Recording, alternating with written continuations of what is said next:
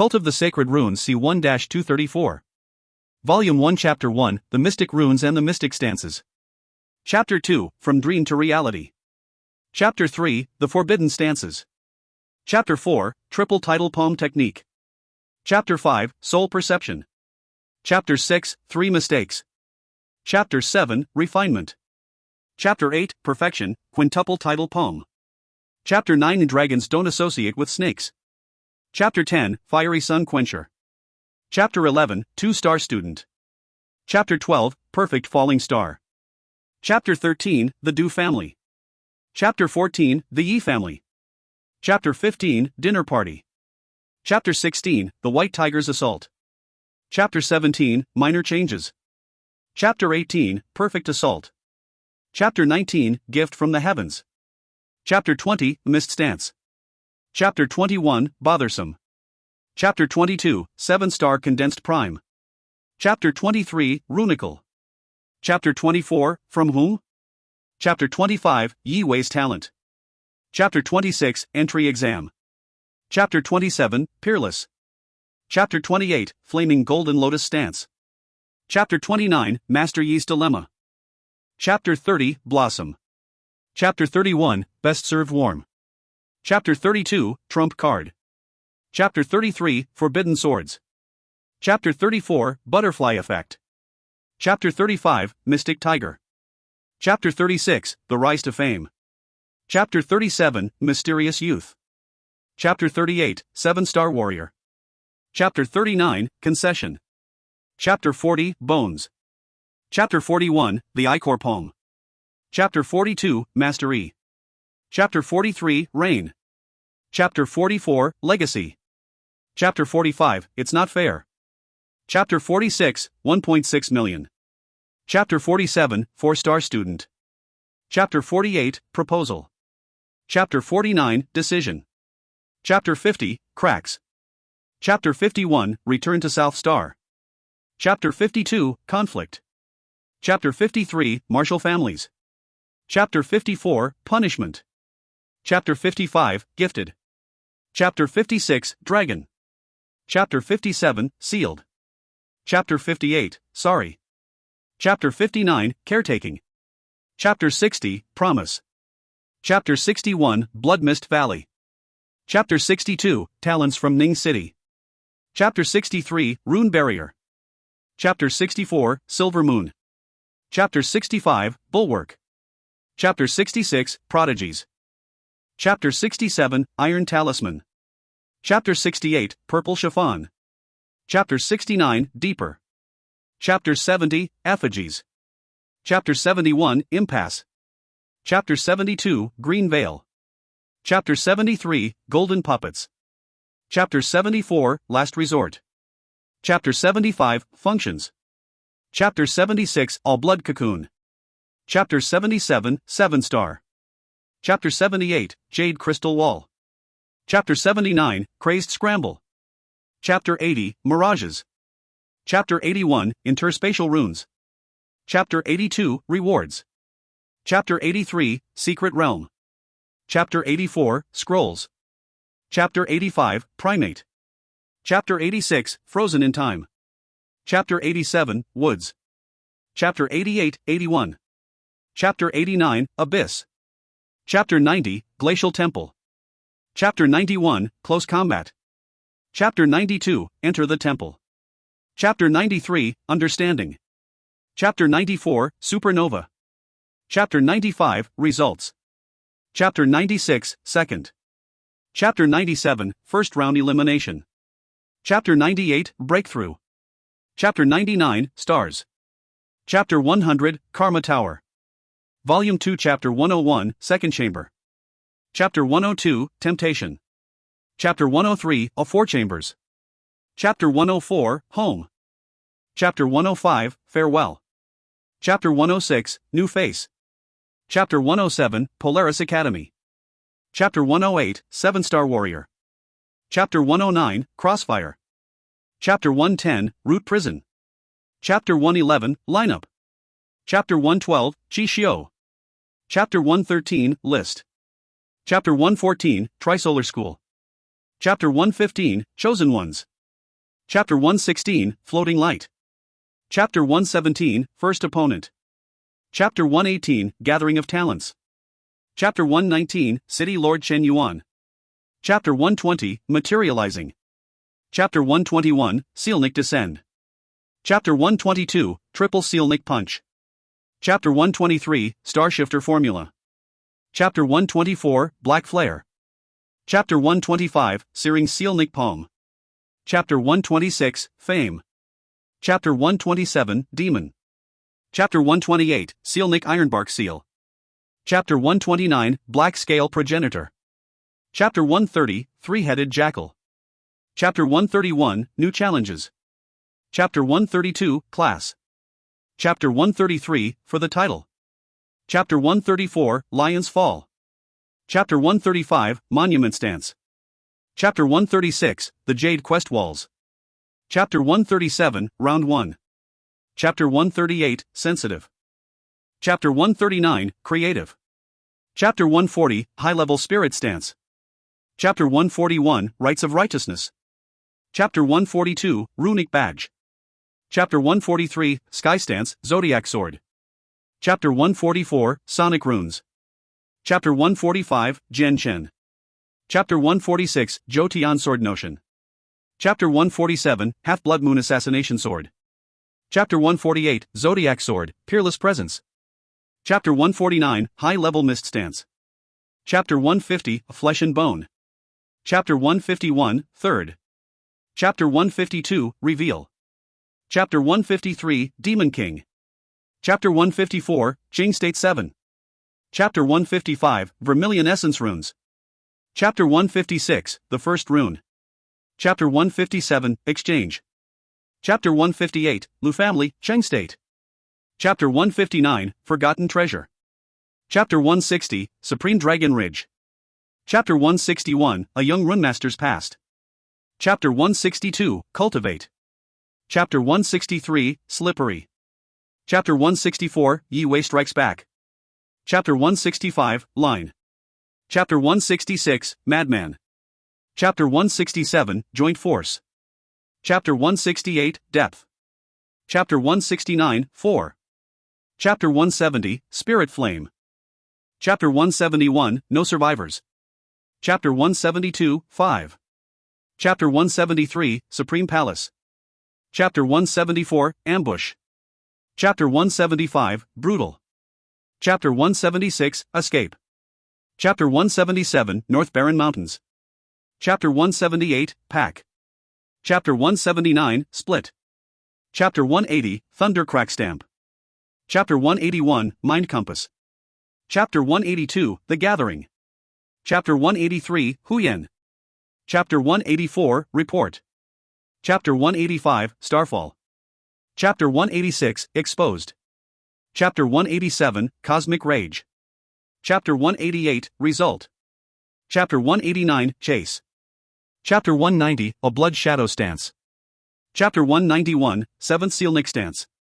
Chapter 192, Hellion. Chapter 193, Speed of Light. Chapter 194, Help. Chapter 195, The Battle of Green Moon City. Chapter 196, Secret Weapon. Chapter 197, Demon Lotus. Chapter 198, Greater Transmutation Array. Chapter 199, Lu. Chapter 200, Heritage. Volume 3 Chapter 201, Eternal Star. Chapter 202, Sacred Marks. Chapter 203, The 10th Mark.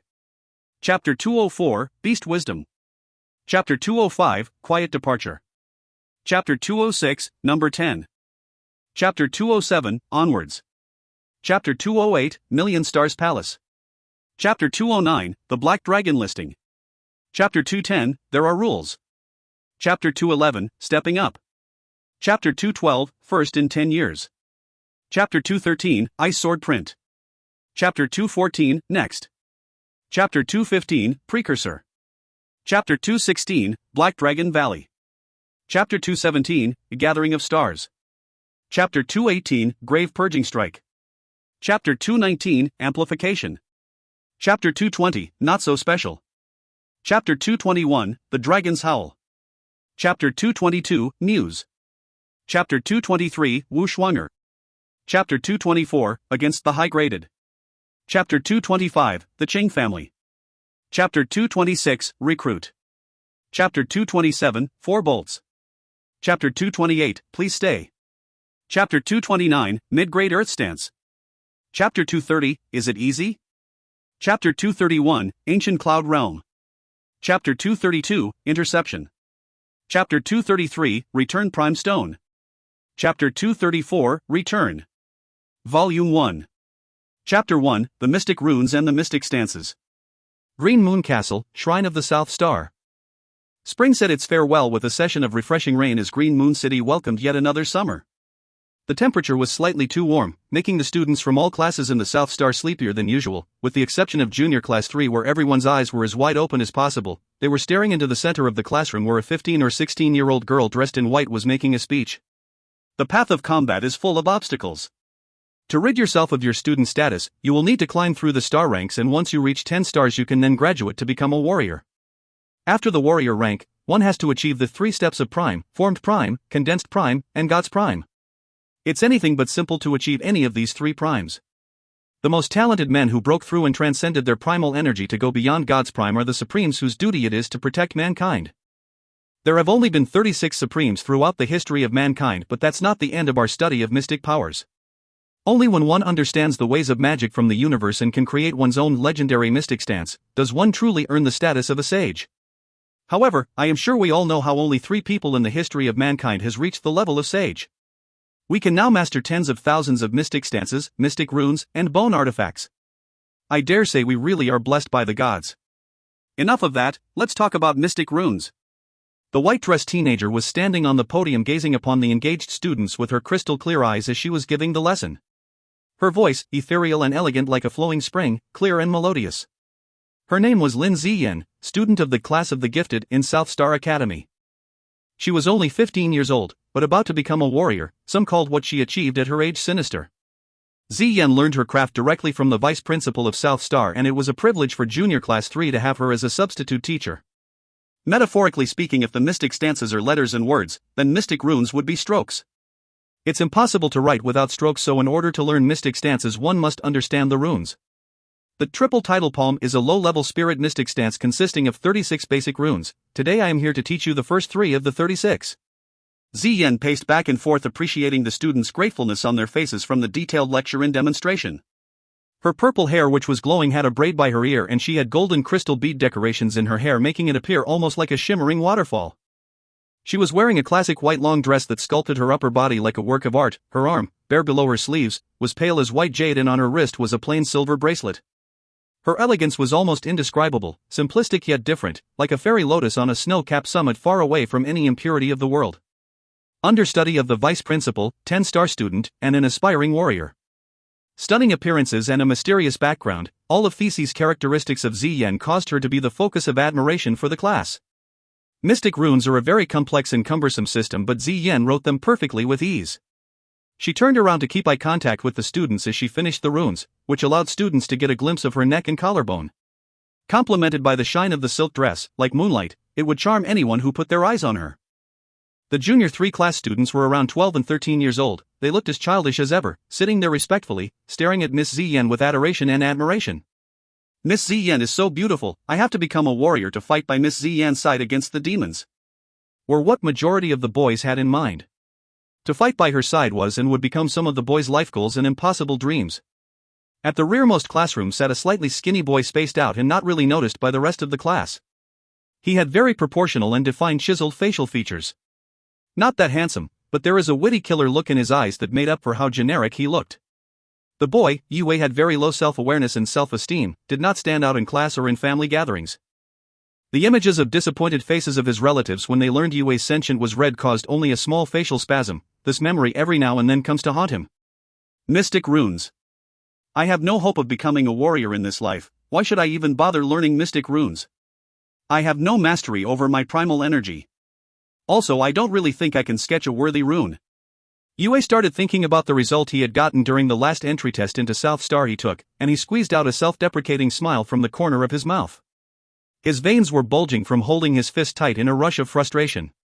The sentient sorting system categorized the quality of new students, from red to violet, and there were 7 levels named after colors of the rainbow. Red being the lowest and coincidentally what Yue had. Thus, the tutors at South Star didn't really expect Yue to be more than a 10-star student, and being a warrior was definitely out of the picture. Bullied and teased at school, and on top of that, nobody in my family is interested in me. Yue kept self-reflecting. I would love to be a genius like Miss Ziyan or a warrior like my cousin Yi Zhong, the pride of our family. I wish to be admired as well. Why is reality so cruel?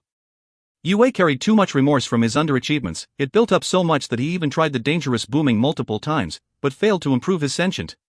The booming was basically breaking and reforming Yue's sentient. Several years of penance which ultimately got himself nowhere. This pain was not something ordinary people could endure. Although Yue never gave up and was constantly trying, it was all for naught. Yue sighed. He could feel a dry taste of bitterness lingering. Instead, staring at the old book made of heavy cardboard paper with loose bindings on his table, he drew tornadoes on his desk, unconsciously, without paying attention to the class anymore. The whole book looked dirty and covered with chalk marks. On the cover of this ancient book was a towering mountain, and the mountain had some kind of carving on it. However, the damage on the book blurred the carving to an unreadable state, but still, the carvings radiated a faint feeling of righteousness. This rugged ancient book was salvaged from a pile of trash in the Yi family basement. Legend had it that Yi was a very influential family name, and had a deep-rooted mystic history with it being a supreme family, but the glory was all but submerged under the dust of history and the rise and fall of dynasties. The present-day Yi family was only a second-rate, washed-up family in the western border town of Green Moon City of the Zhou dynasty. Yue carried on procrastinating and started stroking the cover of the ancient book. The kind of roughness his fingertips felt was somehow foreign, both the texture and sensation. What he wasn't aware of was the fact that a wave of energy was currently entering his body. Starting from the point of contact, like a stone thrown into a body of water, the energy spread and caused ripples on his skin. It surged and headed straight to his brain. He yawned, a spell of sleepiness hit him hard, causing him to close his eyes, and in the next instant he was lying on the book deeply asleep.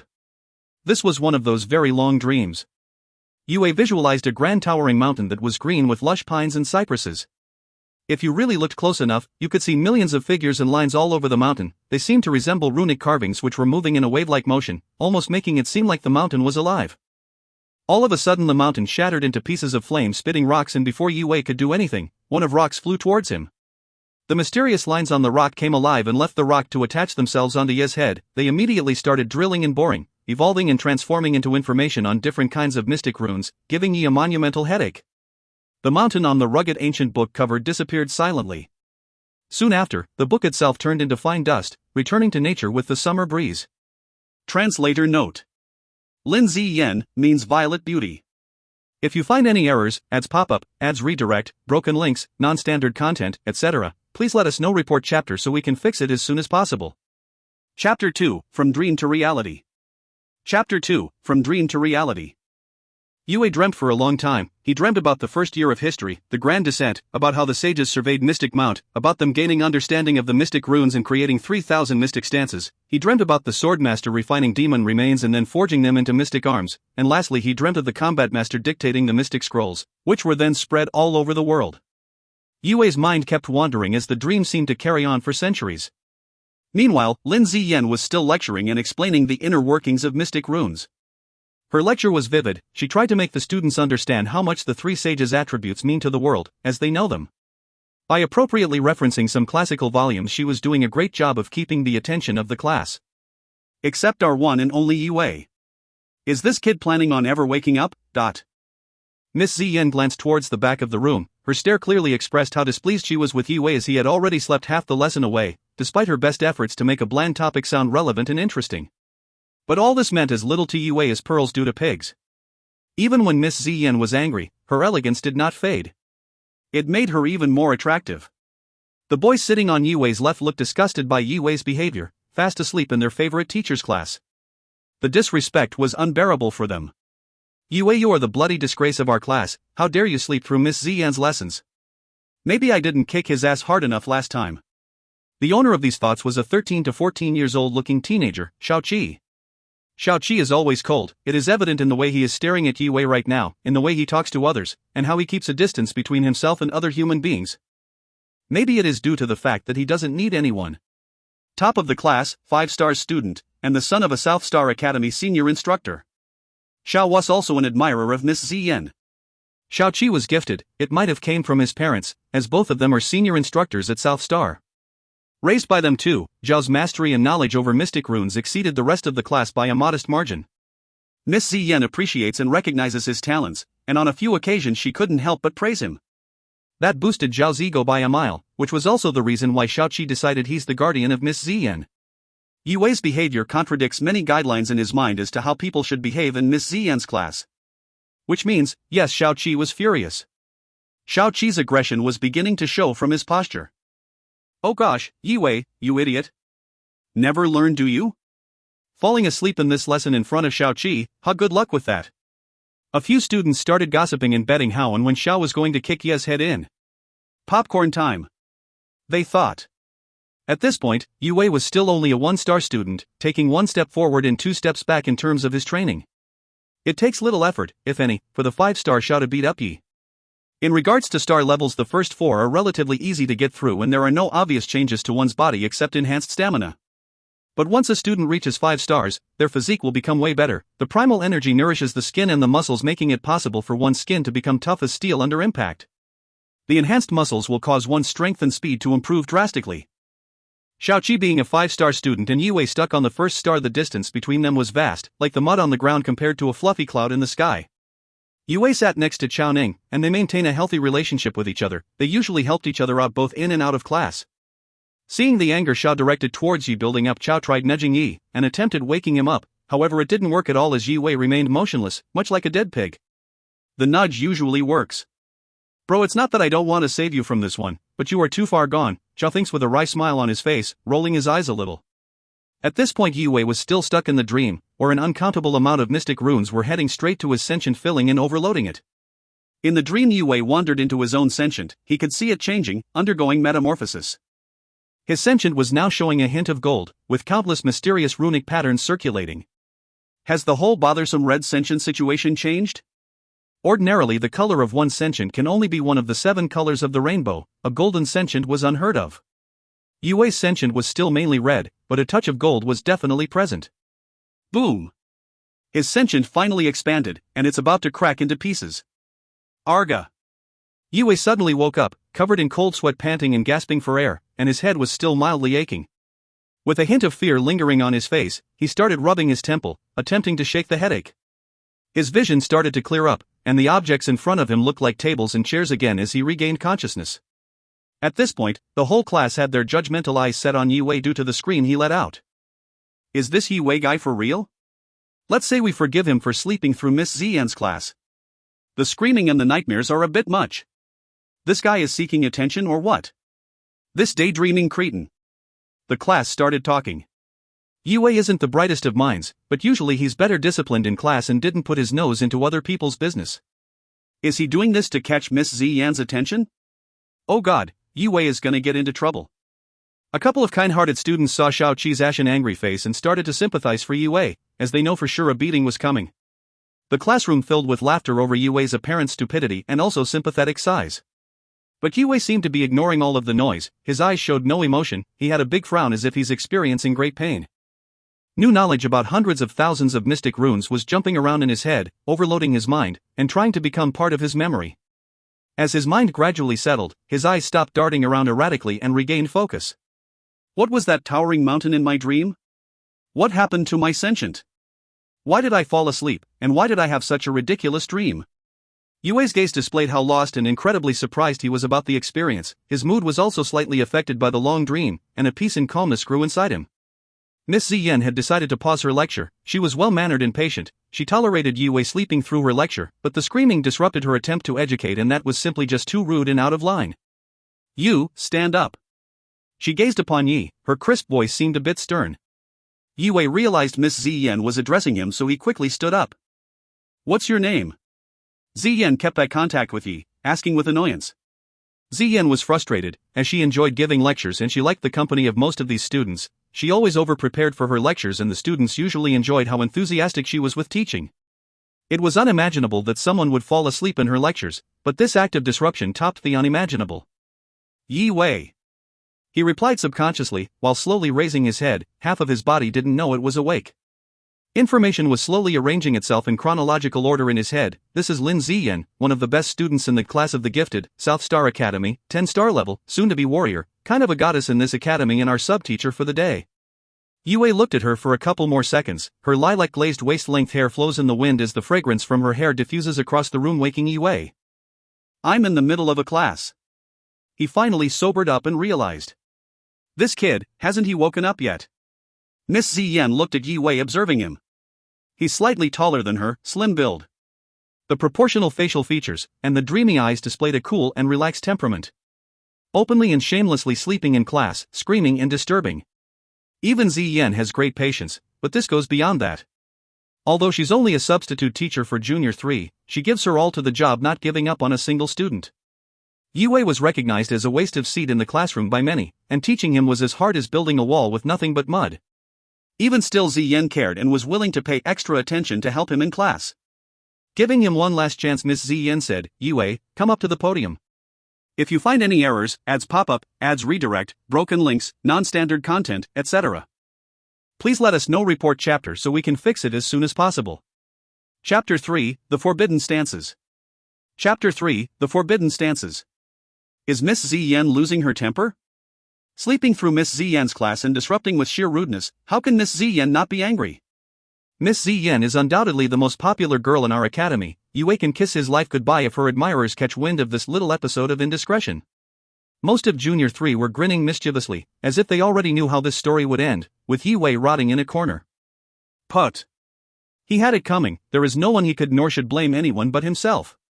Xiaoqi taunted. It was obvious he was enjoying this moment from how much the corner of his mouth curled up. Yue, right? Have you ever heard of the story of Supreme Chen Feng? Miss Ziyan spoke with the utmost sincerity, while keeping eye contact with Yue and sounding elegant as usual. Yue's talent was almost non-existent and chances were that he would never become a warrior in his lifetime, but he is still Ziyan's student and she felt that guiding him is her obligation. Supreme Chen Feng had nothing more than a red sentient to work with when he was a teenager, but he didn't give up, didn't point fingers, or complain to anyone. Instead he put his efforts into studying, thus understanding mystic runes. He perfected the evergreen stance, the raging bull stance, and also the blazing butterfly stance. The year he became 30 he became a household name, a renowned runemaster. Since then he created many mystic stances and in the process he also managed to upgrade his sentient, from red to blue. Ultimately, he was able to become a supreme. Your sentient isn't something set in stone. By practicing, perfecting, and creating mystic stances one can resonate with nature. This ultimately yields energy from the cosmos which acts as a distiller, it cleanses and refines, thus upgrading the sentient. That being said, creating and perfecting stances is easier said than done. Only a handful of prestigious runemasters are capable of such a feat. Ordinary souls don't stand a chance. Runemaster is a class above warrior. As the title suggests, they are extremely proficient at the art of mystic runes. They can refine them, create them, and they can even inscribe mystic scrolls. The power of a runemaster is sought after by powers, governing bodies, and the rich and evil. To have a runemaster on one side often means winning wars and conquering nations. There is only one runemaster at South Star Academy, and he is none other than the vice principal. Although the principal and the school board had more power over administrating the academy, these people with fancier titles had the utmost respect for the vice principal. The reason runemasters are so highly valued is because of how truly rare they are. First, runemasters needed to master 360,000 basic mystic runes, of which every basic rune has its own complexities and properties. Therefore it's basically impossible to master them if one was talentless, even if you spend your whole life studying. Furthermore, mastering 360,000 runes is just the bare fundamentals of becoming a runemaster. Soul sensitivity is the key to feeling mystic runes, allowing one to find flaws, or just ways to improve runes. The stronger one's soul sensitivity is, the more powerful the runes one can create and refine. One can only become a runemaster by having satisfied these harsh and strange requirements. That is where their prestige and powerful status comes from. Supreme Chen Feng? Yue slowly nodded, listening to Miss Ziyan's mild scolding, which was kind of heartwarming. He had been sleeping and shouting in class, and his punishment for the offenses was a motivational story. The path to mastery is through practice. It's never too late to start. Let's see how well you know these 3 mystic runes. Miss Ziyan turned ever so slightly towards the blackboard. With her slender fingers she pointed at the 3 mystic runes she drew on the blackboard. As she turned, the neck opening on her white gauze dress exposed her extremely delicate collarbone, and looking at her from the back made her look even slimmer. Her long hair hung like a classic-looking curtain in an ancient castle. The top half of her dress was a tight fit, contouring her body, highlighting her curves. Yue was fast asleep, like a pig, when Miss Ziyan was describing the properties of these 3 runes. There was no way he could recognize what they were, let alone how they worked, but he's basically so dumb that even if the runes were flowing inside him, he wouldn't be able to tell whether it was an itch or a rune in his body. A couple of mouthy students whispered jokingly in mocking tones. Xiaoqi was sitting on the other side of the room with a twisted playful grin on his face. The grin caught Yue's attention as he groaned. Xiaoqi's and his personalities were a monumental mismatch, and furthermore Yi was only a mere 1-star student unlike Xiao who was a 5-star. We can all imagine how well these two got along and how much they had in common. The thought of having to be treated like dirt by despicable characters such as Xiaoqi was getting less and less appealing to Yue. He took a deep breath and raised his head to look at the 3 basic runes on the blackboard. Out of nowhere was a spark of inspiration. The runes felt familiar, almost like they were flowing in his bloodstream. Yue blurted out, "These 3 mystic runes are from the rune set Water Seal. The set itself contains 72 runes and are all water-type runes. These 3 runes are used in low spirit level stances like the Triple Tidal Palm, Fist of the Oscillating Waves, Water Parting Finger, and Condensating Palm among others. The most used stance that uses these 3 mystic runes should be the mid-spirit level Ice Mirror Seal." His eloquent speech on runes and stances surprised even himself. When did I learn all this? The winding runes glimmered faintly in Yue's sentient as he was talking about them. As Yue's little speech echoed in the classroom, all the students were shocked. Everyone stopped what they were doing, their eyes wide open, looking at Yue stunned into disbelief. Was Yue actually right? How is this possible? Xiaoqi too was stunned. He couldn't even comprehend how Yue could possibly understand the 3 runes Miss Ziyan was talking about while he was asleep. Not bad. Miss Ziyan looked Yue right in his eyes as she praised him. Seems like he wasn't asleep for the whole thing. Maybe he was listening half awake and picked up a thing or two. Upon hearing this praise, Yi realized that the knowledge on runes he had learned in his dream was real. And this dream might be related to that magical book, which, strangely, now was nowhere to be seen. Inside his sentient there were countless runes flowing around shimmering in a golden hue. Pfft, mystic runes are way more complicated than that? I bet this idiot won't be able to answer if Miss Ziyan digs deeper with her questions. It was just dumb luck. Xiaoqi was trying so hard looking at Miss Ziyan, trying to send her a telepathic message, ask him more questions, hoping Yue would make a fool of himself answering them. Miss Ziyan got the signal as she chuckled and asked, "So how many runes are used in Fist of the Oscillating Waves?" "That I went through that in class just now?" 16. "How about Water Parting Finger?" 21. Yue answered with great fluency. It was out of everyone's imagination that Yue knew enough to answer these questions, and everyone in class was looking at each other in awe. He couldn't have picked up this much before he fell asleep. Everyone was guessing he studied previously and learned before attending today's lecture, as there was no way he could have learned all this from Ziyan's teaching while he was fast asleep having a nightmare. What they didn't know was Yue did learn all of that during his sleep. And how much he learned was completely beyond their imagination. As Ziyan was looking at Yi, his relaxed posture displayed a sense of indifference. She wanted to test his rune knowledge further and see what level he was on. She blinked and asked him the next question with a smile on her face, "How many mystic stances can one compose with these 3 runes?" The spotlight was on Yue again, as everyone in class looked to him wanting to see what his answer would be, as the questions Ms. Ziyan just asked was not covered in the lecture. Even the students who were paying full attention wouldn't be able to answer it, let alone the clueless Yue who slept through the lecture.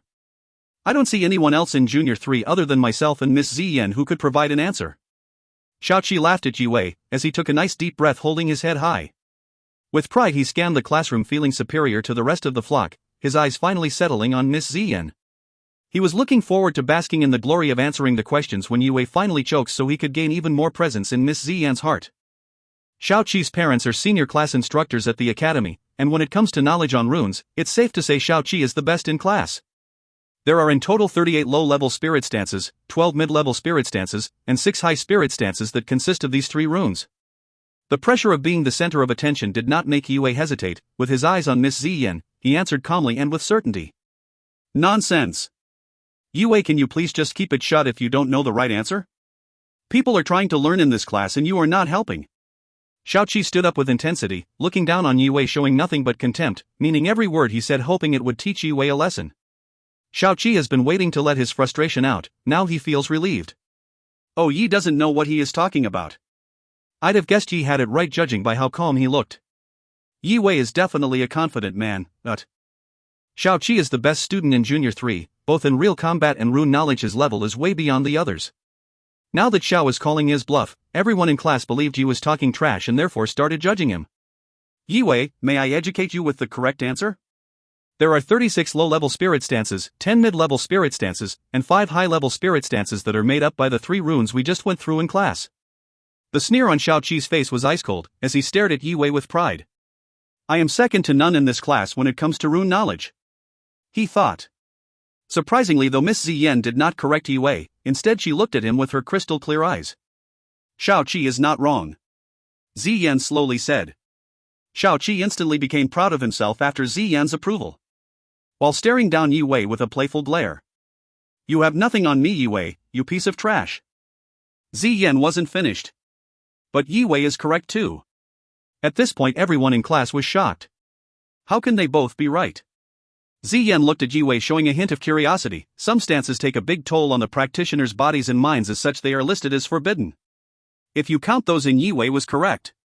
The classroom went completely quiet. The forbidden mystic stances were documented, then archived in the Academy Court, which is only accessible to warriors, and even they don't always have success with them. Where on earth did Yiwei learn about the forbidden stances? If you find any errors, ads pop up, ads redirect, broken links, non-standard content, etc., please let us know. Report chapter so we can fix it as soon as possible. Chapter 4, Triple Title Poem Technique. Chapter 4, Triple Title Poem Technique. How could this be? There is no way on earth Yiwei knows about the forbidden stances. These have to be wild guesses. Xiao Qi was not pleased, his crazy eyes staring at Yi with rage and jealousy, as this was the first time he had been outshined in Junior 3. And right in front of Miss Ziyan. This undermined his confidence like a face-numbing slap. Ziyan was evaluating the situation. If he got one of the answers correct it might have been luck, but 3 times out of 3? The probability of him being that lucky was too low to even count. Her irises were black, resembling shining onyx, and they held great clarity, but the way she was looking at Yiwei conveyed obscurity. Yiwei, may I ask where exactly you gathered information about forbidden techniques at? How they can be formed into 38 low-level spirit stances, 12 mid-level ones, and 6 high-level ones? Ziyan herself would have had the same answer as Xiao Qi. 36 low-level spirit stances, 10 mid-level spirit stances, and 5 high-level spirit stances could be composed by combining the 3 runes that she mentioned earlier in the lecture. She thought that was true until recently, when she had a chat with the vice principal about the Glacial rune set, during which he unintentionally mentioned forbidden stances. From there she did some research on them. Yiwei, an ordinary student from Junior 3, South Star Academy, should not possess such knowledge. When passing on knowledge to students, tutors will never mention forbidden techniques, and most teaching materials will not mention forbidden techniques either. Only the Mystic Technique Encyclopedia, published by the Holy Conservatory, that has been amended 28 times, contains this information about forbidden techniques. Mystic Techniques Encyclopedia is the most detailed archive of research from every corner of the vast world, from every corner of every continent. The depth of the research is so detailed it turns away the vast majority of potential readers, who are mostly talented scholars with exceptional understanding of runes and stances. The 72-book collection, which is more than 10 million words long, is seen as an obstacle for the handful of dedicated researchers that study it. Sadly, most of these souls finish taking their last breath without ever getting close to finishing the collection. Miss Ziyan, it's just a matter of experience. The more you read, the more knowledge accumulates in your mind, and one's educated guesses become more and more accurate. That's how I knew the answers, Yiwei shrugged casually, as he answered Miss Ziyan's question. This unbelievable exchange of words between Miss Ziyan and Yiwei was echoing in the students' minds, and now all eyes were on Yiwei. They were wondering how Yi became so proficient on rune knowledge, and how he also knew about the otherwise unheard of forbidden techniques. But is this really Yiwei standing in front of us? The supposedly inadequate waste of space with red sentient? This thought was shared by the whole class. The prejudice slowly dissolved, replaced by admiration. Xiao Qi tightened his fist, staring at Yi again with extreme prejudice. So he knows a thing or two about runes. What of it? It's not like he's ever going to become anything useful. He can't rub the red off his sentient, and he will never ever become a warrior. Gaining the attention of the class in one lecture does not grant you bragging rights for a lifetime. You're still merely a 1-star student, and I will get you back very, very soon. He sat himself down, attempting to calm his aggravated self as his authority in class is being challenged. Yiwei's sentient is red, but if he could familiarize himself with rune knowledge, maybe he would have an extremely slim chance of becoming a rune master. He can try to follow Supreme Chen Feng's footsteps, creating basic stances and little by little gain energy from the cosmos, therefore refining his sentient. An assumption appeared in Miss Ziyan's mind. Maybe Yi Wei is not hopeless at practicing martial arts, perhaps he stayed up too late reading about runes? That would explain why he fell asleep during the lecture. Maybe he's walking the path of becoming a rune master? This idea raised Miss Ziyan's heartbeat. It is way more of a feat to train a rune master than to train a warrior, it would be 100 times more satisfying. To become a rune master, soul sensitivity is of utmost importance. Let's see what he's got. Miss Ziyan raised her head, excited. Look at this stance. Ziyan waved her slender hand. Invisible will force condensing on the tip of her index finger, primal energy flowed from her dantian to her fingertips, merging with the will force like ink onto a quill tip. And with her finger as a pen she drew the 36 runes in the air. The complex and winding runes tangled together in a systematic way, forming a pattern that resembles offshore tides. Multiple hefty waves of force erupted from Ziyan's hands with a faint sound of crashing waves, echoing in the classroom. The students could almost smell the saltiness of the sea alongside the force of the rushing tide. When performed to its full potential in real combat, the force of the rushing tide comes in waves. When the first wave impacts the target, it creates a small vacuum, drawing the next wave towards the point of impact. The momentum this technique creates therefore ramps up and becomes stronger, as long as the dantian of the practitioner is not empty. Unmistakably, it's the low-level spirit mystic stance, triple tidal palm. The class is looking at the rushing tide patterns in front of Miss Ziyan. The excitement makes the early teenagers look even younger than they are. Mystic stance, that was a mystic stance. 7 stars is usually the breakpoint when students start to have enough chi in their dantian to support a stance, a point nobody in the junior class has yet reached. Even Xiaoqi, the best student here, is merely at 5 stars and incapable of performing a stance. Seeing something out of their reach, the class is electrified from Miss Ziyan displaying a stance. What do you think of this? Miss Ziyan cast Yi Wei a fiery glance, expecting to be impressed. What the class did not know was that this was a spirit sensitivity test for the celebrity of the day. While executing the stance, she intentionally left a flaw, reducing the power of her triple tidal palm to 1/3 its potential. Something is off. Unlike rest of the class, Yi Wei was not impressed. He frowned a little as his mildly suspicious eyes set on 3 specific nodes of the 36 runes drawn by Miss Ziyan. There are 3 distinct mistakes in your stance. Miss Ziyan is a 10-star elite from the gifted class. Performing low spirit level stances like triple tidal palm should be a walk in the park. How could she make such simple mistakes? Yi Wei is confused, but he smelled something fishy. For Miss Ziyan to make 3 mistakes is simply ridiculous. He does not know what a perfect triple tidal palm looks like, but this just felt imperfect. On a deeper level it even felt wrong, especially those 3 nodes. What Yi Wei did not know was Miss Ziyan intended to commit only 1 mistake while performing, not 3. Miss Ziyan. Yi Wei hesitated, not knowing for sure if his soul sensitivity was being tested, therefore unsure if he should point out the errors in her stance in front of the whole class. After all, it's not very dignifying getting corrected by none but her own student, in front of the whole class. What's the matter? Just tell us. Miss Ziyan could sense his hesitation. As an attempt to encouraging him, she put a heartwarming smile on her face and patted his shoulder gently. The encouraging look of Miss Ziyan only inches away from Yi Wei's own, a faint hint of her fragrance picked up by Yi Wei's nose. His face got a bit warm and he started blushing. He grinded his teeth, then finished pondering. With certainty he pointed at one of the 3 flawed nodes and started speaking. This node. It is obstructing your chi flow. I'm guessing you could have gotten more out of triple tidal palm if your chi flowed smoother, Miss Ziyan. If you find any errors, ads pop-up, ads redirect, broken links, non-standard content, etc., please let us know. Report chapter so we can fix it as soon as possible. Chapter 5, Soul Perception. Chapter 5, Soul Perception. Yi Wei was trying to keep his voice down, but it was still clear and loud enough for everyone in the classroom to hear. After a brief moment of complete silence, mocking laughter broke out from everyone and filled the classroom. Ha ha ha. Is this some kind of joke? This 1-star level, the last in class, is criticizing Miss Ziyan, pinpointing which nodes are wrong with her triple tidal palm? Ha ha. Boy, you are far and over your head now. Just because Miss Ziyan asked you for your opinion doesn't mean that you can say anything. You can't even perform a stance yourself. What would you know about performing a stance? The class ridiculed Yi Wei ruthlessly. It's obvious that you have read a couple of books, but you ought to know your limits. For example, speaking out against an elite student, from the class of the gifted, is crossing the line. Xiaoqi's upper lip curled up in disdain, slowly forming a sadistic smile. What an absolute loser, Miss Ziyan's stance being flawed. Please. Let's take a gigantic step back. Even if Miss Ziyan's stance was not completely perfect, you do not point it out in front of the whole class that boldly. This is really humiliating for Miss Ziyan, regardless whether she is right or not. Yi Wei, you cretin, can you stop testing her temper? Xiaoqi gleefully smiled, thinking, this should do it. Yi Wei should be dead to Miss Ziyan after this incident. The class could not believe their ears when they heard what came next. Miss Ziyan's mind went blank for a moment. Well said. She is having trouble processing all of this, then praised Yi Wei generously, looking at his face as if she had just discovered a diamond in the rough. Contrary to what Xiaoqi's thought, Miss Ziyan became more happy than mad.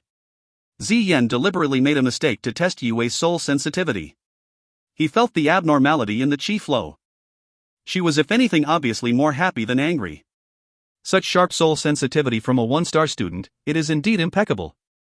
Yi Wei is good for something after all. If some resources are spent on him, he could really become something. Even if his path does not lead him to becoming a warrior, becoming a runemaster is still a possibility. In Green Moon City, every 1 in 10 students becomes a warrior, but not even 1 in 10,000 could become a runemaster. There are only 3 people in the entire Green Moon City that are qualified to have the title runemaster in front of their name. Other than creating stances themselves, by identifying flaws and imperfections with their excellent soul sensitivity, runemasters can help others refine and improve their runes and stances. The relationships between runemasters and the fighters they service are symbiotic, as the services help runemasters getting onto guest lists of the finest gatherings hosted by influential people. Lin Ziyan took a deep breath, trying to keep herself calm. But despite her best efforts, the smile on her face showed joy and excitement. How would you improve it? The fact Yi Wei can point out where the flaws are indicates that his soul sensitivity is way more developed than other students his age. Should I tell Miss Ziyan how I think it should be done? Yi Wei frowned. He has an idea of how to soothe the flow, but he is hesitant. Seeing that the class was already in shock, a lot of questions would be asked. If he is right, how is he supposed to explain the way he gained this knowledge and these abilities? He's not planning on telling anyone about the towering mountain and what he experienced, that is if he could even put it all into words. What if he gets it wrong? Then he will be devoured by the enemy he just made. The bottom line is that he does not want to draw any more attention to himself. Ah. So Miss Ziyan did that on purpose. Still, how did Yi Wei spot the flaw? A handful of students looked at Yi Wei and started discussing, pausing throughout the discussion, shaking their heads, not exactly certain as to how he could know this. Being as students at South Star, the fundamentals of the mystic techniques and applications of them are taught to the young. Even if they are only in the junior class, they know what Yi Wei's ability to spot flaws in mystic stances could imply. It means Yi Wei's soul sensitivity is exceptional, that he is able to feel the flow of primal energies in stances and therefore the flaws where the flow is uneven. Xiaoqi clenched his fist even tighter, his nails digging into his palm. His bloodshot eyes struggling to focus on anything.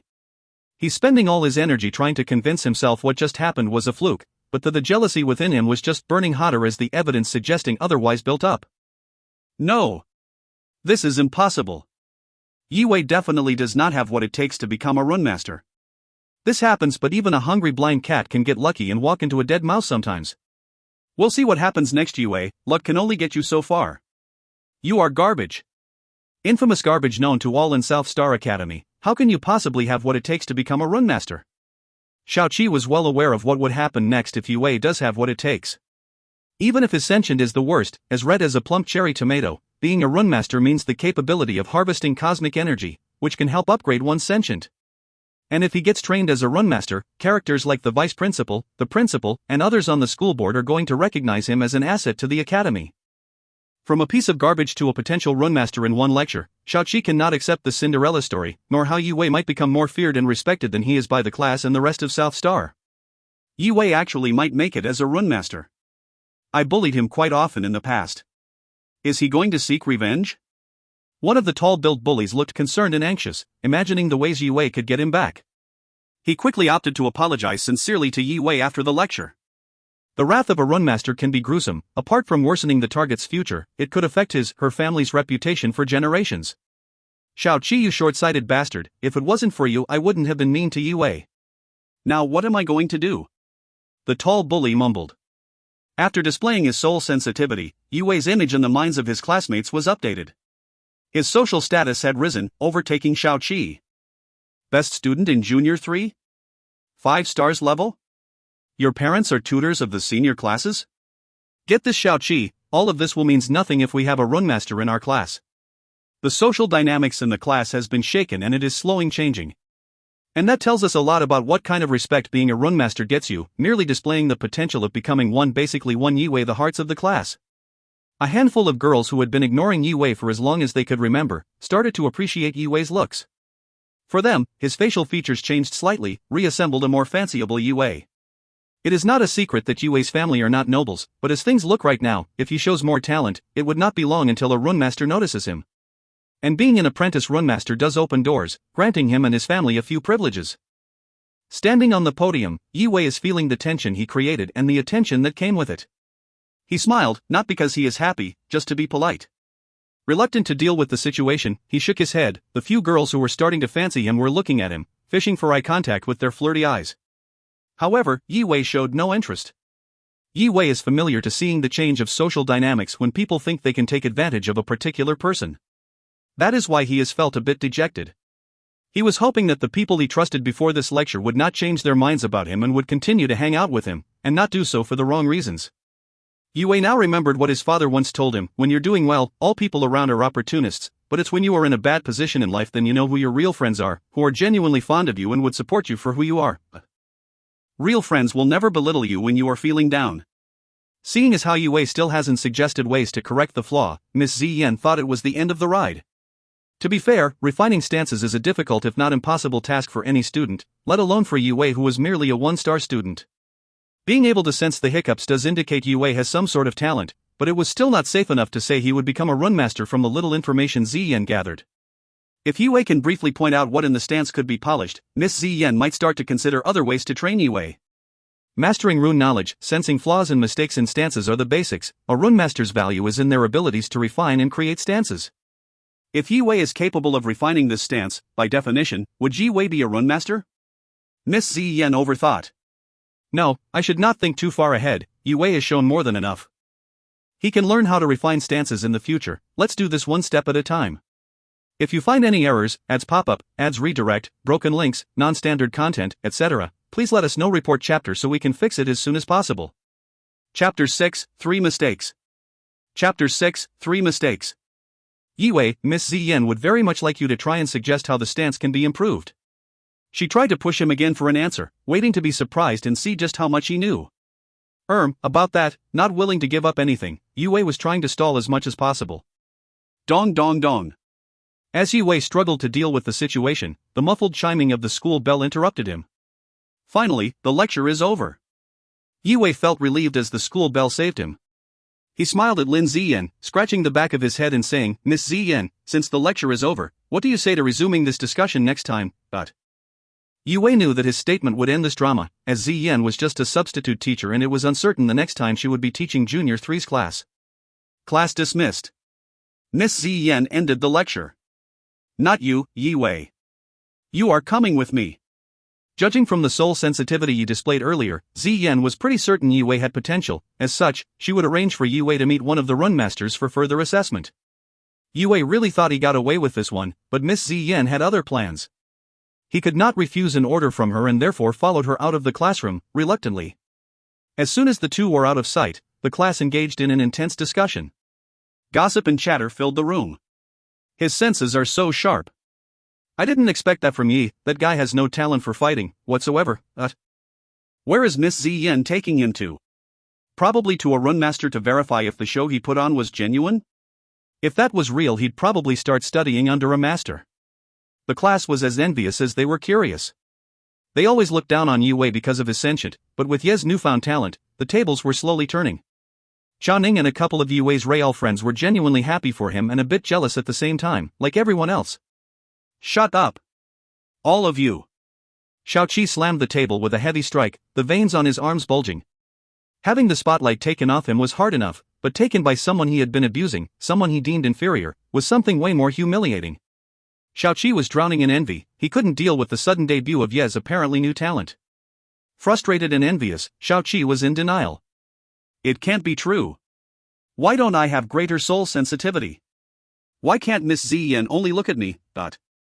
Lin Ziyan was only 15 years old and she was already a 10-star student, one step away from becoming a warrior. When it came to her appearance, she was impeccable. Her soft, pretty face, graceful posture, and perfectly proportioned body. In the whole student body of South Star Academy, there were no more than 3 boys who were attractive and smart enough to match her. That list of 3 of course excludes Yi Wei, who was unknown until today. Lin Ziyan was a gentle and friendly person, but anyone who knew her well enough knew that when she talked to people she liked, she kept a bit of distance to protect herself. Now she was walking close to an unfamiliar face. It drew a lot of attention and eyes, and many people wondered who exactly was walking behind Ziyan. Feeling the intensity of everyone's gazes, Yue realized becoming close to Ziyan would make him the center of attention, and in turn his every move would be observed. It takes a lot of self-esteem and confidence to overcome everyone's judgmental looks. How stressful must it to be her boyfriend, Yue wondered. Luckily he wasn't. Walking down the gravel trail that ran through the campus, Yue followed Miss Ziyan to the gate of Green Phoenix Hall. The Green Phoenix Hall was one of the female dormitories on South Star Academy campus. Here resided the female scholars in the senior classes who reached the top of their class, and those who were soon to be promoted to the warrior rank. Being very close to becoming a warrior, Ziyan won herself a place at Green Phoenix Hall. She was then allowed to skip ordinary classes, not having to waste time in them, unlike ordinary students who usually needed to go through the junior, intermediate, and senior class to reach the 10-star level and eventually become a warrior. There were 38 junior classes, 36 intermediate classes, and 25 senior classes, and outside these ranks, for the exceptional talents in South Star, there was a class for the gifted of which Lin Ziyan was a part of. South Star Academy taught 5,370 students. But there were less than 100 qualified enough to live at Green Phoenix. Looking at the rows of classical elegant houses beyond the gate, Yue's mind wandered. His memories from half a year ago resurfaced, his brain remembered a time past, a girl and him standing against the backdrop of these beautiful houses. With bittersweet memories slowly filling his head, the edge of his lips curled up slightly. Hurry! Yue snapped out of his nostalgia as Lin Ziyan gave him a little tug towards the entrance. Okay. Yue nodded reluctantly, then unwillingly followed Miss Ziyan through the gate towards the isolated quarters of Green Phoenix. I swore to myself that I would never step foot near Green Phoenix Hall again. Images of the girl, Joanne, flashed in Yue's head again. He shook his head with regret, letting out a depressing sigh. Sometimes people drift apart from each other over time, but time also heals and changes a person. I should stop dwelling on this. Yue let positive ideas overcome dark ones, holding his head high. A growing confidence could be seen in his eyes. Yue followed Ziyan into a little courtyard, and next to it was a small house. Upon realizing that Ziyan, herself, lived here, Yue was quite astonished. It was completely out of his imagination that Ziyan would have her own house and garden at Green Phoenix Hall, especially when the majority of students were assigned to smaller and less luxurious accommodations, sometimes even just a lone bunk bed. It must be great to be Lin Ziyan. They entered the spacious training chamber within her house, and Ziyan was eager to get to work. Without saying a word, she hastily willed willforce to the tip of her index finger. Primal energy flowed from her dantian to her fingertips, merging with the willforce. And with her finger she drew the 36 runes in the air while making one mistake in the process, but the runes nonetheless formed a rushing tide pattern, the triple tidal palm. Yue, now that we're alone, can you tell me what's wrong with it? Ziyan was determined to get to the bottom of this. Miss Ziyan, if I am not mistaken, you were trying to test me, right? Why is it so important that I correct this? Does it really matter? Yue fired a few questions with annoyance, while keeping a smile on his face to be polite. It would be game-changing. If you could correct this, I would refer you to an established runemaster. You might even become his apprentice and eventually someone who matters. Ziyan explained her intention sincerely. And if you couldn't, I would like to refer you to a journeyman who was not as brilliant, but his teaching may be more understandable for your level. Yue was touched having heard the confession and realized Ziyan had pure intentions. His frustration, which he partially blamed Ziyan for, over the scene in class and the hassle during the lecture subsided. When he slept during, and eventually interrupted, the lecture, he was seen as a careless student. However, Ziyan overlooked the negatives and tried to motivate him. He had only shown a bit of his newfound talent, yet she was ready to put a word in for him with an established runmaster. Yue felt grateful for Miss Ziyan's expectations. He couldn't help but admire her for her sincerity. No longer frustrated, Yue opened up. Miss Ziyan, the stance you displayed earlier and just now had 3 very obvious mistakes.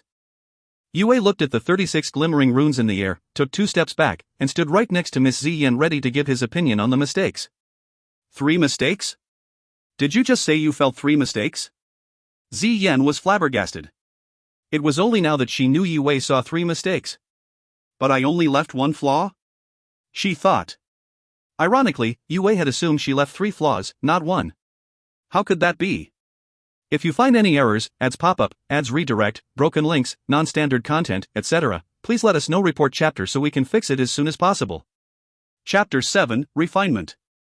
Chapter 7, Refinement. Triple Tidal Palm was just a low-level stance, but it had special significance to Green Moon because it was the first mystic stance created by Green Moon City's own condensed prime-level warrior, the Great War Master Jian Lu. But back in the dark times, when hordes of demons besieged Green Moon City, War Master Jian Lu held the front line of the city's defense, leading the armed forces. He fought valiantly for 3 days and 3 nights in the fierce battle, and he eventually passed away from extreme fatigue, having slain tens of thousands of demons. Green Moon City would not be standing this day if it weren't for War Master Jian Lu, and the millions of citizens have not forgotten about his contribution. The story of the War Master's noble sacrifice would forever be sung by bards and told by the older generations.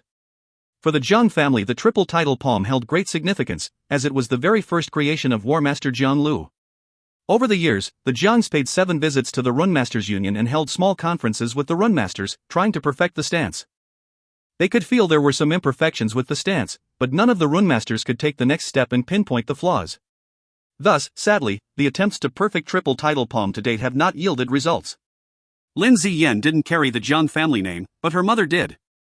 Ziyan was the War Master's granddaughter. Having just heard Yue found 3 flaws when she only intentionally left one, Ziyan's hope surged as there was a chance Yue could help perfect this special stance. She looked at Yue, shocked at how strong his soul sensitivity was and wondering where it all suddenly came from. So what are the 3 mistakes? Ziyan tried to suppress her excitement. She looked at Yue nervously. Yue didn't know Miss Ziyan was trying to perfect the Triple Tidal Palm. Taking the task for a casual quiz, he raised his index finger up in a relaxed way, pointing at 3 connecting nodes between the runes. One of the flawed nodes was left there by Ziyan intentionally, though the other 2 looked completely normal for her and the Runmasters who had been studying this stance too. Nobody had ever said anything about these 2 nodes in the conferences. And how do you think these 3 flaws can be corrected? Would you show me? There was a trace of trembling in Ziyan's otherwise clear voice.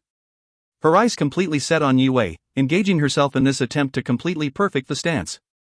I am only a 1-star student, I don't have sufficient primal energy. Yue shook his head, feeling a bit saddened and frustrated. Yue thought to himself, sighing, how does she expect me to demonstrate it? I am just a 1-star student, I can barely draw a rune. Triple Tidal Palm was a low-level stance, but there were still 36 runes, each extremely complex and cumbersome. To correct the flaws was not an easy task, and it was even harder attempting it purely by words, which was the only way Yue could. Realizing she got carried away, Ziyan looked at Yue apologetically. She completely forgot Yue was only a 1-star student. Yue still had a lot of training ahead of him before he could manipulate his chi, and even more training until he had enough chi and primal energy to sustain a stance. I'm sorry. Can you try to talk me through how it can be refined and perfected? Ziyan was getting a bit restless. The connecting node between the 6th and the 7th runes need to be smoother, more circular. The 10th and the 11th runes need to be swapped, replaced by. Yue tried to be as detailed as possible, but he struggled, as he did not know the proper terminology. Ziyan started to frown. She didn't understand half of what Yue said. She did not comprehend much concerning advanced rune structures, because she was supposed to learn that after becoming a warrior. To refine a stance, one had to understand and be familiar with performing stances. Ziyan grinded her teeth in frustration.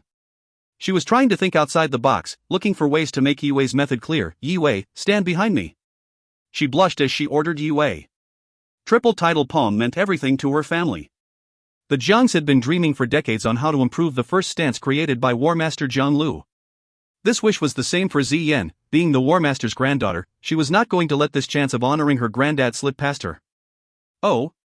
The shy Yue hesitated before agreeing. Okay. Yue moved behind Ziyan, keeping a breadth of distance between the 2 as he started to draw on thin air, and Ziyan copied his motions. Following Yue's guidance, Ziyan slowly drew the runes for Triple Tidal Palm. Feeling Yue breathing down her neck, her heart started beating faster. It was her first time being so close to a boy. Ziyan took a deep breath and ignored the distraction. Her primal energy flowed through her fingers as she began drawing the runes. That's not right. Yue scolded. As Yue's voice faded, the half-finished rune imploded. It had failed. Ziyan was slightly disappointed but did not give up. Let's continue. Yue repeated the process a few more times, drawing in the air as Ziyan followed. None of their attempts were successful, though, and they took a toll on Ziyan's primal energy reserve. After several attempts, she was left panting and gasping for air. Miss Ziyan, how about just letting it go for now?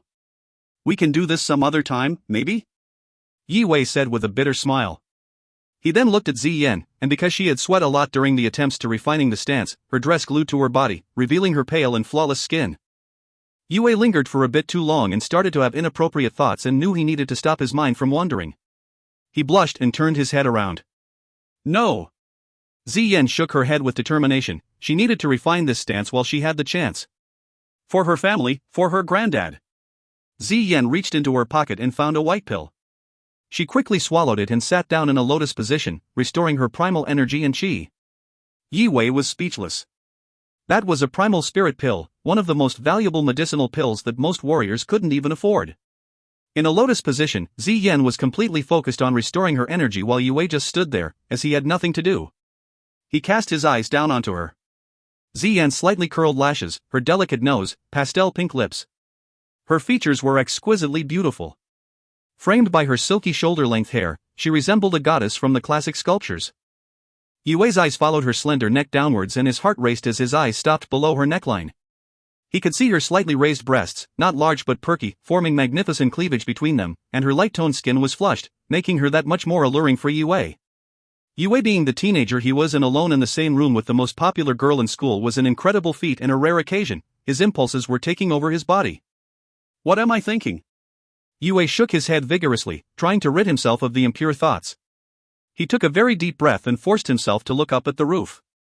But the thought of Ziyan's beauty, her body, forced his head back down, and he couldn't help but take this chance to look at her again. Moments after, Ziyan opened her eyes. With the aid of one primal spirit pill, Ziyan restored all of her energy in a matter of minutes. She raised her head, and when she was about to say something, her and Yi Wei's eyes crossed. Judging by how red his face was, Ziyan realized her posture exposed a lot of skin. She exclaimed. Her shy face was colored red due to her blushing cheeks. She immediately stood up, not letting Yi Wei see her like that a second longer. Yi Wei was embarrassed. He tried to apologize but choked up instead. Ziyan adjusted her breathing and eventually calmed down. She was embarrassed, too, but she let it pass without saying a word. At least Yi Wei knew that it was a bit inappropriate, she thought. Yi Wei was a lot more honest and less aggressive compared to her other hormone-driven admirers. Let's continue. Ziyan was determined to perfect the triple tidal palm. Effect. Yeah. Looking at how undaunted Ziyan appeared to be, Yi was affected by her vibe. Although Yi Wei didn't know why she was being so stubborn, he decided to help her fulfill her wish. Yi Wei continued guiding Ziyan, but the team had many more failures, because Ziyan, herself, was relatively new to performing stances, let alone mastering and perfecting the triple tidal palm. Let's try again. You can come closer, it's okay. Ziyan lightly bit her lower lip, turned around and told Yi Wei in a soft tone. How much closer? Yi Wei carefully took a half step forward, which brought his body just a hair away from Ziyan's back. He could clearly feel the warmth from her body rising towards his face. Ziyan's fragrance lingered around Ye's nose and his heart started racing again, but he was focused on the task at hand. Ziyan was about to make a mistake. He thought. His hand reacted quicker than any sound he could make to warn Ziyan. With lightning speed, he grabbed a hold of her delicate hand and saved the rune. The texture of Ziyan's skin was so soft and smooth, comforting Yi Wei as he continued guiding her. Feeling the warmth from Yi Wei's hand, Ziyan's face warmed up a little, but it took no time for her to regain focus and steadily release primal energy, flawlessly completing rune after rune. If you find any errors, ads pop up, ads redirect, broken links, non-standard content, etc., please let us know. Report chapter so we can fix it as soon as possible. Chapter 8, Perfection, Quintuple Tidal Palm. Chapter 8, Perfection, Quintuple Tidal Palm. His back and her chest were tightly affixed together. Yi Wei could feel Ziyan's slightly curvy body, but he tried to ignore these sensations. He took a deep breath and focused on sketching the runes while holding her hand. Move that rune here, then erase these two, now sketch them over here instead. Holding Miss Ziyan's hand, Yi Wei calmly helped her rearrange the runes. Nice. Ziyan nodded, concentrating on Yi Wei's advice while rewriting and rearranging the runes.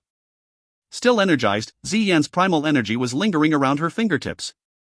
Guided by Yi Wei's hand, her energy left trails and formed runes in the air. The runes made a bell-like sound as they connected in an orderly fashion, forming a complete pattern. The pattern in front of Ziyan suddenly came alive. The tidal pattern emitted rays of blinding azure light. All the walls in the house were painted blue. The mystic stance was now completely perfected. This is the best form triple tidal palm can take. Feeling the stance had reached perfection, Yue was brimming with satisfaction, causing him to finally smile. 3 roars erupted from the center of the bright light, together with the salty smell of the sea. It's finished! Ziyan was overjoyed because after Yue's assistance, the runes connected much more smoothly, therefore, it was much easier to activate the new stance compared to the old one. In the battlefield, even a split second could be the difference between life and death. The shorter completion time of the new tidal palm increased the practicality of it in actual combat. Triple tidal palm was just an ordinary low spirit level stance, even though it was perfected. Sadly, it won't be able to break through into the mid-level, but that doesn't matter. Grandfather's first stance has finally been perfected. The family always wanted to refine this, but all our attempts have failed. I can't believe Yue perfected it so easily. The chi flow is much more fluid now. Ziyan said as she appreciated the result. 2 more roars resounded from the epicenter of the bright light. As the sound of the 3 waves reached Ziyan and Yue's ears, 2 more waves of energy surged out. Was that 5 breaking waves I heard? Ziyan stared at the stance in disbelief, as though she was hallucinating. Her face displayed a shocked expression, as she slowly accepted the fact that she had just heard 5 roars instead of the usual 3. This was no longer the triple tidal palm, this is the quintuple tidal palm. This is way more advanced than the triple tidal palm and should be categorized as a mid-spirit level stance. Yue's refinement actually evolved the stance to the next level, a staggering achievement beyond belief. As the energy of the stance faded, a dazzling pillar of white light appeared, descending from the sky. It shone down on Ziyan. Bathing in the pillar of light, she looked angelic as the pores on her skin opened up, absorbing the cosmic power from the heavens.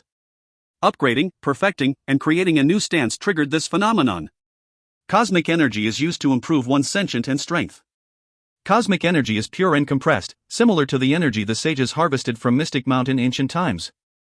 If one wanted to obtain the same amount of power that the cosmic energy gave to Ziyan just now, it would take years by normal training. Bang! The cosmic energy entered Ziyan's body, breaking through the final stargate. With all 10 stargates open, Ziyan had just become a warrior. Witnessing this scene, Yue was startled as he felt the vast energy from the pillar of light. He was determined to create his own stances, to gain cosmic energy and from it upgrade his sentient. If he could achieve that, he would no longer be a mere red sentient trash. The white light faded away slowly, eventually dispersing into luminant dust and dissolving into the atmosphere. Lin Ziyan turned around and looked at Yue. Her eyes showed complicated mixed feelings of shock, disbelief, and gratefulness. Whoever still regarded Yue as a trash could not be more incorrect. A 13-year-old who possessed soul sensibility strong enough to help evolve the triple tidal palm. How could he be trash with such talent? Having displayed this level of soul sensitivity, it's almost certain Yue can get a good runemaster to study under and become one himself. Yue has been studying at South Star Academy for 3 years now. He wasted 3 whole years in a junior class. With his talent, if he had a good tutor 3 years ago, then he could be taking the exam to become a runemaster now. South Star could have produced a 13-year-old runemaster. And now it's just a dream. I will find out who was responsible for his entrance exam and we are going to have a talk. Ziyan got emotional as she pictured how South Star Academy missed out on a chance to make history. Ziyan, with a solemn apologetic tone, expressed gratitude to Yue. You helped me perfect the triple tidal palm and break through to warrior level. I owe you a favor, so if you have any wishes, or if there is anything I can help you with, just ask. If Ziyan had known Yue's capability, she would have given him this task of refinement long ago, as if he is an experienced runemaster. Yue shrugged and smiled. Don't mention it, it's my pleasure. In his mind, being so close to Ziyan was the best reward he could have been given, and the experience was already engraved in his memory. Yue, were you treated unfairly when you took your entrance exam? If that was the case, I can consult the vice principal and see what went wrong when you were assigned to the class you're in. We should seek justice. Ziyan couldn't stop grinding her teeth. Her view of Yue had completely changed at this point. He was a genius at birth and should have been assigned to gifted class, and she was determined to help him get in. It's okay, I think my soul sensitivity started improving 2 years ago. Yue answered quickly because he didn't expect that Ziyan could just meet the vice principal whenever she wished to do so. Yue didn't want to cause trouble, and technically he did not lie, as he knew the improvement was related to his dream from an hour ago. So that's the case. I see. Lin Ziyan nodded. There are indeed many cases where students develop their sensibility over time as they train. A legend even stated that some people could gain soul sensitivity while they were dreaming. Since that is the case, I will refer you to an extremely experienced runemaster. He has a great reputation he built for himself over the years, so if you do become his apprentice, I am sure you will get the guidance you need to become a great runemaster. Thank you, Miss Zhen. Upon hearing the news, Yue was overjoyed, as he expected his training would be much faster than ever before with the aid of a runmaster. Drop the miss. You're like a brother to me now. Zhen smiled at Yue while her beautiful eyes transmitted sincerity. Thank you, Zhen. Yue said with a little unwillingness. Seeing how stiff and shy Yue acted, Zhen chuckled. Why don't you head back and rest for now? I will go see the runmaster now and will inform you if there is any news. Yeah, okay, sounds good. Yue said to Zhen, waved goodbye, and headed out. He couldn't stop thinking about how close he was to the school idol, Zhen. How great would it be if I can get this beautiful girl to be my girlfriend? However, she sees me as a little brother, sadly. Yue realized the probability of them ending up a couple was very small. In the end, his academic achievements and family background were nothing compared to Zhen's. Oh well, there is still a sliver of hope. If I become a runmaster in the future, I would definitely have a chance, but... If you find any errors, ads pop-up, ads redirect, broken links, non-standard content, etc., please let us know. Report chapter so we can fix it as soon as possible. Chapter 9 Dragons Don't Associate with Snakes. Chapter 9 Dragons Don't Associate with Snakes. There's no way I could perform a stance before becoming a 7-star student. Then I could refine my stances or possibly create some. It would be great if I could get hold of some quenching pills though. Yue whispered to himself as he closed the door, exiting the small house into the courtyard. Outside Zhen's place lay a cobblestone path that led straight to the Green Phoenix Hall's front gate. Trees blossomed on both sides of the pathway. They acted as vertical blinds, filtering the sunshine and projecting webs of shadows across the ground. While walking through the patches of light, Yue thought about today's life-altering events. He visited the Mystic Mountain in his dream and obtained a treasure trove of knowledge on runes, yet he still remained a 1-star student with his unchanging red sentient. Having enough chi and primal energy to perform a stance, which was the basis of harvesting cosmic energy through refinement or stance creation, required a 7-star cultivation. There was nothing more important than training right this moment for Yue. Cosmic energy could only benefit whoever performed the stance refinement or creation, which would ultimately cleanse and transform his or her sentient. Talent in physique and combat were crucial to one's rapid improvement. In Yue's case, where he lacked both, he would surely need some quenching concoction to quicken his training. I shall break through to 2-star level. One step at a time. While walking gracefully on the cobblestone path, Yue fist pumped and promised to train harder. I will soon become as strong as my cousin Yizhong, and become the pride of my family. It was just an impossible dream, but now I know it could become reality. With all the knowledge in my head, it is entirely possible. Yue was filled head to toe with positivity and confidence like never before. From 1 star to 2. Body strength should be my main focus. The most direct and simple way to improve my body strength is to nurture it with primal energy. But it's hard and slow for me to absorb primal energy from nature due to my limited talent. I would need at least 6 months to get to 2 stars. But if I can somehow get enough quenching pills, it should only take around 2 weeks for 2 stars. Though Yue was quite determined, the Yi family had limited resources, which were usually spent on more talented family members. He understood the family's practice. If he were the head of the family, he too would distribute the resources all the same. Therefore, he was well aware that getting goods comes up to himself and his connections. When Yue reached the gate of Green Phoenix Hall, the sun was already half sunken under the skyline, painting the sky red. It was already time for students to return to their dormitories. As Yue exited Green Phoenix Hall, more students stared at him again. This time, however, they were Green Phoenix girls, who were pointing and gossiping. What is this boy doing at a female hall? Who is that? I've never seen his face before. He doesn't look like he's from Crouching Dragon Hall. Is one of our girls getting another pathetic admirer? There are too many daydreaming romantics in this world. He isn't from Crouching Dragon Hall. What is he doing here? The harsh words did not escape Yue's ears. He raised his eyebrows slightly but didn't talk back. 3 years of listening to scathing comments and criticism. What he heard now could only be mild, and he could dismiss them rather easily. He had learned to be thankful to the critics and bullies who strengthened his mind. Yue? Why are you here? Out of the blue was a familiar voice that startled him, and his face went pale in a matter of seconds. Yue unwillingly turned around, casting his eyes towards the source of the voice. He was looking at a teenage girl in a red leather dress and standing in a pair of silver long boots. Her shiny black hair fell over her ears, giving off a young and energetic vibe. Her friends convinced her to talk to Yue. Her name was Joeen, and she was once close to Yue. I'm waiting for a friend, this visit has nothing to do with you. Yi Wei made up an excuse. He was triggered by her presence, though, and his eye twitched slightly. He took a deep breath and stared at her coldly. You? Waiting for a friend outside Green Phoenix Hall? Jolene chuckled and looked at Yi Wei with a sarcastic smile, like as if she just heard a good joke. The Zhous and the Yes were very close, and the two families often invited each other over. Yi Wei and Jolene had known each other since they were toddlers because of this. They were the same age, with Yi Wei being slightly older. However, he always took care of Jolene as if she were his own little sister. They were like two peas in a pod and quite fond of each other. In the entry exam, Yi Wei was told he had a red sentient and Jolene, green. With that kind of talent, Jolene's cultivation skyrocketed and got herself into the intermediate class, while Yi Wei got stuck at 1-star level, sitting in the junior class. Jolene would forever be like a little sister to Yi Wei. Even after reaching 6 stars, getting herself into the intermediate class and a place to live in Green Phoenix Hall, the mental image of a snot-nosed crying little sister who was always clinging onto him did not fade. Yi Wei thought Jolene still needed his babysitting. Half a year ago, right before Jolene was about to move to Green Phoenix, Yi Wei enthusiastically went to help her pack. However, he didn't even get a thank you. Dragons don't associate with snakes. For Yi Wei, it wasn't just a rough insult, it was disapproval and betrayal from the person closest to him. Those 5 words were like sharp nails buried deeply into his heart.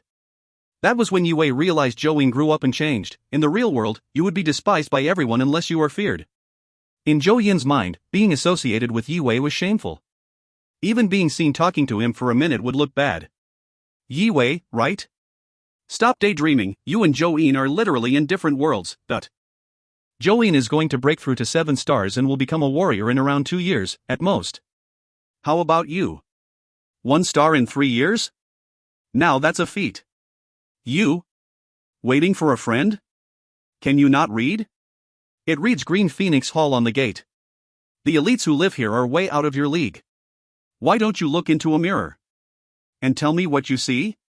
The girls around Jolene were riding on their high horses, looking down on Yi Wei and giving their all to insult him. Yi Wei was trying his hardest to keep his cool from all this poisonous hatred. His face became paler and paler, his nails dug into his palm and his clenched fists colored his knuckles white. Yi Wei slowly raised his head while grinding his teeth. His black eyes held a cold aura as they passed over everyone before finally resting upon Jolene. He never wanted anything from Jolene. He only gave and gave selflessly, but never did he think that all he would receive in return was ice-cold mockery. But who was this person who looked like Jolene? People change. You can count on people as much as you can count on putting out fire with paper. You must only believe in yourself. Only by gaining strength would one receive respect from others, not when you are weak. Yi Wei tried his best to learn something, making what good he could from this mess, and this thought is what he came up with. Ignoring Jolene and all the insults, Yi Wei kept his cool and walked away. Yi Wei, don't come again. We live in different worlds. I couldn't have explained myself any better than that day. Dragons don't associate with snakes. I don't want to be seen with you, Jolene said while staring at Yi Wei's back as he walked away, cutting all ties. If you find any errors, ads pop up, ads redirect, broken links, non-standard content, etc., please let us know. Report chapter so we can fix it as soon as possible. Chapter 10, Fiery Sun Quencher. Chapter 10, Fiery Sun Quencher. From a certain distance, an elegant and beautiful teenager observed the whole violent verbal exchange. It was Lin Ziyan. Her glossy purple hair was resting on her shoulders and the white slim-fit dress emphasized her curves in contrast to the thin profile of her body. While her neck and collarbones were gracefully and seductively exposed through the opening of the dress, which was framed by the embellished collar on her dress. There was even a stylish purple flower embroidered on the dress, sitting right next to the bulge on her chest. Ziyan saw Yi Wei slowly walking away from Green Phoenix Hall. She could see from Yi Wei's posture that he felt lonely and frustrated because of what just took place between Jolene and him. The distant look on Yi Wei's face caused a throbbing pain somewhere in Ziyan's heart. But there was not even a hint of rage on his face. Yi Wei always held rage back like a dormant volcano that would never erupt. Lin Ziyan couldn't imagine how much mockery and pressure he had received from his peers and teachers, that on top of the sadness in his heart due to his poor performance in class and being a red sentient 1-star student, who was constantly told he would never be worth anything other than trash. Even now with his newfound soul sensibility, he still distanced himself from the world because he didn't have enough confidence to stand on his own 2 feet and talk back to people. Like a hedgehog, Yi Wei faced obstacles in the fetal position, passively protecting himself from the world. While looking at the lonely figure of Yi Wei getting smaller and smaller as he walked away, Ziyan imagined the solitude he had experienced for all these years and tried to empathize with him. Yi, where are you heading off to? Let's go together. Ziyan called out to Yi, with an uplifting smile on her face as she suggested casually. She quickly walked towards Yi, with her dress flying in the wind of the summer breeze, causing her to look like an angel that descended from the heavens. Beauty is subjective and relative. Joanne and her friends were good-looking academic achievers, but when Ziyan came into sight, it was akin to watching a swan arriving near a flock of ducks. Every time Joanne and her friends saw Ziyan, they would start comparing themselves and become ashamed. When it came to family, wealth, looks, and talent, the gap between them and Ziyan was simply too vast. They didn't even have the courage to socialize with her. They preferred hanging out in their shared dormitories, whereas the private houses were out of their league. Who did Lin Ziyan just talk to? Are my ears deceiving me? Zhou Yin's eyes widened in disbelief as Ziyan walked towards Yue. He came to Green Phoenix Hall for Lin Ziyan.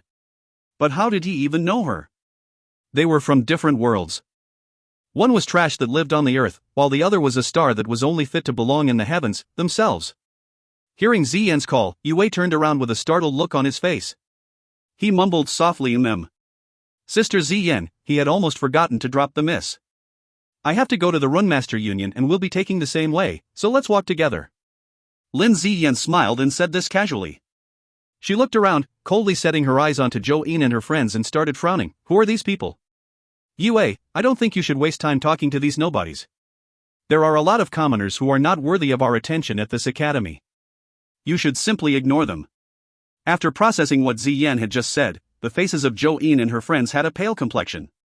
All of them were bitterly thinking the same thing. Are we really unworthy commoners in her eyes? Like a rock falling onto thin glass, Zhou Yin's conceited nature was instantly shattered by Ziyan's words. In Zhou Yin's head, Ziyan had so many great qualities that she was someone Joanne idolized and wished to be someday.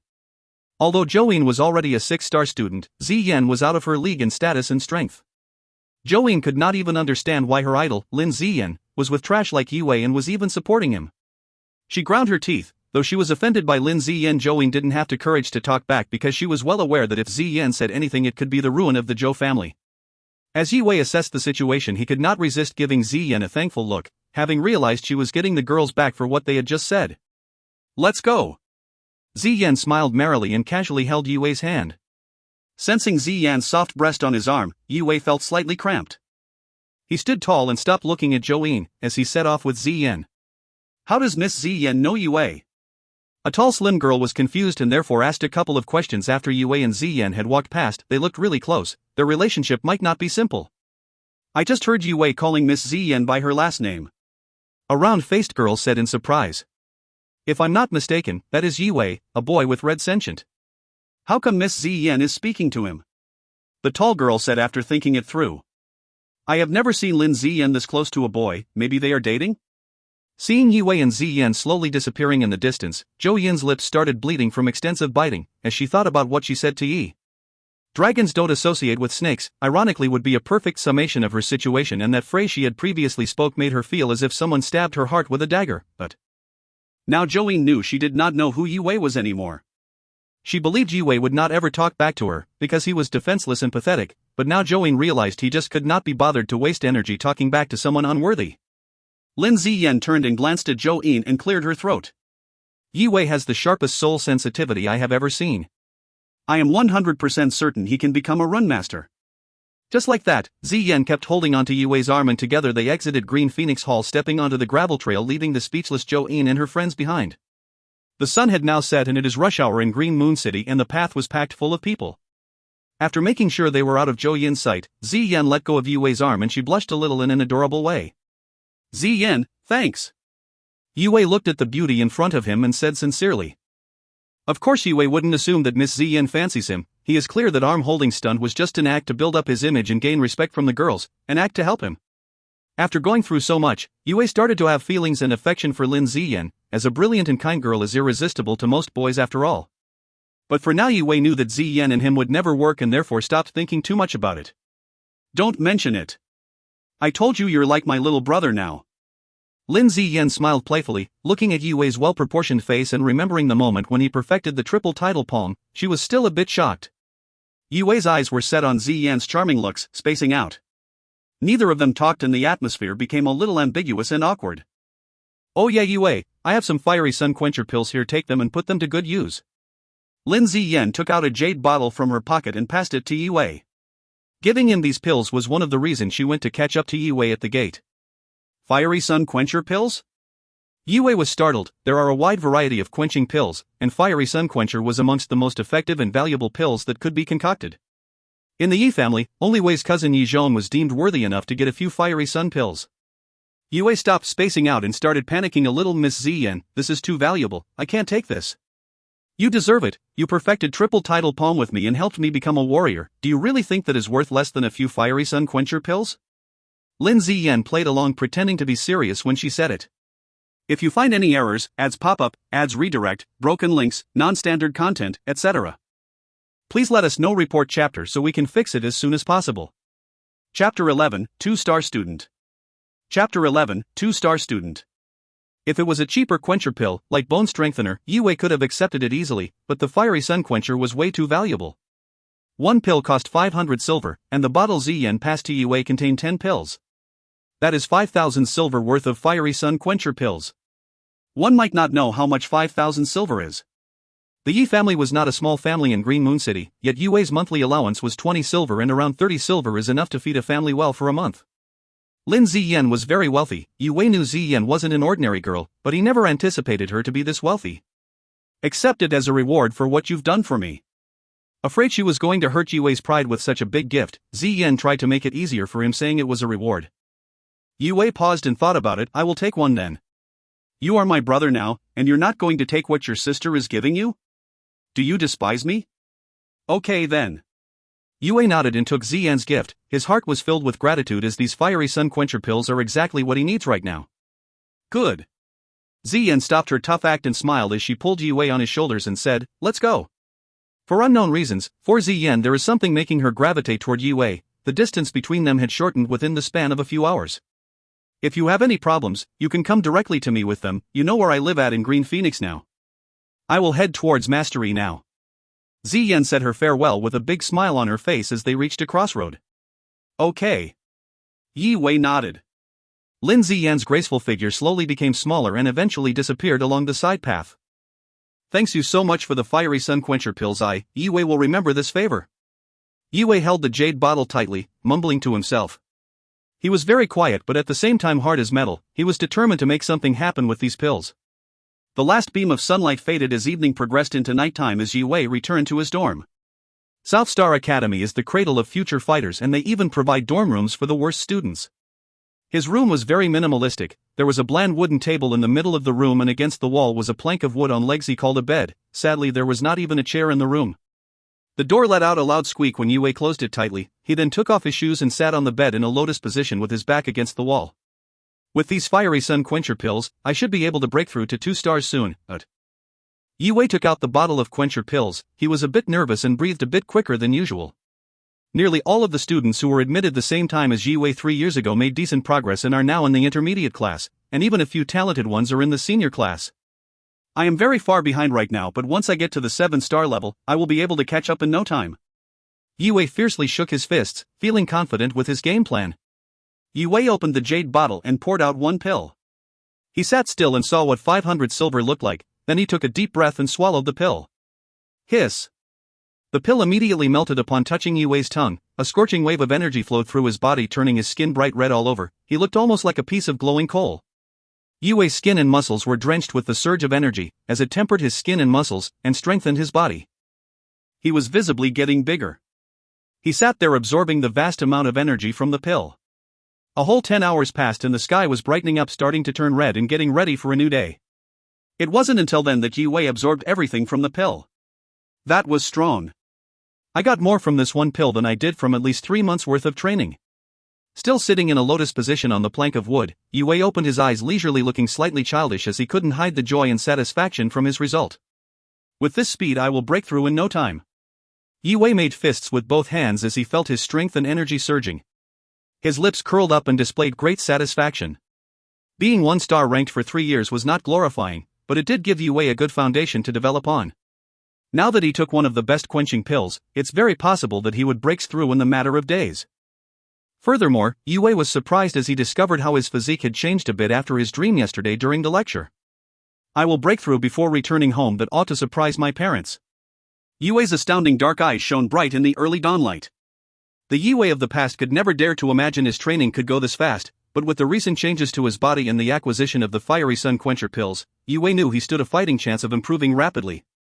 2 stars was nothing, but to break through with Yue's red sentient, now that was not a simple task at all. Without strength nobody will notice nor respect me. One day I will become a great fearsome warrior. Remembering the mockery he got from Jo-in and her friends, Yue held his fist tight, his veins bulging. There are many factors that determine how strong a warrior is. Their foundation is based on cultivation and stance performance, but putting aside stance performance as it is a non-factor before 7 stars, the greater one's cultivation is the more primal energy and chi one has to use. Also how fast one can cultivate is determined by sentient and formula usage. The sentient spectrum is divided like this: red, orange, yellow, green, lime, blue, and violet, with red being the weakest and violet the strongest. The stronger one's sentient is, the quicker they are able to absorb primal energy from their natural surroundings. Whereas formulas purify and convert the primal energy we absorb into a storable form like a transformer. Primal energy is a violent energy, and if it is not purified and converted it will do more harm than benefit to the body. Like stances, formulas are also divided in 5 ranks: spirit, mist, earth, sky, and heaven. With the low, mid, and high, 3 levels per rank.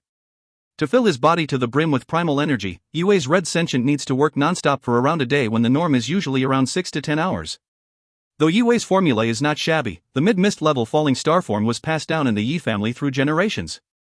And it does a good job purifying primal energy at a reasonable speed. The only thing that was holding Yue back was his sentient. The distance between Yue and other students his age just became greater over time, as his rate of cultivating was much slower than others. Without resources and enough chi to support his training, his body simply could not keep up. If you find any errors, ads pop up, ads redirect, broken links, non-standard content, etc., please let us know. Report chapter so we can fix it as soon as possible. Chapter 12, Perfect Falling Star. Chapter 12, Perfect Falling Star. These next 3 days I am not going to lectures, I'm going to lock myself up and focus on training. Yue got up and did his stretching routine after getting off his bed, then he started training after washing up. Time to use the falling star formula. Moments later, Yue returned to sitting on the bed and he crossed his legs into a lotus position. He closed his eyes and adjusted the speed of his breathing, distancing himself from the world, and slowly entered a Zen state. Yue's hands formed a complex hand seal in front of his chest, with the formula operating his will force slowly formed a vortex with the epicenter in between his eyebrows, as the suction drew in thin threads of primal energy from every direction. The primal energy got stuck onto the will force and then was stored in Yue's dantian. Now the energy was ready to be purified by the falling star form. An entire day passed and Yue's dantian was finally fully saturated, the speed of his absorption being outrageously slow. Yue opened his eyes wide when the last bit of space in his dantian was filled. One could see a glimmer of silver deep inside Yue's eyes, and as he formed the 36 different hand seals, the raging primal energy finally started to be tamed and purified.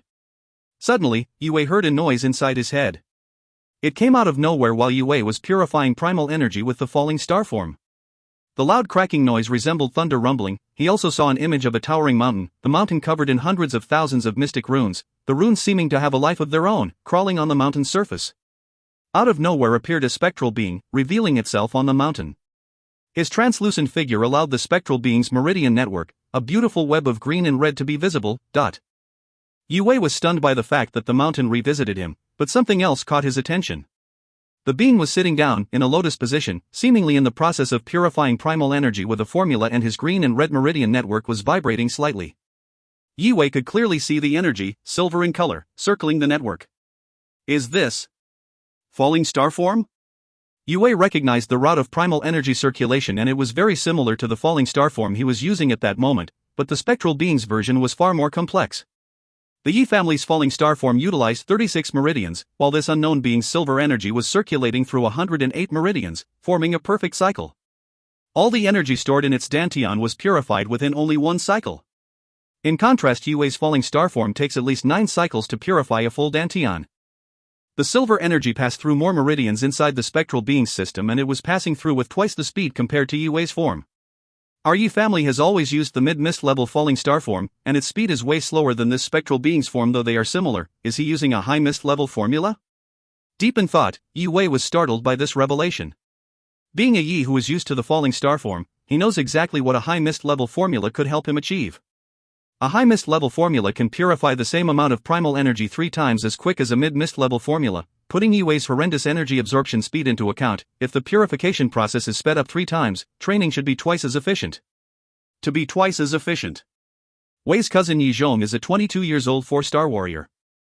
With Zhong's talent, he will need 2 or 3 years of non-stop training in order to break through, but with the spectral being's falling star form he would only need a bit more than a year to become a 5-star warrior. A 23-year-old 5-star warrior is quite a feat, and that would make him one of the strongest young talents in Green Moon City.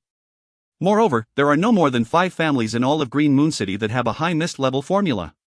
Say the Yi family started utilizing this version of the falling star form, then his family's status would be on a totally different level. The spectral being circulated his energy 3 times around his meridians. Yue watched and memorized every hand seal used and the circulation route. The information was accurately imprinted onto his mind. OM. Still sitting in a lotus position on his bed, Yue's head buzzed and his body shook as he instantaneously opened his eyes. Zoom. Yue's hands made seal after seal, and it took him no time to form the 108 seals. He accomplished it so fast that only a blurry afterimage was visible. The primal energy flowed swiftly from his dantian to the rest of his body through the 108 meridians at an incredible speed. 2 hours. In just 2 hours, a dantian full of raging energy was converted to pure and usable primal energy, Qi.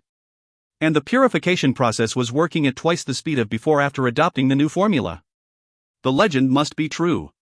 There once was a supreme within Ye's bloodline, and the falling star form that was passed down from him was obviously incomplete. It makes sense now that I have seen this version of the falling star's form. Well, I'm not sure if the supreme was real, but at least the formula bit of the story holds is, So a spectral being who resides on a mountain in my consciousness showed me the perfect falling star form, and basically gave our family a high mist level formula. Yue's eyes were shining as he was surprised by the experience and overjoyed. His facial expression twisted a bit from being overwhelmed by all the emotions, but it was obvious he was very happy. Improving the falling star form means the world to Yue and the Yi family. Inhale, exhale. It took quite a bit of time and many deep breaths before Yue's emotions subsided and he regained his calmness. My body is as strong as a 1-star student's can get, and tomorrow I should be able to break through to 2 stars without the aid of these fiery sun quencher pills. Yue started his training again after mumbling to himself. In the morning of his 3rd day training, as the sun was glaring intensely, a few drops of the golden sunshine landed on Yue's slightly childish face. He opened his eyes slowly and made a fist. Boom! He threw a punch to the air fiercely. The sound of wind breaking around his fist was sharp and loud. Yue was more than satisfied, and he was surprised by the immense strength behind the punch. So this is what it feels like being a 2-star student? The corners of Yue's eyes were slightly wet. It had been 3 whole years since he started at South Star Academy, and this moment marked the end of an era. The era of Yue, the 1-star student who was stuck at the 1-star level for 3 years.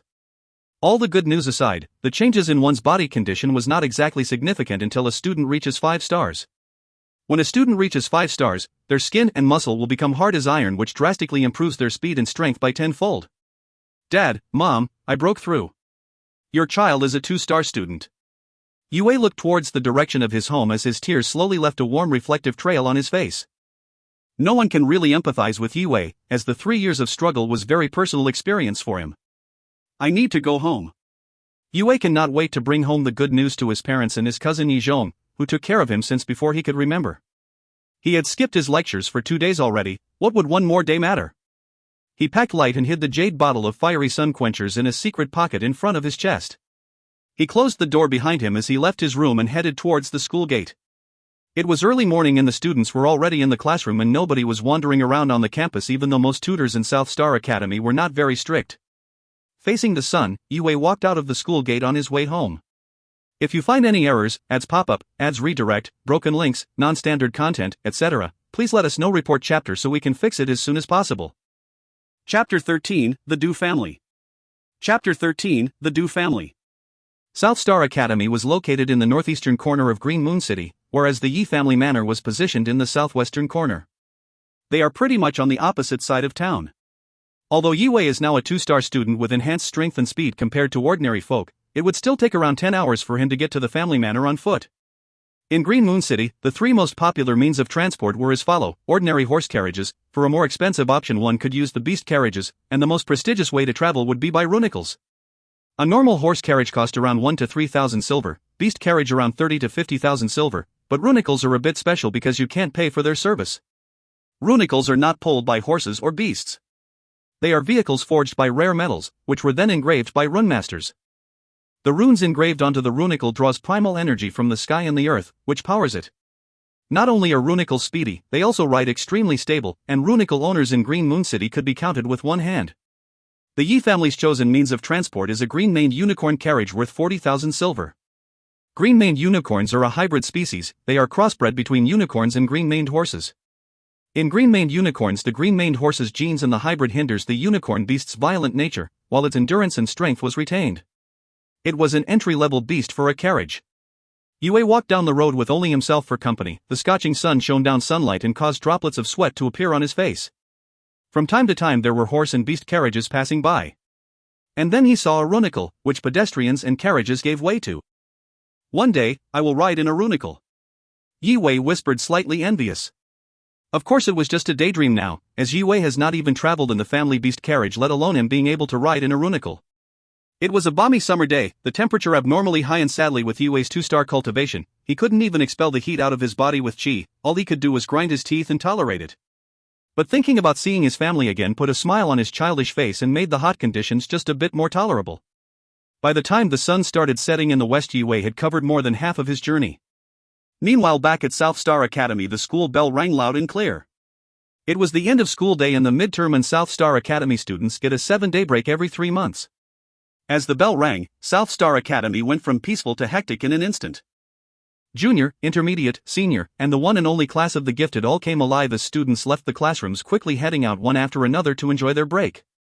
In the Junior 3 classroom where the teacher just left, a group of senior students with overwhelming energy presence blocked the classroom door, the weakest being an 8-star student, and the alpha of the group, who was dressed in a white robe, was a very powerful and young individual. He was a warrior. The white-robed youngster was Du Mingzhe, the strongest student in Senior 5, the 15th strongest student in whole of South Star Academy. And also at the same time an avid admirer of Lin Ziyan. Rumors of Yue and Ziyan's little venture has spread through every corner of South Star Academy, about how they were together at Green Phoenix Hall and how they were linking arms and holding hands. This pack of Ziyan's fanatic admirers were provoked like piranhas that just picked up the scent of blood. They didn't even rest until they had found out everything related to Yue's identity. And 3 days was more than enough time for the admirers to gather every gritty detail from people around campus. I am here to see Yue, everyone else, leave.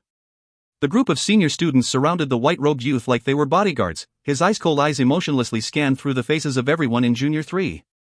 He is Du Mingzhe. The Du Mingzhe who was ranked 15 on the South Star standings. Leave the room. Just get out. He is looking for Yue? This time he is surely done for. How did he get into trouble with Du Mingzhe? Mingzhe is a warrior. And the Du family is one of the 3 families. They basically run Green Moon City, but even if Yue has the talent to become a runmaster, talent is just talent before he actually becomes a runmaster. He can't handle the Du family. Junior 3 students with bottomless respect looked at the youth in a white robe, and they started to sympathize with Yue. They quieted down as the tension in the classroom built up. One by one, avoiding the middle of the room where Du Mingzhe stood, the students almost held their breaths when exiting the room without making a sound. Ha ha ha. Yue, who will save you this time? Xiao Qi appeared to be calm and collected, but he was bursting out in laughter inside. Since Yue displayed his potentials of becoming a runmaster and turned his image upside down, Xiao Qi, even being the top student of Junior 3, had no leverage to mess with Yue. During these few days, Xiao Qi had been frustrated and felt an extreme level of unease. Seeing Du Mingzhe here looking for trouble with Yue soothed his need for revenge. But Yue had not attended any classes for 3 days. Is that Lucky Gu going to get away with it? Xiao Qi looked at the empty chair Yue usually sat in, shaking his head in regret. Yue must be in his dorm room. Xiao Qi's eyeballs spun around slowly and made a guess. While a student is purifying primal energy, it's a written rule in South Star Academy that the student shall not be disturbed by anyone under any circumstances, not other students, not any member of staff. This is one of the main reasons Xiao Qi assumed Yue was training in his dorm room. Moments after the class evacuated, Xiao Qi was left alone. Being the only junior in Junior 3 that was left in the classroom. So you're Yue? The white-robed Du Mingzhe's facial expression resembles a restless untamed Mustang. As he posed the question in a chilling tone, his dark eyes looked like a merciless predator's. No. Mingzhe, brother, I am Xiao Qi, son of the Senior 5 tutor Xiao Hanji. I stayed here wanting to tell you that he hasn't shown up for lectures. I think he is hiding in his dorm room and I know where that is. Facing the ice-cold Du Mingzhe, Xiao Qi brown-nosed without hesitation. Tutor Zhao's son? Du Mingze softened a little as he heard the familiar name. He is the proud understudy of Senior 5's tutor Xiao. So when Miss Ziyan was substituting for our class, not only did that bastard Yi Wei sleep through half of her lecture, he screamed and shouted when he woke up. He angered Miss Ziyan, and towards the end of lecture he criticized Miss Ziyan's stance, saying it was flawed and embarrassing her in front of the whole class. I never liked that kid. If he didn't show the potential to be a runemaster. Xiao Qi walked close to Du Mingze as he trash-talked and made Yi Wei sound as bad as possible. He stopped the moment he realized he shouldn't say anything about Yi Wei's shocking display. It's common knowledge the Du family was one of the big three in Green Moon City. What Xiao Qi didn't know, however, was that the Du family's willingness to provoke potential runmasters. It would be against Xiao Qi's interest if Mingze refused to mess with Yi Wei because of the Du family wanting to befriend upcoming runmasters. Xiao Qi realized he said too much, and he was now looking for ways to explain himself. Little Xiao Qi, I don't like people who are indirect, and I also dislike hearing half a sentence. Du Mingze looked at Xiao Qi. His thick sword-shaped eyebrows were dark as black ink. They tilted up slightly, showing Xiao Qi he was not pleased with the partial truth he was told. The presence only a warrior has pressed down onto Xiao Qi like a force field. Xiao Qi was finding it hard to breathe against the mountain-like presence of Du Mingze. He actually got knocked off balance and had to take a few steps back before he could regain his balance and stand up straight. His body covered with cold sweat, Xiao Qi casted his eyes on Mingze with utmost respect. Mingze, brother, Yi Wei acquired knowledge about runes from God knows where, and answered a few questions in Miss Ziyan's lecture correctly, which made her think he had the talent to become a runmaster. Then Miss Ziyan took him away from the classroom after the lecture. That's all I know. If you want to get to Yi Wei's dorm room, though, I can show you the way there. Xiao Qi said carefully and tried to avoid eye contact with Du Mingze. It's school break now and nobody will be guarding the residence halls. Xiao Qi added. Lead the way. Du Mingze was satisfied from what he heard for the time being. He nodded and walked up next to Xiao Qi, patting his shoulders. If anyone is looking for trouble with you in South Star Academy, you can drop my name anytime you want. Du Mingze expressed his appreciation towards the helpfulness of tutor Zhao's son. Thank you. Xiao Qi was flattered and he nodded. Although both Zhao's parents were tutors at South Star, it is an inconvenience for tutors to interfere and take sides in disputes between students. Not only is Du Mingze a direct Du descendant, he is also a warrior and the 15th strongest person on the South Star rankings. There was no better patron than Du Mingze. While having these thoughts and being proud of his new connection, Xiao Qi led Mingze and his gang to Yi Wei's room. Here we are. Xiao Qi pointed at a shut door after they entered the building and said excitedly. Du Mingze didn't say a word, he just nodded. With his eyes, he signaled the gang of senior students to break and enter. The act was prohibited in South Star Academy, but the residence halls was not staffed today due to the break. The place was basically unmonitored. Bang! The tall and sturdily built 8-star student stepped forward towards Yi Wei's room. He punched the door ferociously with his enormous fist. Boom! The door split open with a muffled rumble. There was nobody inside and there was nothing in the tight space except a wooden bed and a simple wooden table. He's not here? Xiao Qi was dumbfounded by the fact that Yi Wei was not in his room. Break them! Du Mingze said furiously. He stared at the empty room with a gloomy face. Yeah. Without hesitation, the gang of seniors initiated the destructive act. There wasn't much to wreck in the room and it only took them seconds to turn everything into ruins. Despite this, Du Mingze was still not satisfied by the poor state of Yi Wei's room and he commanded everyone to piss on Yi Wei's bedding before he led them out of the room. If you find any errors, ads pop up, ads redirect, broken links, non-standard content, etc., please let us know. Report chapter so we can fix it as soon as possible. Chapter 14, The Yi Family. Chapter 14, The Yi Family. After trashing Yi Wei's room and emptying themselves, Du Mingze and his gang left Yi Wei's room behind. A few hours later, Yi Wei finally arrived at the Yi Manor's front gate after walking through the streets that were lit up by starlight. The Yi family was not quite that known in Green Moon City, but they were relatively well established in the southwestern district as their manor encompassed 10 acres of bright and open land. The blood-red wooden gate was adorned with 2 well-polished copper ring handles. 2 grand marble lion statues decorated each side of the gate, and standing in front were 4 sharp-looking guards dressed in fancy uniforms. To regular citizens, the Yi Manor looked grand and majestic, but to Yi Wei it did not. He frowned in confusion as he looked at the 4 guards. Why are there only 4 guards guarding the gate? Social status was very important for most families, and the strength, or more importantly the quantity, of guards symbolized the power and influence a family held. It was a show of vanity, after all. Usually there are 8 4-star students guarding the gates. Why are there only 4 guards today? Master Yi Wei. They all called out. The guards bowed and greeted the young master of the household. Yi Wei nodded back, wondering what happened to the rest of the guards as he headed towards the courtyard. He stopped, however, when he overheard a loud conversation whilst entering the courtyard. Fu Shan, why is he only getting 50 silver? Our little Yue is living and studying at South Star Academy, how could 50 silver possibly be enough? Don't we normally send him 150 silver? Why are we only giving him 1/3 of what he usually receives? Madam, truth be told, the family. We don't have much money left. The master even sold his green-maned unicorn with the carriage and he had to let go of a handful of guards. What? This is outrageous. Are we really in such a desperate position? Being on the other side of the wall, Yue could only hear the muffled voices intermittently due to the noisy street. He frowned in puzzlement upon understanding what was being said. The Yi family had always been financially stable and actually didn't do too bad for themselves. Hearing about the financial instability of their family and how the master of the house sold his beast carriage, Yue was shocked to the extreme as this had to be a fantasy. Although Yue had almost no presence in the Yi family, the family never forgot about him. His allowance always arrived on time and everyone in the family was very friendly towards him. Creak. Yue, despite the heaviness he felt, pushed open the wooden door in front of the little yard. Pa, Ma, I'm home, he said as he walked towards the house. Little Wei. The front door popped open, and a woman in her 30s threw herself at Yue. She was plainly dressed, but it worked together with her light and natural makeup complementing her well as she gave off a warm and pleasant air. She was Yue's mother, Zhou Wan. Young Master Yue has returned. Fu Shan, the butler, stood beside Zhou Wan and respectfully greeted Yue as he squeezed a smile out of his tired face. Yue was not naturally talented, not in his build nor his sentient. The Yi family, with that in mind, did not mock or bully him.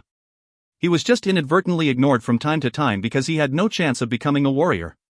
The elders' focus in the family fell on the more talented kids his age. The Yi family didn't have to worry about having a roof over their heads or food on the table, but these new internal and external problems made it more important than ever to stick together. Mr. Fu. Yue was happy to see familiar faces again and greeted the butler with a smile on his face. Ma'am, excuse me. Fu Shan left the gray money pouch with Yue's mom, then bowed and left the house. Little Wei, why are you so sweaty? Did you walk all the way home? Come sit here and rest. You silly child, how many times do I have to tell you that the journey is too long a walk for your body? You should have just rented a horse carriage for this trip. It's just money, our family is fine and eating well. Zhou Wan raised her eyes and gazed at her son, nagged him while looking for a handkerchief for his sweaty face, then she poured him a cup of tea. Where's Dad? Yue asked, glancing at the deflated money pouch. Butler Fu left his mom and started imagining the horrible situation in his head. Your father has been busy dealing with family business. He hasn't been home for 5 days now, he's working on something. Don't worry about him. Are you hungry? Mommy will go make you some food, Zhou Wan said with a smile. Currently, the 72-year-old 3-star condensing prime stage warrior Yi Zhengqing, Yue's grandfather, was the head of the family. Yi Zhengqing had 4 sons and 3 daughters. Yue's father, Yi Yi, was the oldest among his siblings and was responsible for the Yi family's cloth trade. The oldest and second oldest sons were responsible for mystic arms and scrolls respectively, while the youngest son ran a restaurant. All 3 of Zhengqing's daughters except the youngest aunt were married. Mom, I'm not hungry, stop making a fuss. Is the family doing okay? Yue couldn't stand his mother acting as if everything was fine, as he stood up and looked right into his mother's eyes as he asked sincerely. Yue saw and felt something was not right with the family. Having overheard the conversation between his mom and the butler, Yue came to a conclusion: the Yi family is going through a crisis. And it was not a minor one, or his father would not be away for 5 days, nor would they have only 4 guards at the front gate instead of normal 8, nor would Granddad have sold his green-maned unicorn in carriage. My child, why are you worrying about these little matters? You should just pay attention in school and focus on your own problems. Zhou Wan wanted to change the topic, flustered, her eyes were darting around. Mom, I am grown up and Yi is my last name, so the family's business is my business. Yue declared solemnly in a deep voice while keeping eye contact with his mom. Oh my child, if you insist, Zhou Wan walked to her son. Patting his head and sighed, mumbling to herself as she was still a little hesitant, wondering if it was the correct thing to do, being completely open to Yue. Have you heard of the Du family? Zhou Wan asked after taking a deep breath. The Du's are one of the big 3 in Green Moon City, right?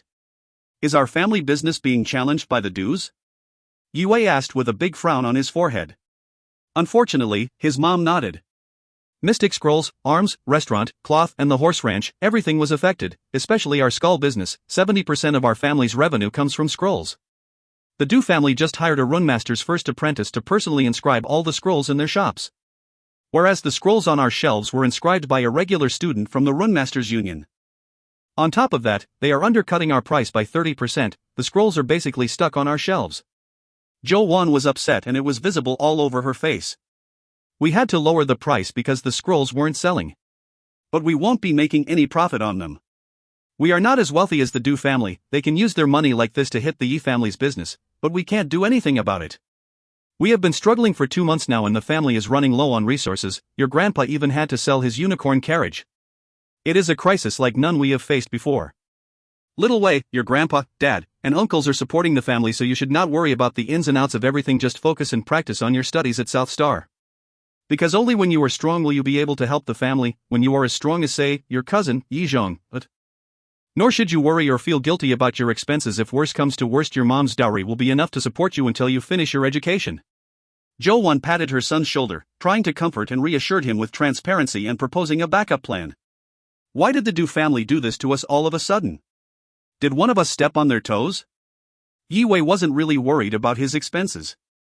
All he cared about was his family's well-being, because he knew he could trust Lin Ziyan to put in a good word with the right people and that she will inform the vice principal when school starts again, which could possibly score him a scholarship. Making money not a problem. There are around 300 people under the Yes roofs, including family members and employees. If the family collapsed, what would Grandpa do? What would Dad and my uncles do? Yi Wei felt the weight on his shoulders, wishing to be of help in the dire situation. Although I am just a 2-star student, and though I am far from as useful as my cousin Yi Zhong, I should be able to do something with my excellent soul sensitivity.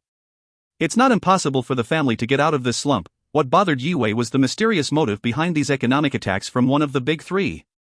The Yi family is hardly big enough to be considered a threat to the Du family, and their bullying simply did not make sense. We didn't and are in no position to mess with them. The dispute started when Grandpa refused to sell our plot of land next to North Hill Bay. That land was passed down through generation after generation. Selling it was out of the question for your grandpa, which was more than reasonable and should be respected. Do you understand? Ever since the refusal, the Du family started to take action against us.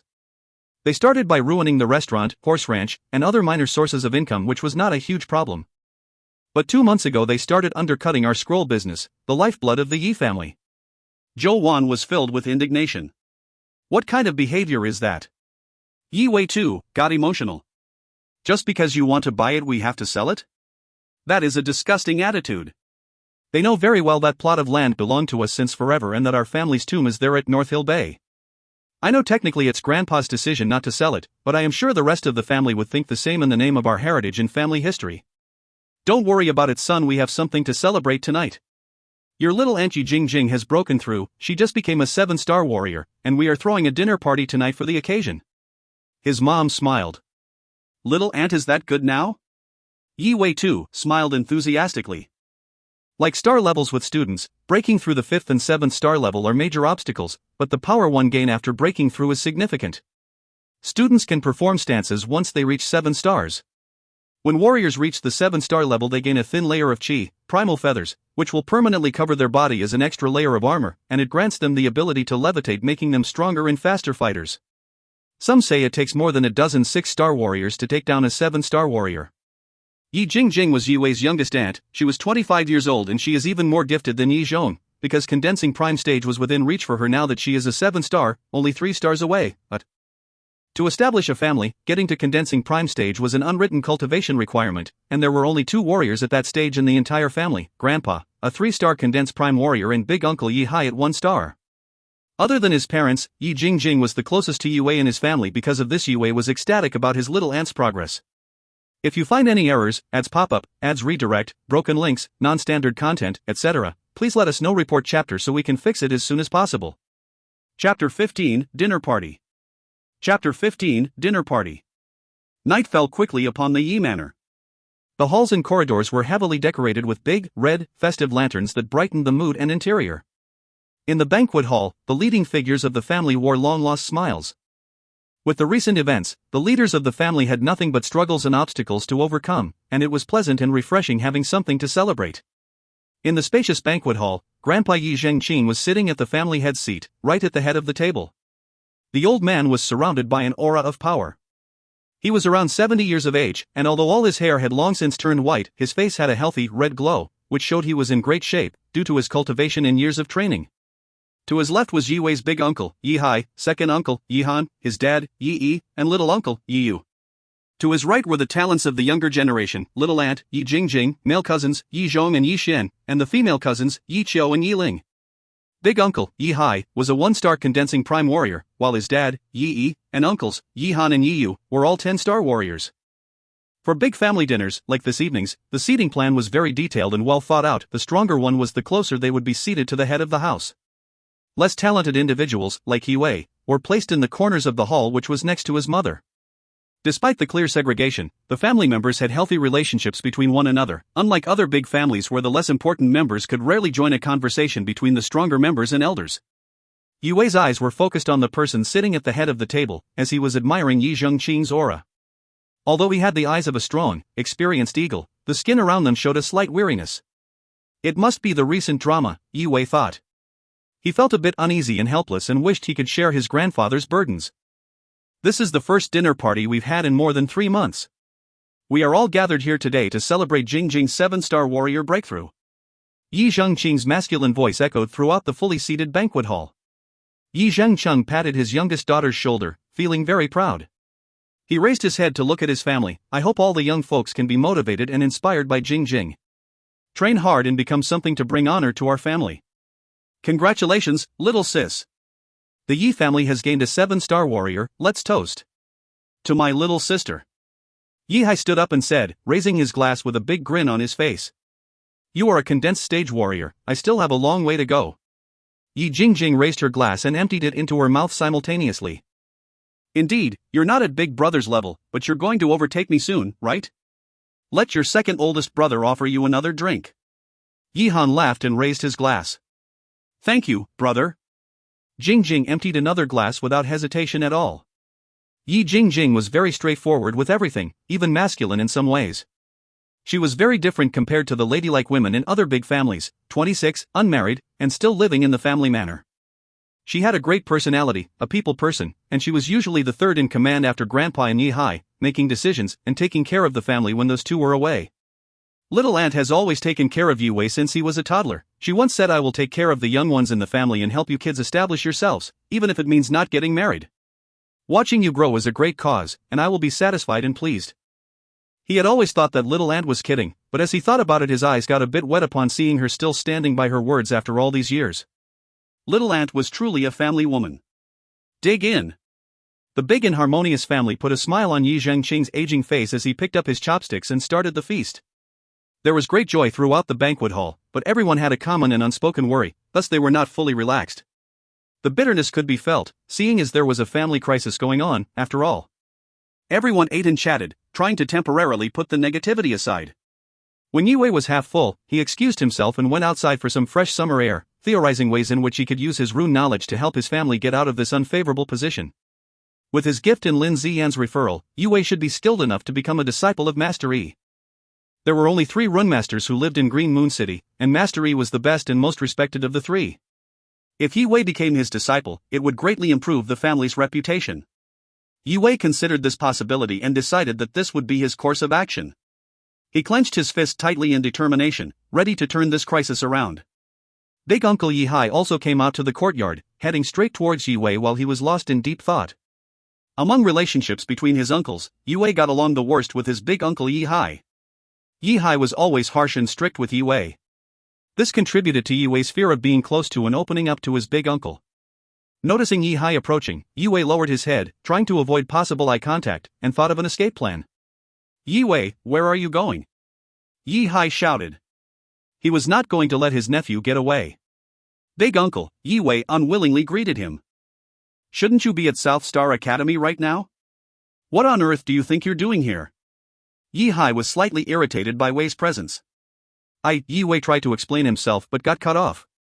Don't tell me you skipped school? Could you put more effort into studying and break through to the 2-star level? Yi Hai questioned earnestly with a rough tone. Your cultivation is the worst among the new generation. All your younger siblings and cousins have overtaken you. Yue wanted to declare that he had broken through to the 2-star level, but the words would not come out of his mouth. He noticed Yihai's stern face and looked down at the ground again. Yeah, I will try my best. He wanted to surprise his uncle with actions to prove his worth and shut up Yihai without using words. Yihai was somewhat eased by Yue's submissive acceptance to his scolding. At least you are listening. I will let you off for now.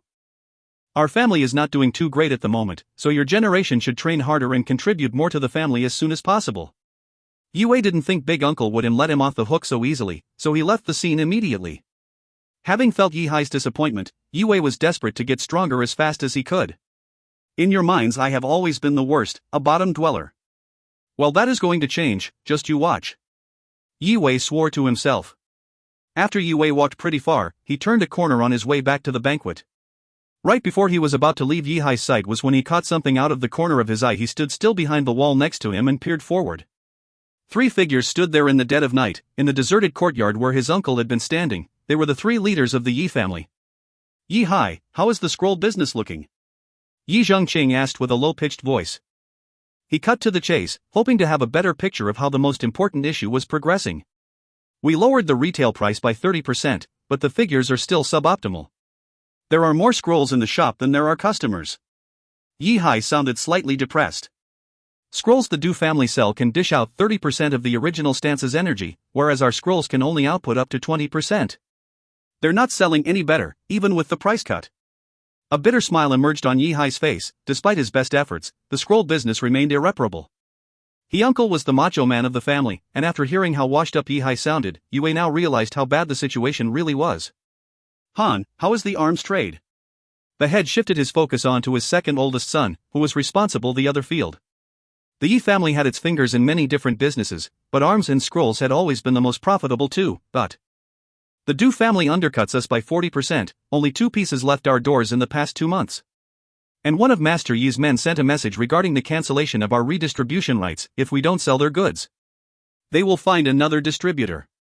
Yi Han looked anxious. Both of the family's most profitable businesses were retail of others' work, and the risk of getting cut off was increasing. The big 3 indeed, ruthless moves. They are taking this too damn far. If you find any errors, ads pop up, ads redirect, broken links, non-standard content, etc., please let us know. Report chapter so we can fix it as soon as possible. Chapter 16, The White Tiger's Assault. Chapter 16, The White Tiger's Assault. Pa, what should we do next? Yihai frowned and asked. The foundations of our family's establishments took a few hundred years to build. If we are to collapse now, we'll have to move out of the manor and spread out all across the city. Our enemies will take this chance attack us. Yi Zhengqing let out a long deep sigh and looked up into the sky and thought, this is an enormous world. Is there somewhere our Yi family can just live in peace? The land in North Hill Bay belongs to the Yi family. Our ancestors were buried there. I will never give up our ancestral land. No matter what happens, I will defend it with my life. Yue was still standing behind the wall while they were talking, eavesdropping, and the conversation got heavier and heavier. He felt insecure because the thought of his family losing its integrity was frightening, but the thought of losing the only place he could ever call home was unsettling. There are not a lot of options left. We shall agree to the duel posed by the Du family. Yi Zhengqing took a gold-plated letter of challenge from his pocket. A messenger from the Du family delivered this letter of challenge. The event shall be in 3 days, where the younger generation of our families shall fight against each other. If we win the duel, the Du family has promised that they will stop interfering with our family's businesses, but if we lose, we will have to sell our ancestral land to them. That is out of the question. Yihai said anxiously. The strongest youngster we have is a 4-star warrior, but the Du family's youngsters have already become 5-star warriors. The strongest of them, Du Han, is even a 6-star warrior. We cannot have Yi Zhong take this impossible task. Yi Han frowned. He knew that the Yi family had little chance at winning and there was no way that they could risk the loss of their most talented youngster. I will train privately with Yi Zhong until the duel. Either way, one of our youngsters has to take on this challenge. Even if we lose, we can say at the least that we've tried our best. There is no other way out of this dilemma. The head of the family made this tough decision, as the family was completely cornered by this crisis. Yihai and Yihan felt helpless and dejected. Their Yi family might fall very and they could do nothing to stop it. Let's put that aside for now. We also have to plan for the worst outcome. If we lose the duel, our old foes will be at the doorstep the moment they hear the news of our loss. We must send the young ones to Ning City, where they should be safe with the Yang family. Yi Zhongqing felt crushed. Having to split the family up was his worst nightmare. Father, Yi Han clenched his fist as he saw his father's face. Yi Hai was speechless. After some consideration, he broke his silence. This will be the right move if we lose the duel. I'm not worried about most of the kids, but my young nephew Yi Wei. He's not a talented child. The other children will survive and find their own way even if they're under a different roof. They're strong enough to work simple jobs, like being a guard, and eventually have their own small families. With Yi Wei, it won't be that easy. He has a red sentient, and I'm quite sure he will be excluded regardless of our good relationship with the Yangs. He is protected by the Yi family, and we provide for him so he can live a carefree life and not worry about food and clothes. It won't be this simple if he has to live under another roof. Having heard his big uncle's confession, Yi Wei was breathless. 2 lines of tears fell from his red eyes. Yi Wei always thought that his big uncle was the worst-tempered and the meanest of his uncles, the uncle who disliked him the most. He never thought Uncle Yi Hai cared about him and his future that much. Yi Wei's heart was suddenly filled with guilt. He had always misunderstood his uncle who had always been strict with him for the noblest intention. I was a child who didn't care about anything outside my little bubble, but in difficult times like this. As Grandpa said, it's about time the young ones take on some responsibility. I will defend the Yi family to my final breath. I have to do my part in keeping our loved ones close together. I won't sit back and watch us get separated. I swear I won't let this happen. With the back of his hand, he wiped the tears away and firmly walked away. Slowly, Yi Wei's figure disappeared into the dark of the night. Soon after that talk, Yi Zhongcheng announced the duel with the Du family in front of the family at the banquet. Upon hearing the news, the majority of the family members' faces became pale with fear for the family's future. Although Yi Zhong, the strongest of the younger generation in the Yi family, was fairly famous in Green Moon City, his opponent would be a 6-star warrior. Fame would not even out the 2-star level difference in power. Our Yi family has no other choice. Grandpa looked at the disapproving faces of the family members and sighed. He looked as if he were 10 years older for a brief moment. This is outrageous. Aunt Jing violently smashed the table and stood up. She shouted, I will take on the Du family myself. For a moment, she looked like a rampaging demon who would kill without hesitation. Her pretty face was bright red, but it was unclear whether it was from rage or alcohol. Father, is there no other way? Can't we discuss this matter with Master Yi? I don't see Yi Zhong winning this duel, and the land at North Hill Bay is at stake. Our ancestors' remains were buried there, for crying out loud. Yi Wei's dad, Yi Wei, stood up and sought to stop this madness. The most respected runemaster in Green Moon City, Master Yi, actually had connections with the Yi family. If he were to be the peacemaker, even the Du family would have to stand down. Master Yi, Grandpa shook his head with a bitter smile on his face. Master Yi's prestigious status comes with tight schedules and security concerns. It's not so easy to arrange a meeting with him, even as the head of one of the big 3. This matter is too urgent. Do you really think I could convince Master Yi to help us in a couple days? Gramps. When is the Du family coming over? Yi Zhong had held his tongue until now. He now spoke each word loud and clear in a declaratory manner. For the ancestral land, I would give my life before giving up. I am the strongest in the younger generation and we need a strong leader in this moment of crisis. Yi Zhong cracked his knuckles as he said these words. In 3 days. Grandpa replied. He could see the recklessness in Yi Zhong's posture, so he added, Little Zhong, just do your best. There will always be a winner and a loser, and nobody in this hall will blame you. What you must not do is let your emotions control you. You are the one with the most potential in our family. I can picture you taking over for me one day and becoming the master of this family. Yi Zhongqing was clearly worried about Yi Zhong's hot-headedness. Of course. Gramps, Dad, uncles, and aunts, I will head back now. Yi Zhong nodded and turned around, heading out of the hall. Cousin. Yi Wei watched his cousin walking away, visibly stressed with clenched hands. The family's future was in his cousin's hands. He couldn't imagine how much pressure Yi Zhong was under right now, how much weight there was on his poor cousin's shoulders. Yi Zhong had always been a supportive figure to Yi Wei since he was a young boy. Namely, after the entry exam to South Star Academy, upon hearing the bad news about his red sentient, his big cousin was there to comfort and motivate him patiently and caringly. Big cousin is likely to risk his life for the family, but what about me? Can't I do anything but sit in the corner quietly and watch this unfold? No, I have to do something. I will not allow anyone to plot against my family, nor will I let anybody hurt my cousin. Yi Wei remembered how he perfected triple tidal palm and helped Ziyin acquire cosmic energy, thus allowing her to break through to become a warrior. He planned to help Yi Zhong with his training and perfect his stances, improving his cultivation and the chance of victory. I'll have to give this a go. Yi Wei raised his head slowly and clenched his fists.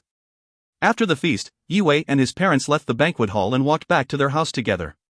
Little Wei, you should be tired from the trip home, right? Get some rest, son. Yi patted his son's head, sounding a bit down, which was probably because of the announcement at the dinner party. Of course. Ma, Pa, you two should get some rest soon too. Yi Wei nodded agreeingly and made his way back to his room while his parents returned to theirs. The night was getting darker and darker. Dim, flickering tea lights and the lanterns made the quiet walkways and corridors in the manor look slightly frightening. A midnight breeze gently blew past the tea lights and leaves on the trees. The sizzling leaves seemed a bit tired in the darkness. Silence fell as the wind slowly died down as the starlight was fading, leaving the moon on her own. Yi Wei was appreciating the peaceful and gorgeous night sky while walking in the dark path towards Yi Zhong's residence with the moonlight's guidance. Yi Zhong was relatively independent. He was no longer living with his parents, but in a separate quarter by himself. As expected, he was training very hard in the courtyard. How long has he been doing this? Yi Wei peeped through the gate into the courtyard, and he saw that his cousin was surrounded by heavy, white mist. It was a cloud of evaporated sweat. Yi Zhong was performing the high spirit level stance White Tiger's Assault repeatedly, and the drain of will force and chi made him have a pale complexion and caused him to gasp heavily. A high spirit level stance was a warrior's limit. The White Tiger's Assault was the most powerful among the 16 high spirit level stances that the Yi family had, and it was also what Yi Zhong was best at. There were significant strength differences between the stances. Simple, Advanced, Peak and Forbidden, from weakest to strongest, were the 4 sublevels. Forbidden stances existed and were extremely powerful, but generally avoided, as performing them could be harmful to a warrior's mind and body akin a double-edged blade. The White Tiger's Assault belonged to the peak level. It was easily one of the strongest stances a warrior could master at Yi Zhong's level. The dim moonlight was the only reason anything was visible, and in the dark, Yi Zhong drew an intertwining web of runes around his steaming body. The web of runes quickly shrunk, with him as the center, and formed a large cat, a tiger as white as the first snow. Although Yi Wei was standing quite a distance from outside the courtyard, his skin could feel the force emitting from the cat from more than 20 feet away. A wave of pressure tightened Yi Wei's chest. It was getting harder and harder to breathe, and a chill went down his spine. He was suddenly enveloped by inexplicable fear. Yi Wei remained calm as he could while staring at the white tiger levitating over his cousin's head. The mountain emerged in Yi Wei's consciousness, and a golden light shone through the surface of his red sentient that was slightly visible deep in his dark iris. 2 nodes out of the 136 runes can be improved. If my big cousin's chi could flow through them quicker and in sync with the other nodes, the White Tiger's Assault can become significantly stronger. Yi Wei's eyes brightened up like shining stars in a bright night sky. 2 flaws. I will figure out how to polish the stance, and Cousin Zhong's best stance will become much better once it's been perfected. If you find any errors, ads pop up, ads redirect, broken links, non-standard content, etc., please let us know. Report chapter so we can fix it as soon as possible. Chapter 17, Minor Changes. Chapter 17, Minor Changes. Yi Wei wasn't confident about repeating what he did when he was with Lin Ziyan before actually spotting the errors in his cousin's stance, but now his body and mind were ready to refine and perfect the White Tiger's Assault. After all, helping his cousin would be the only way for him to contribute to the Yi family's last stand. Excited and euphoric, Yi Wei placed his hand on the gate as he leaned forward to have a closer look at his cousin's training. The gate moved an inch as he put his weight onto it and squeaked. The squeak made by the opening gate was just loud enough to surprise Yi Wei, causing him to panic and immediately pull his hand off the gate. Show yourself. Yi Zhong was focused and tensed while his eyes were ice cold when he asked the intruder to identify himself. He bent his knees slightly and tensed up his calves, then, he launched himself, and within the blink of an eye he was already at the gate, charging in a way akin to a tiger ambushing one from above. The heightened hearing of a 4-star warrior could easily pick up the squeak. It was not surprising that Yi Zhong could hear him. Yi Zhong's hand was glowing bright red as he pulled it towards his chest like a loaded cannon ready to be fired. If he released his strike, the door would, without a doubt, turn into dust, and Yi Wei, who was right behind it, would meet the same fate. Cousin Zhong, it's me. He shouted while realizing that this could be the last moment of his life, which caused Yi Wei to be covered in cold sweat in a rush of terror. Yi Wei, is that you? Yi Zhong recognized the familiar voice coming from behind the gate. The owner of it should be friendly. This idea surfaced in his consciousness just before the point of no return, so he stopped his attack before it hit him. However, the recoil from the attack took its toll on his body, causing his face to become a little pale. Squeak! He opened the gate, while not being able to decide if he should laugh or cry as looked at Yue, who looked like an injured critter resting on the ground. Yue, it is way past your bedtime, why are you wandering around? Do you know that you could have been seriously injured a moment ago? Yi Zhong rubbed his little cousin's scalp and told him off with a fake, serious face. The weather is horrible today, the heat is fine, but the humidity kept me up, so I decided to take a walk and get some fresh air. My feet lead me here somehow, I don't even know how I got here. Yue came up with a random excuse, while scratching the back of his head and smiling. You little rascal, come on in.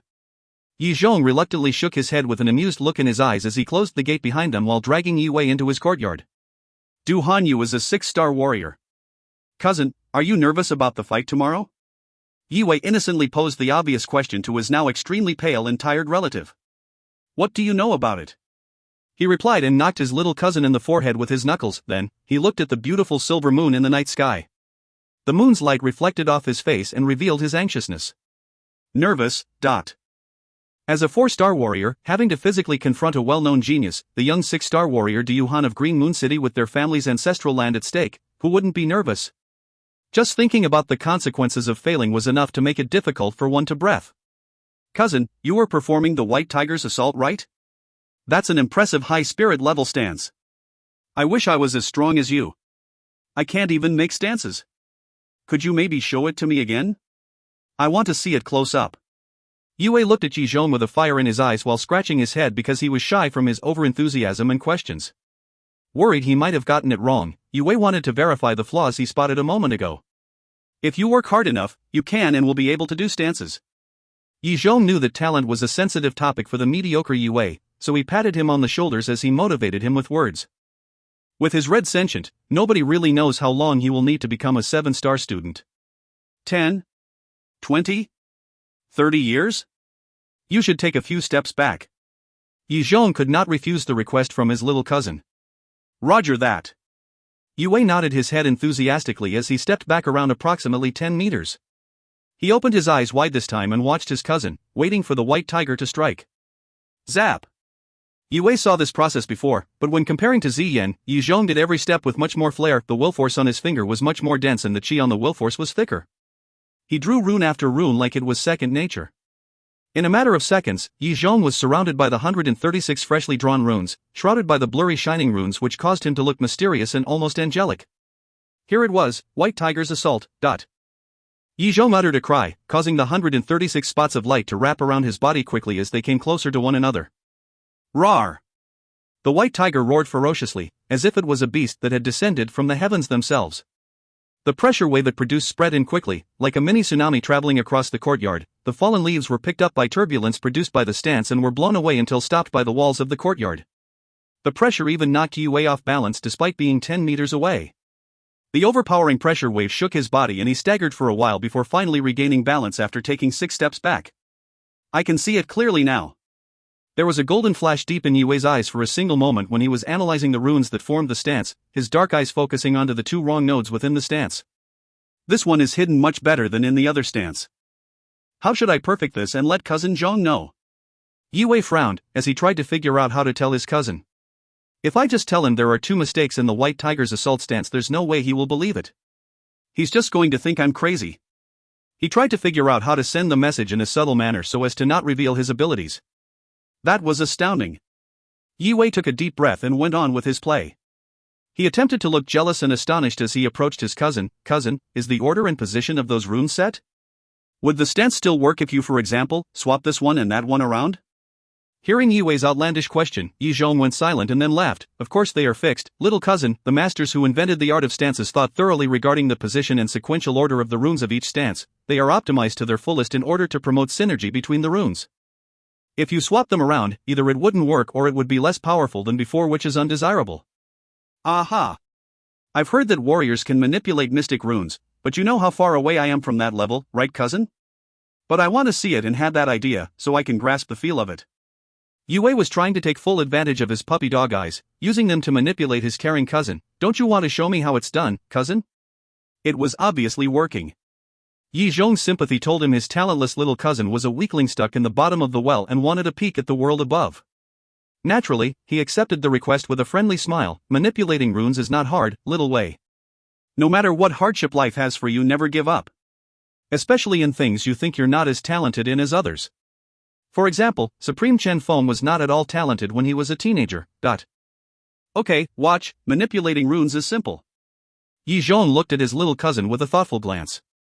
The will force on his fingertips formed in magnetic-like attraction towards the runes, which allowed him to effortlessly swap the two runes around and turn them upside down as Yi Wei suggested. The new pattern flowed, and upon completion it formed a slightly different stance. The qi within the stance was now noticeably much more fluid since the formation of runes was more efficient. In seconds, the courtyard was filled with a silver light and the white tiger figure was shining brighter and clearer than ever before. Two roars were heard, each of them loud as thunder, shaking tiles on the roofs near Yi Zhong's quarters. Roar! The tiger's eyes were wide open while roaring. It was a glorious scene to behold, as it seemed akin to the coronation of the king of the beasts. This time around, however, Yi Zhong only used less than half the qi he normally used for White Tiger's assault, but it was more powerful. What is going on?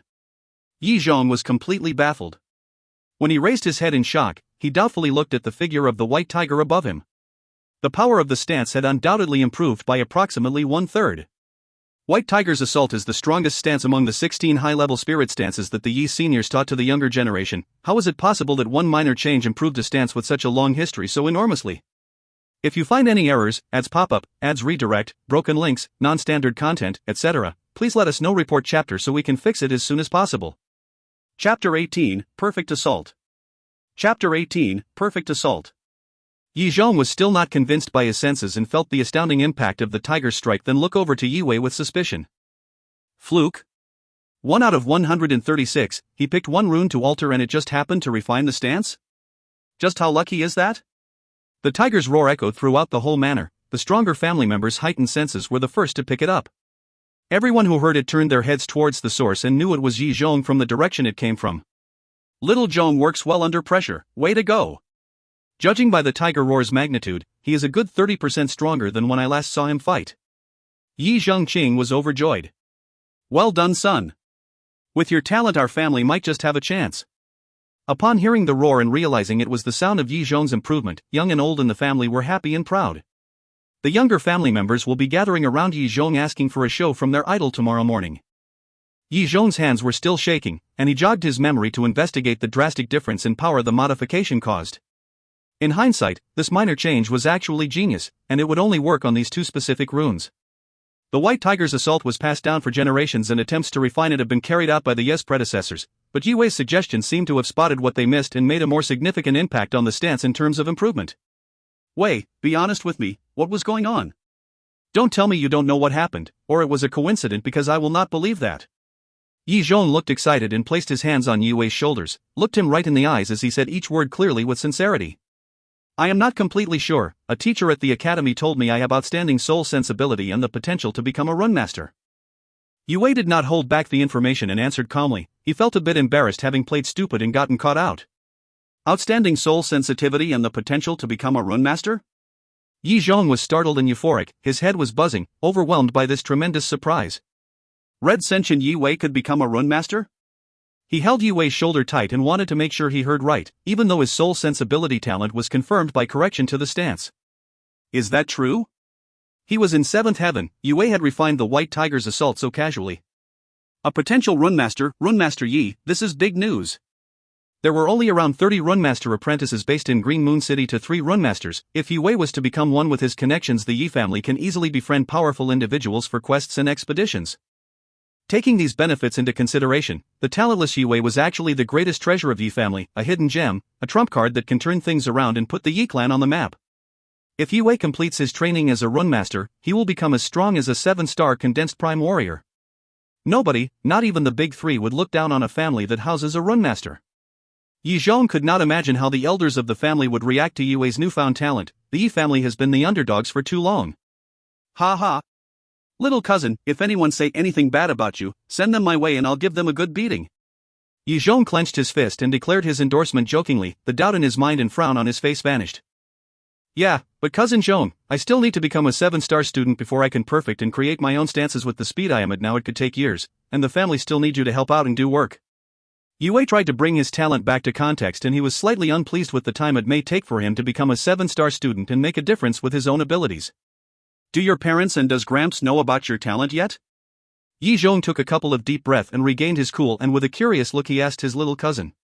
I haven't got myself to do it yet. I was going to tell them when the dust has settled with my future plans about training, and I am sure they have a lot on their minds already with the Du family at our doorstep. Yi Wei was being as sensitive as always, and he knew it would not achieve much telling them.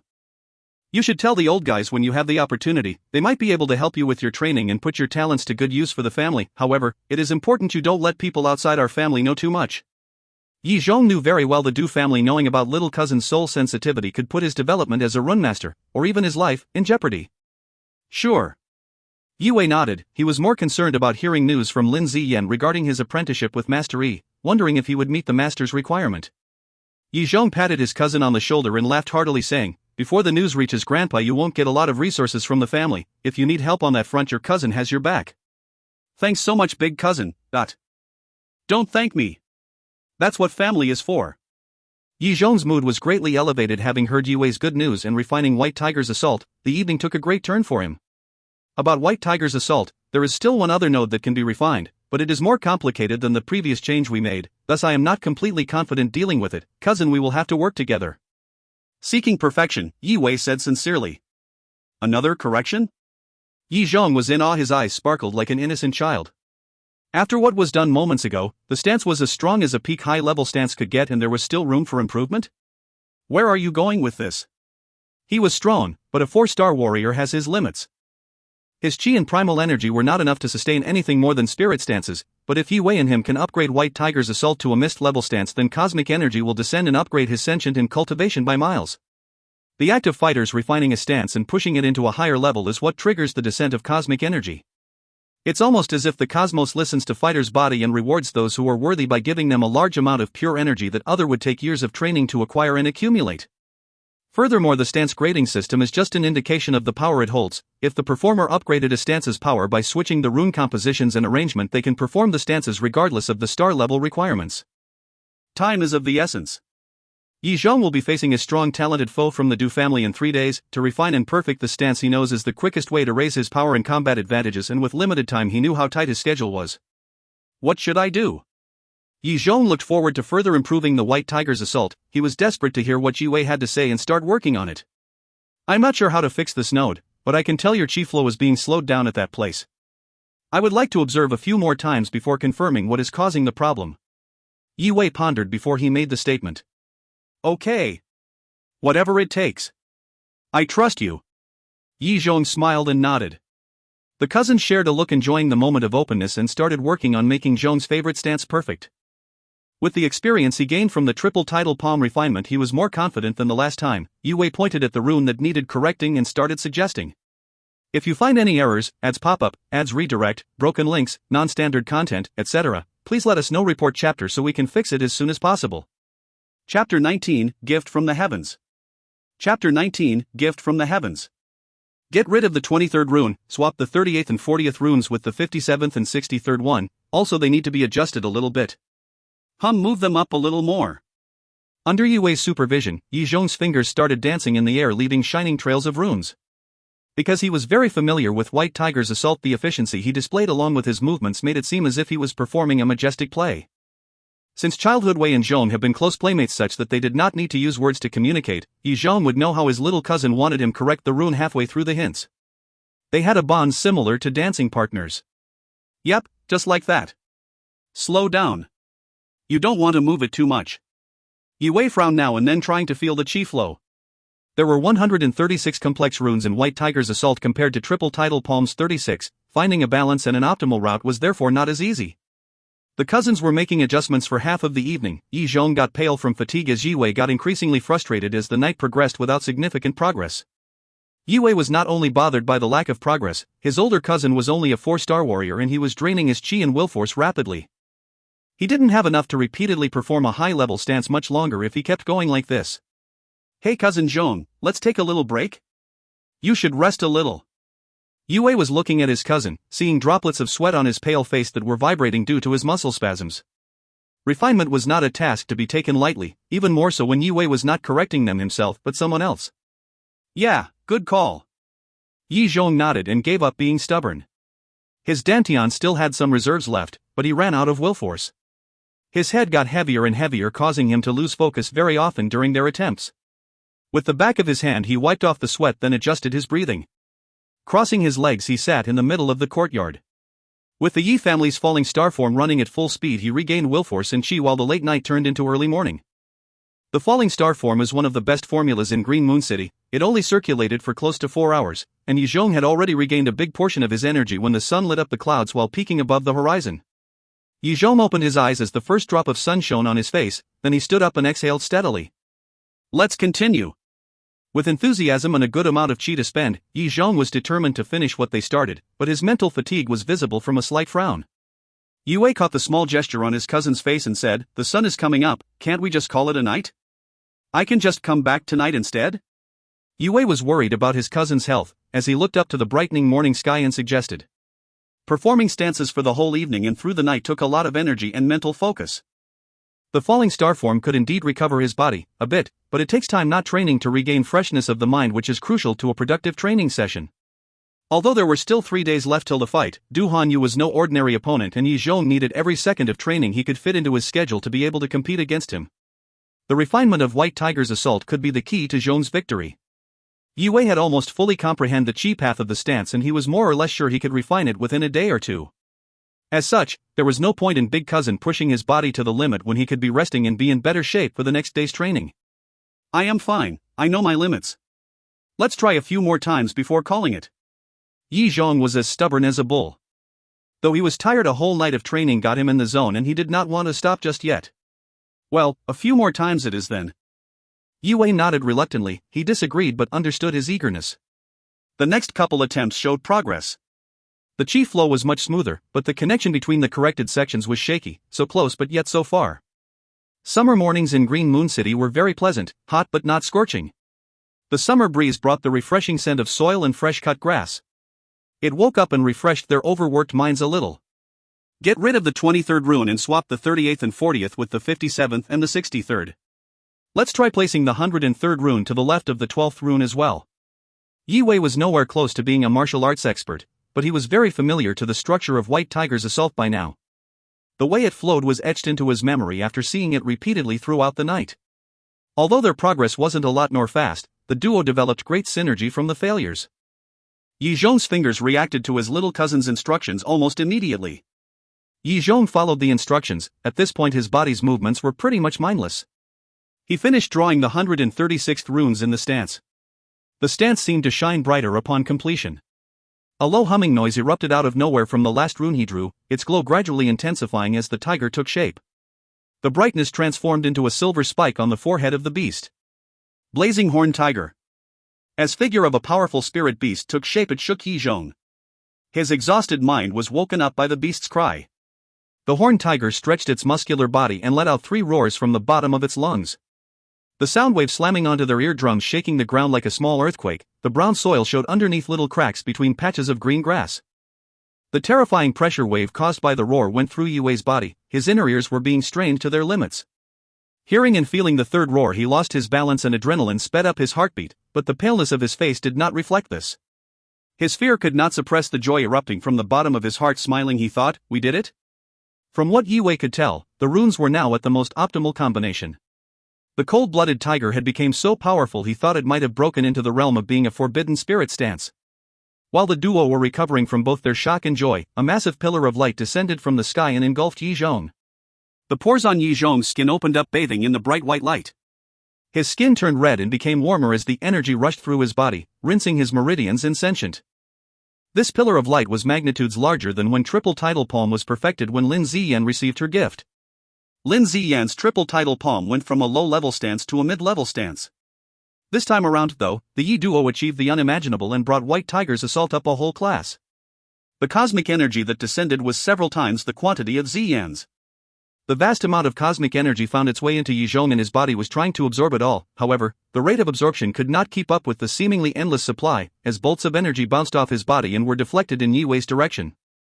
Yue's body was like a dry sponge. The cosmic energy was immediately soaked up by Yue's thirsty body. It was not a large amount, but for a 2-star student this small amount was enough to fill his whole body. The energy worked its way from his skin into his meridians, then followed the meridians into his sentient. It came to Yue's attention that the gold in his sentient was starting to outshine the red. If you find any errors, ads pop-up, ads redirect, broken links, non-standard content, etc., please let us know. Report chapter so we can fix it as soon as possible. Chapter 20, Mist Stance. Chapter 20, Mist Stance. The white pillar of vast cosmic energy bombarded Yi Zhong's sentient. He was surely the winner in this training session. Bang! The energy expanded Yi Zhong's sentient with a small explosion, resulting in a breakthrough. He was no longer a 4-star warrior. This was a new experience for Yi Zhong. Hearing about how powerful cosmic energy was one thing, but experiencing the intensity firsthand was quite another. He broke through to 4 stars level just recently, and according to his training plan he was prepared to spend 2 more years cultivating before attempting another breakthrough. He did not know how to express his exuberance at achieving the unanticipated. It was a great experience for Yi Wei as well. The refinement of Ziyan's triple tidal palm from a low to mid-level spirit stance and her subsequent breakthrough to a warrior was a great start for any runemaster. This time around he upgraded White Tiger's Assault to a new class altogether, from Spirit to Mist, an astounding feat for a second-time refiner. The cosmic energy that descended as a result of the refinement of White Tiger's Assault was immense. If Yi Zhong was more efficient in absorbing it he could have reached the 6-star level, but a lot of the energy went to waste, which was a shame. 5-star warrior Yi Zhong with a Mist level stance in his arsenal. What an evening! Yi Zhong was euphoric. You gave our family a Mist stance, little cousin. Yi Zhong clenched his fist, he closed his eyes and felt the fearsome power flowing in his veins and within his muscles. To become a dominate family, exclusive powerful stances are a must in this power-centric society. The Yi family is an upper second-class family in Green Moon City, as they have 16 high-level spirit stances but only 3 Mist stances. Once in a while Mist stances would be seen at the auction houses sold at ridiculously unaffordable prices by runmasters. Yue just gave the family a peerless gift that will become a family asset and foundation for a stronger Yi family in the future. The bad news was, other warriors in the Yi family would not be able to perform the stance until they reach condensed prime level, as the Blazing Horn Tiger's Assault is in the end, a Mist level stance. Little Wei. Yi Zhong looked at his cousin emotionally, grabbing a hold of his shoulders tightly and exclaimed. You are gifted. A gift for the family. Grateful was an understatement. I just happen to be lucky with this kind of stuff. Yue did not forget to be modest, as he showed a small smile on his face and spoke to his cousin. He was overjoyed with Yi Zhong's breakthrough and mastering of a Mist stance before the big fight.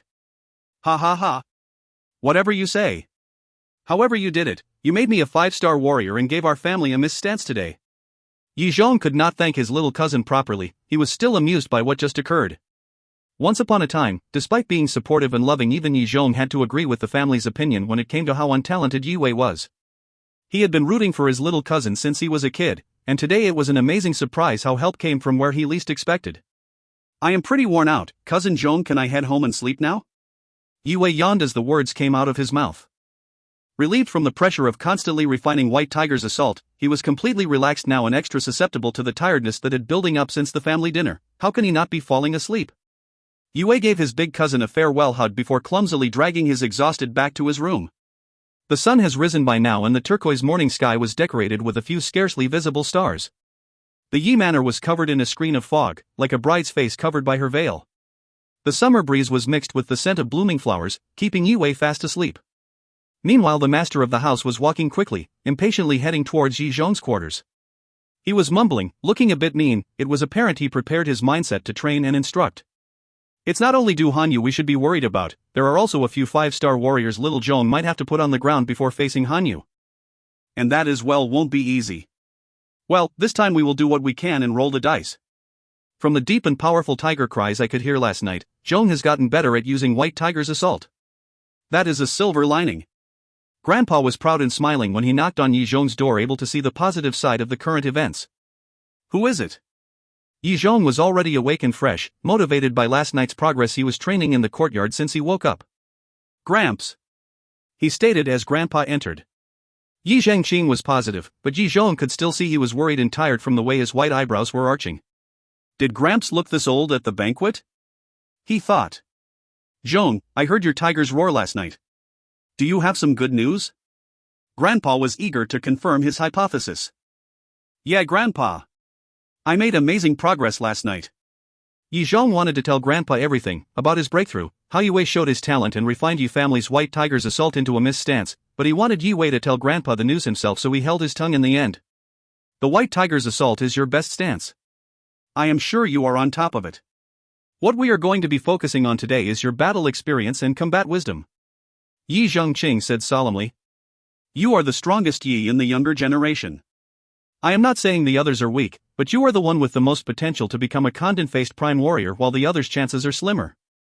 You will become the leader of this family when the time comes, and I want to make sure you become stronger before my time is up. Hearing what Grandpa had in mind, Yi Zhong felt the weight of the responsibility and got a bit teary as well. Grandpa, you are as healthy as a horse. You can worry about that in 50 years. Yi Zhong clenched his fist. He could not stop smiling because he knew deep in his heart that Yi Wei could become something too, and the family will not be only his responsibility when the day comes. They started training in a good spirit. Grandpa was passing on deep combat knowledge, the mind games and important subtle footwork and battle stances one could only learn from having their life on the line in a fight. During the training, Yi Zhong held back and did not reveal that he was already a 5-star warrior and also used White Tiger's Assault when he had to use it, instead of Blazing Horn Tiger's Assault. During the day, Yi Zhong trained with Grandpa, and at night he was refining stances with Yi Wei. During these 3 nights they refined 3 stances in total: the now missed stance, Blazing Horn Tiger's Assault, high-level spirit stances, Spindrift Steps, and Triple Plunder Sword. The 2 other stances together with White Tiger's Assault were 3 of Yi Zhong's favorite stances. Although they were not that strong, but used in specific situations during combat they become very useful, even more so now that they are refined and unknown by the enemy he was about to face due to the refinements. If you find any errors, ads pop up, ads redirect, broken links, non-standard content, etc., please let us know. Report chapter so we can fix it as soon as possible. Chapter 21, Bothersome. Chapter 21, Bothersome. The Dantian of a 5-star warrior can't normally support a missed stance. Unless the warrior upgraded the stance from spirit to mist through refinement. As such, with the aid of cosmic energy, performing the Blazing Horn Tiger's Assault was made possible for Yi Zhong. The other 2 stances him and Yi Wei worked on produced decent results as well. Spindrift Steps was considered a simple high-level spirit stance. After the 2nd night of refinement, it was now a peak high-level stance. Also a simple high-level spirit stance, Triple Plunder Sword had more potential out of the 2 stances. On the 3rd night it reached Forbidden high level after 3 corrections. Forbidden was not just a name. While performing forbidden stances, the user's chi is essentially compressed and causes great stress to one's meridians and sentient as the compressed energy passes through the body. Practicing these techniques were eventually tabooed as the lives they claimed accumulated over the years. Yi Wei was quite aware of the wild chi flow with Triple Plunder Sword, therefore he swapped in runes that slowed the chi flow down during the refinement process. The stance was now more chi demanding, but less damaging to the user's body. Though, even with that in mind, Yi Zhong would not use it unless the timing was perfect, as the pressure Triple Plunder Sword gave to his body is not something he needs while fighting a stronger opponent, where avoiding taking hits is crucial. Yi Wei was the only person in the household who knew Yi Zhong broke through and became a 5-star warrior. Also, all the refinements were kept secret between the 2 of them for multiple reasons. Although Yi Zhong's strength was still outmatched by the 6-star Du Hanyu, the odds of Yi Zhong coming out on top increased a lot due to the element of surprise and the intensive well-rounded training. It was now the eve before the big fight, and the challengers from the Du family would be at the manor's gates by dawn. The 2 cousins were sitting above the yard on the branch of a century-old antique willow, sharing their hardships under the mellow moonlight. They talked about everything. Yi Wei even shared his unpleasant and complicated relationship with Zhou Yin. That is crazy. Just who does she think she is? Those exact words actually came out of Zhou Yin's mouth? The insults in Zhou Yin's behavior were deemed outrageous by Yi Zhong, and his face twisted in anger while cracking his knuckles as he spoke. We can't blame it all on her. She is strong enough to get herself a bed at Green Phoenix. It's okay to have some pride. On the other hand though, she was right. I should be stronger considering how long I have been training at South Star Academy. Yi Wei sounded modest, but in his mind he was eager to prove everyone wrong.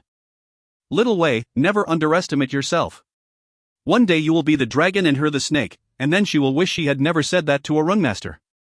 Yi Zhong patted his little cousin's shoulder. Although he was not a South Star Academy student, he could imagine how much mockery and bullying from schoolmates Yi Wei had to endure over the years after hearing Yi Wei open up and talking about what had been bothering him. Yi Zhong witnessed Yi Wei and Zhou Yin growing up. He knew how close they were, therefore understood the pain and suffering Yi Wei had to go through. Getting betrayed and insulted by a childhood friend is more agonizing than an outsider could ever imagine. Trying not to be affected by emotions before the big fight, he took a deep breath and suppressed his anger. In the past, Yi Zhong asked his little cousin how school was going, but the conversations never lasted longer than 2 sentences. Tonight was the first time Yi Wei felt comfortable enough to open up about his experiences at school and let others see the scars on his heart.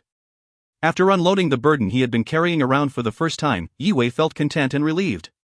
He was pleased to have a caring cousin listen to him. Oh well. Guess I just have to get used to it. With Jolene though, I've always treated her like she was my little sister. I never thought she would turn her back on me. Even if she won't respect me, I will. I do not need disloyal friends around me. Yue was leaning on the thick tree trunk, looking up at the silver moon, enjoying the heartwarming moment with an honest smile on his face. Having real family caring about me is good enough. Jolene can live her own life the way she wants to. I won't let that bother me.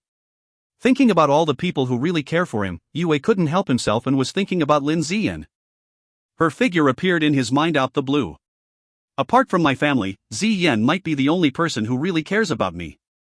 From what you've said about her, that substitute teacher Lin Ziyan seems to be a nice person. She must be a genius then, as she is in the special class. How old is she? Yi Zhong wanted to lighten the mood, guessing there might be something romantic going on between her and Yue, so he cheekily changed the topic. Lin Ziyin? I think she is 15, maybe? Yue pretended he wasn't sure. Yue could hear from Cousin Zhong's tone of voice that there were subtexts to him changing the topic. He started blushing and shook his head a little. Oh, just 2 years older than you? That's not bad. You two should have loads to talk about. Yi Zhong grinned as he spoke. Cousin Zhong, this is not funny. When she gave me the bottle of fiery sun quencher pill, she did not look like she was going to miss them. It is obvious her family is extremely rich. Even if I like her, I am not good enough for her. Yue shrugged. Although he likes Ziyan, he would not consider anything other than being a friend to her before becoming a runmaster. That is nonsense. No girl on this planet is too good for you. Lin Ziyan. I cannot recall any Lin family in Green Moon City. Is she from around here? Yi Zhong was curious about her background, but he could not recall anything remotely related to a Lin family. Hey Cousin Zhong, it is getting late and you haven't been resting properly at all, and this is the 3rd day in a row now. What do you say about having a good night's worth of sleep? Fighting for the family is going to be stressful. Yue looked at the darkening night sky and told Yi Zhong, who appeared to be in a deep thought. The result of tomorrow's fight will have a great impact on our family in every aspect. Yi Zhong was reminded that it was not only his fight and he has a great burden of responsibility on his shoulders. Yeah. I will win and defend my family till my very last breath if that is the case. The family's land, reputation, and future is in his hands. There was no other way than to win. I will head back too. Yue nodded, nervous but spirited. He leaped down from the branch and walked towards his room. Okay. Yi Zhong looked at the round moon and thought about how it symbolizes family unity. He clenched his fists and swore to himself, my body and my strength belong to this family. Being a strong young Yi had never meant as much as it did today to him. He was ready to take on the greatest obstacle he had ever seen in the 17 years he's been alive. If you find any errors, ads pop up, ads redirect, broken links, non-standard content, etc., please let us know. Report chapter so we can fix it as soon as possible. Chapter 22, 7-star condensed prime. Chapter 22, 7-star condensed prime. The evening passed in silence like the calm before the storm. At the break of dawn, there were only birds and a couple of Yi family elders at the Yi family arena. As the sun rose higher into the sky, a crowd was starting to gather. The Yi family was well established in their corner of Green Moon City, but they were not the reason there was a growing crowd. The Du family had their fingers in different industries and produced countless quality fighters for around a century now, and citizens were eager to see fighters from one of the big 3 families display their strength. It was not news that Yi family's businesses had not been doing well. Rumors had already been flying around for months now. The family's enemies that gathered at the arena couldn't sit at home and wait for the results. They wanted to witness it as it unfolds. On the other side, a few worried families were present, rooting for the Yi family and praying for a miracle. Although it had only been 3 days since the decision to fight again the Du family, news traveled fast in this city and the authorities were here as well to keep things in order due to the amount of rivals gathered in one place. The audience was talking amongst themselves. Their small gossip and chatter was getting louder as more and more members of the audience started to converse about their predictions and opinions. I don't think the Yi family can possibly win this fight. The Du family looks prepared. I even heard that they're after Ye's ancestral land by North Hill Bay. What? That is where their family graves are. If they lose that plot of land, how would they stay influential here in Green Moon City? They would lose all face. Yeah, well, the Yi family's legacy is coming to an end. They only have 2 condensed prime warriors, one of whom is a 3-star level and the other one is only a 1-star. The Du family is still relatively young, but how often do you see a century-old family with 6 condensed prime warriors? Plus the strongest of them, their master Du Yuanming, is a 7-star condensed prime warrior. The Yi family's younger generation can't hold a candle to the Du family's. I like the friendly Yi family, but, sadly, I really don't see them winning or even having a chance.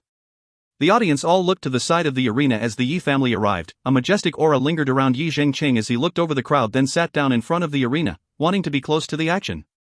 Yue was way too weak to be participating today. He could only stand in the crowd and watch his uncles and aunts standing behind Yi Zhengqing, Yi Zhong, Yi Xin, Yi Qiu, and other youngsters who will be fighting.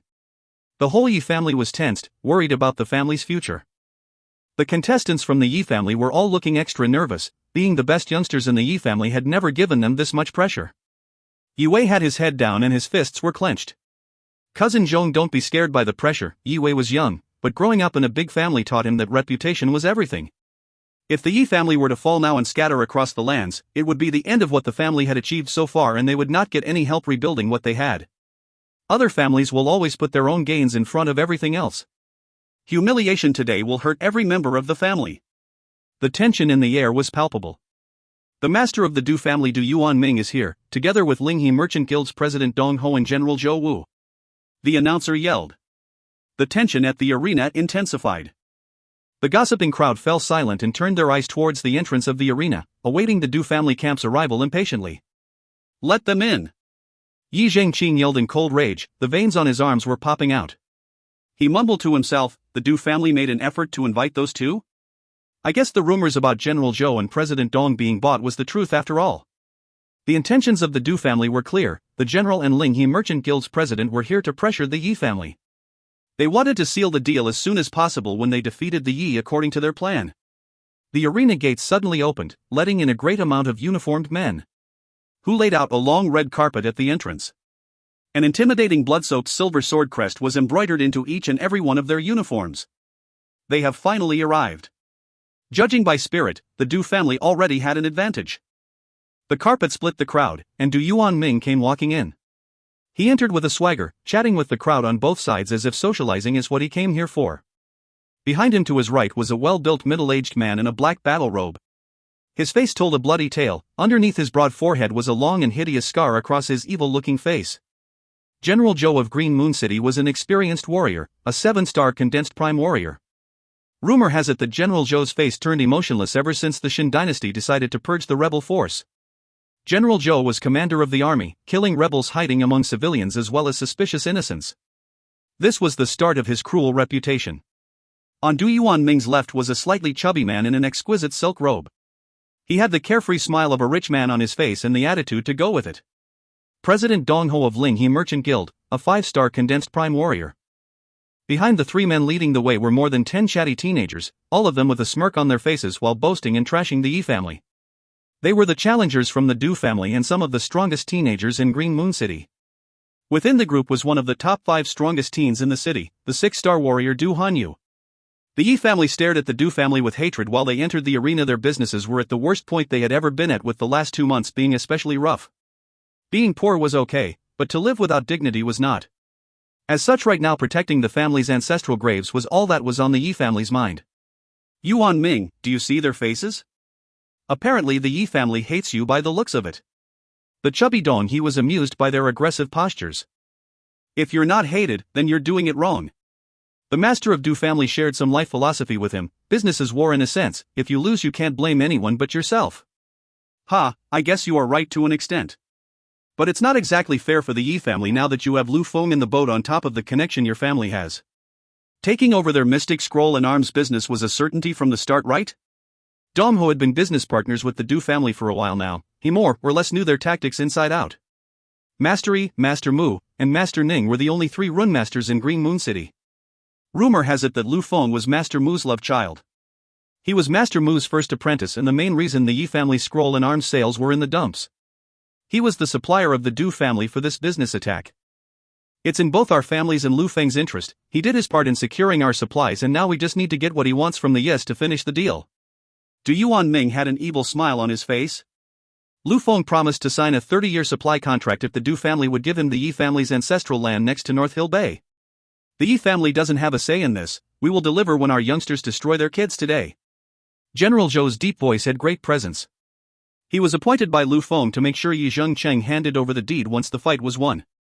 Mr. Yi, it's been 3 months now. You look a lot older than when we last met. You have to take care of your body. If you pass away, these young ones may end up on the streets.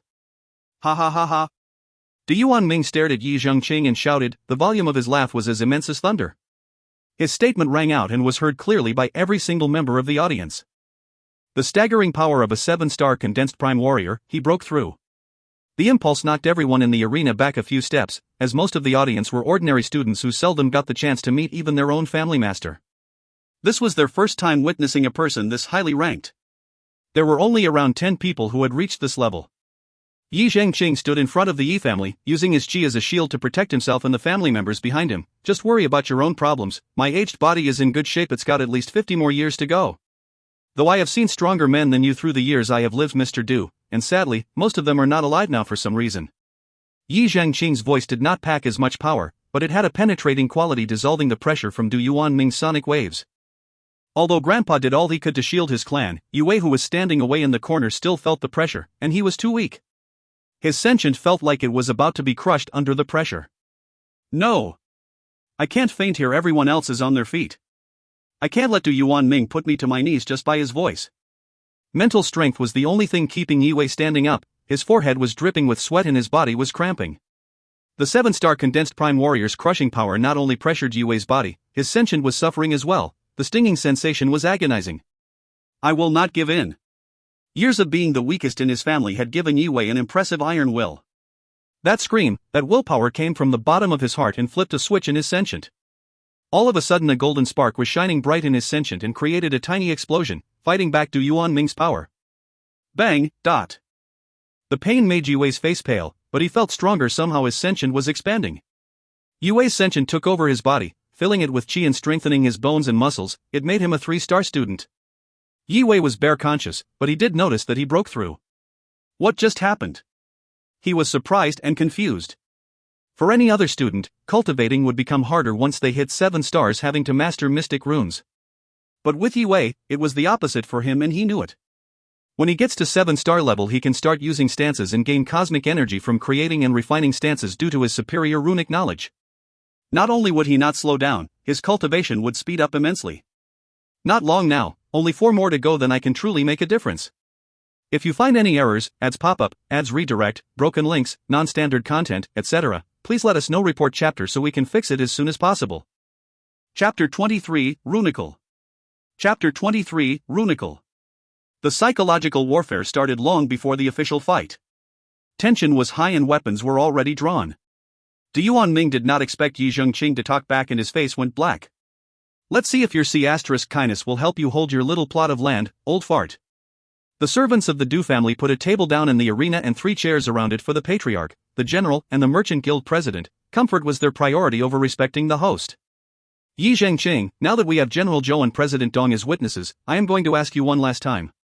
Will you sell us the land by North Hill Bay? Backed up by 2 powerful men, Du Yuanming sounded confident as he was staring at Yi Zhengqing like a hawk at its prey. You can still change your mind, and the Du family will forgivingly accept the troubles you made us go through and buy your ancestral land for 120,000 silver. If you decide to be stubborn about this, you will not be getting anything after the fight. Wait, I will give you lot 100 silver so you don't end up on the streets right away. I am fair like that. Du Yuanming was desperate to have the last word. Yue was furious and felt helpless. It was becoming apparent the Du family wanted to crush them and take everything they own. If you lose the fight, the Du family will take their fingers out of the scroll, arms, restaurant, ranch, and fabric businesses. I hope you will keep your promise. Yi Zhengqing knew that if they lost the morale, then there would be no hope. Keeping his feet on the ground and countered. Please.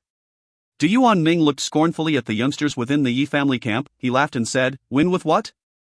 But yeah, sure, I am a man of my word. Plus we have General Zhou and President Dong here as witnesses.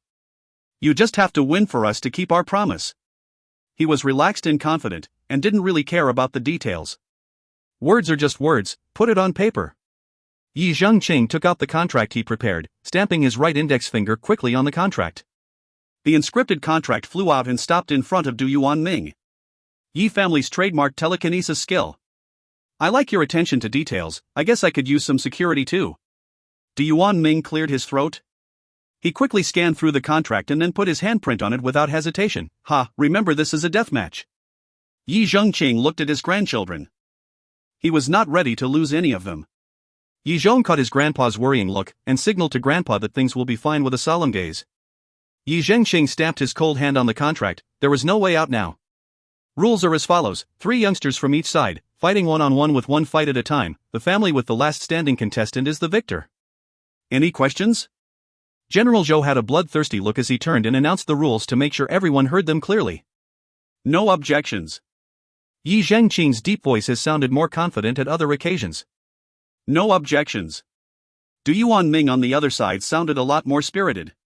They have absolutely no way to win. This fight is just a formality. We are taking from the Yi family no matter what. He stared at the Yi camp with an arrogant smile as he sent their first contestant into the arena. Yin Hong, you're up. Du Hanyu was at the 6-star level, Duani, Chengji, and Yunfan were 5-star. But the strongest Yi youngster was Yi Zhong at only 4 stars as far as Du Yuanming knew. As such, there was no point for the Du family to send anyone stronger than 4-star, revealing their power. Yes. Yin Hong entered the arena confidently, and the smile he had told everyone he carried no respect for whoever the Yi family was going to send. In his mind he had no reason to, his cultivation should allow him to better whomever he faced. Du Hanyu was standing next to the Du Patriarch, indifferently looking at the general direction of where the arena was. He was dressed in white today and didn't think he was going to fight. It was not tactically great to send Yi Zhong out right away, because the less energy he has, the less chance he had to win against Du Hanyu. However, nobody else in the Yi camp could match Du Yinheng's 4-star cultivation. Yi Zhengqing felt dejected, slowly accepting the cruel reality that the Yi family was facing, wondering if he had done something different in the past. Would the family still be bullied like this? Would his kids be stronger? Whiz! Yi Zhengqing's thoughts got interrupted by the noise of a grand-looking carriage approaching the arena. It left a trail of dust behind it, and the glimmering runes around the carriage became more visible as it got closer. Is that a runicle? Yi Zhengqing was startled. Do they have even more backup? This time arriving by a runicle too. In the other camp, Du Yuanming, Zhou Mu, and Dong Ho looked surprised as well. The crowd started speculating. Could it be the city lord? Or is it someone from the Runemaster Union? Only a handful of powerful people traveled by runicle. Another person known to own a runicle was South Star Academy's principal. The runicle stopped by the side of the arena, and everyone admired the exquisitely built machine while its blue jade body was reflecting the morning sun. A familiar figure walked out of the runicle gracefully in front of the loud and shocked crowd. Zi Yan! Yue shouted soon as he recognized who the graceful figure belonged to. He was gobsmacked. The crowd went quiet as Zi Yan walked towards the arena. Every pair of eyes were waiting to see what this mysterious teenage girl's next move was going to be. Her green dress flowed like a willow in the summer breeze. Her crystal clear eyes were set on the pale kid who was standing close to the Yi camp. Her flowing hair covered parts of her face, but it nonetheless caught everyone's attention. She still looked a bit childlike, but she somehow had the beauty of a woman. Who is this beauty? All the young men were looking at her and temporarily forgot they were here to watch a fight. How do I not know who this is? Du Hanyu was crazed by the hormones in his system. He couldn't take his eyes off Lin Ziyan as she was about to walk past him.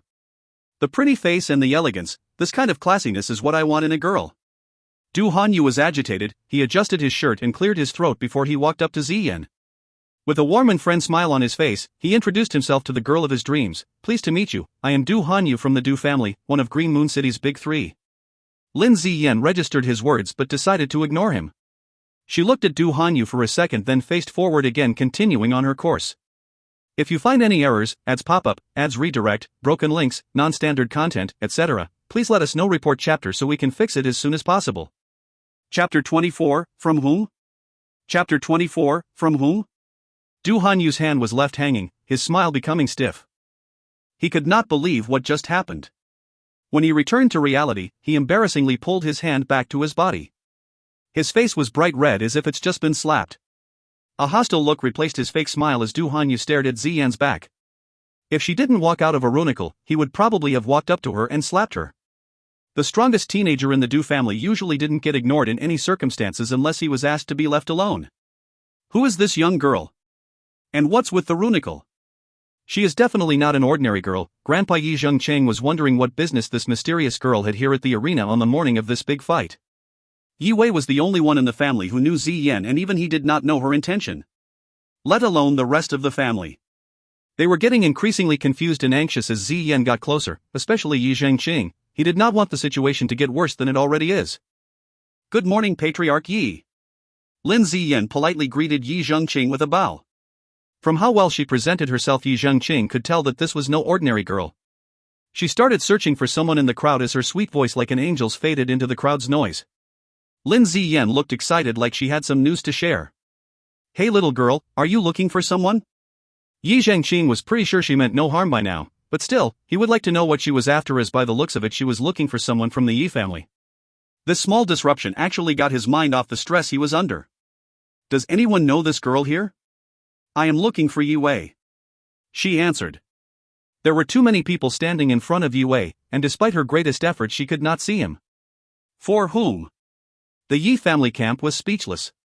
It was obvious this mysterious little girl had some powerful connections, and she's looking for Yi Wei. It would make more sense if she was here for Yi Zhong, as he does have some admirers and she could be here to support him, knowing how important this fight was. No, not even Yi Zhong was in this girl's league. Here for Yi Wei. For what the family knew, Yi Wei was still an underachieving one-star student with no talent. Probably his red sentient was the reason for him being at the one-star level for 3 years despite South Star Academy's reputation. And now a girl like this was somehow connected to Yi Wei? None of it made any sense to them. Ziyan, why are you here? Yi Wei was still not used to not calling her miss. He slowly walked out of the crowd and answered. Ziyan? So this is the substitute teacher little Wei was talking about so much? That's Ziyan? Yi Zhong was surprised. He knew who she was now, but seeing her in person was another thing altogether. He never imagined her to be this young, graceful, and elegant. On top of her looks, her good manners indicated she was brought up by a great family. No wonder why little Wei seemed to be getting over Zhou Yin's betrayal so well. Having a great person who cares about you certainly helps, and Zhou Ying does not even look half as good. Yi Zhong was glad his little cousin had someone like that on his side and wondered what she was doing here. Wei's dad Yi Yi and Gramps were the most shocked out of the lot. What's between those two? They stared at Yi Wei, waiting for them to speak. Yi, I thought we're going to fight? Can people who have no business here just get out of the way? Du Hanyu was extremely unpleased that he got ignored. He shouted out of anger. Ziyan answered him with a frown on her face, sighing. She gave Du Hanyu a cold look. Hasn't anyone taught you how to behave in public? Interrupting is considered rude. Rude? You have to be joking, right? You're here for your petty little crush while making a fool of yourself, and you're calling me rude? Du Hanyu was about to give Ziyan a lecture on how to behave in public. The Du Patriarch spotted something, and that something gave him chill. Du Yuanming was trying to find clues that would tell him who this little girl was, and as his eyes were darting around, that's when he noticed something on Ziyan's dress. There was a tiny tulip embroidering, though it was only thumb-sized. Being a 7-star condensed prime warrior gave him extraordinary vision, and while everyone else was admiring Ziyan's beauty, Du Yuming saw what they couldn't see. A tulip. It can't be them, right? Du Yuming did not want to take any risks, and he placed his hand on Han Yu's shoulder, signaling him to hold his tongue. There is time and place to speak up, but this was not one of them. They can wipe us out without even revealing themselves, Han Yu, just let it go. No, actually, they can take Green Moon City from the shadows if they really wanted to. We can't afford to make them our enemy, they are too dangerous. Du Hanyu was puzzled about why his dad would care so much about this little girl. But he was an obedient son. He got the signal, so he stopped. Yeah, maybe I should just focus on the fight. Out of the corner of his eyes, Yi Zhengqing caught the Du Patriarch holding his son back. He looked at Ziyan again curiously. Wei, let's go. Ziyan broke the silence as everyone else was talking and guessing what the relationship between Ziyan and Yi Wei was. Master Yi is waiting for us. She didn't say it loud, but the Yi family could hear every word. As for everyone further away, they could only see her smile and her cherry lips moving. Now. But Yi Wei looked towards the arena and frowned. The fight was about to start and he wanted to stay and support his family. Du Xianheng was impatiently waiting. He knew his presence would not mean much, but he wanted to be there to support his family mentally in critical moments like this. An extra friendly face around the arena might make a difference. It was hard to leave his family behind, especially leaving Yi Zhong behind, because they had developed a very tight bond over the past few days. Yi Wei froze for a few moments. I've helped cousin Zhong refine 3 stances, but Du Hanyu is a 6-star warrior. I want to be here and see my cousin fight and tell him to get himself out of the arena if it gets bloody. Hey, it's a very rare window of opportunity.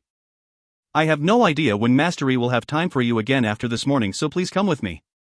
Lin Ziyan didn't know the story behind this fight, and how it would affect the integrity of Yi family. She thought it was just a friendly sparring match. But Yi Wei was still hesitant. Although Yi Zhong had the element of surprise on his side with the Blazing Horn Tiger's assault, he could still lose, and in the worst case could lose his life.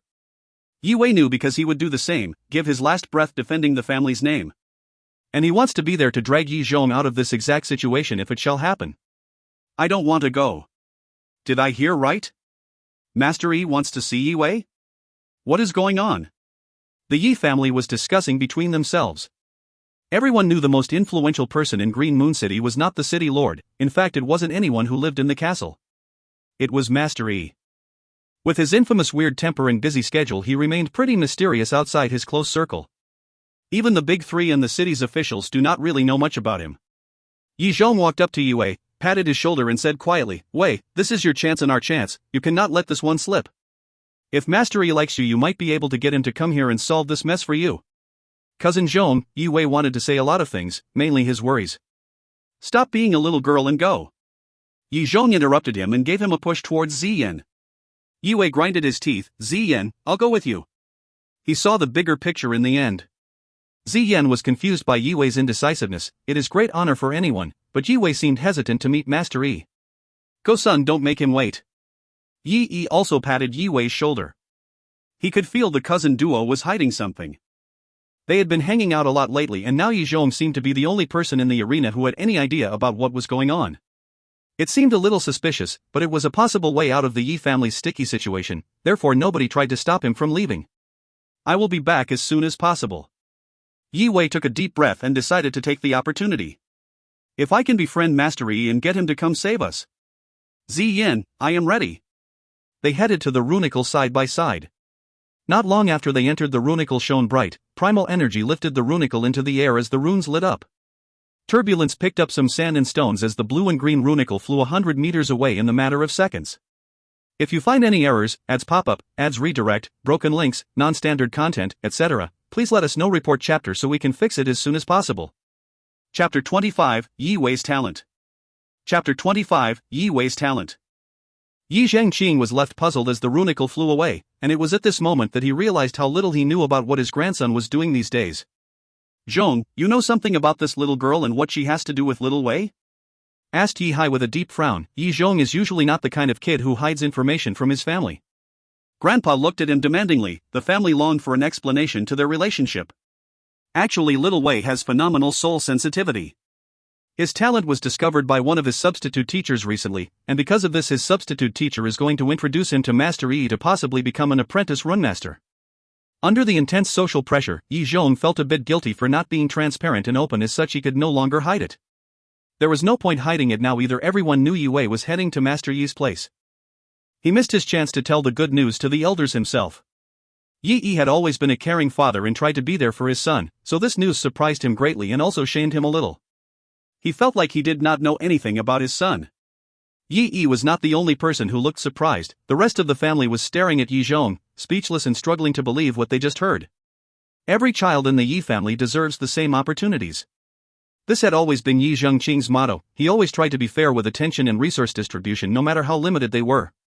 But there were too many children in the Yi family, and he had to compromise his values for the family's new policies to protect their future first. So he ended up focusing more time and resources on the kids who showed more talent. Yi Wei grew up in the shadows of everyone else, outside of the attention of the family. The family expected nothing from him and his red sentient, so Yi Wei got used to their uncaring attitudes. The family couldn't imagine he grew so much and became the child who surpassed the expectations placed on them the most out of all of kids of the Yu family. A runemaster with his sentient?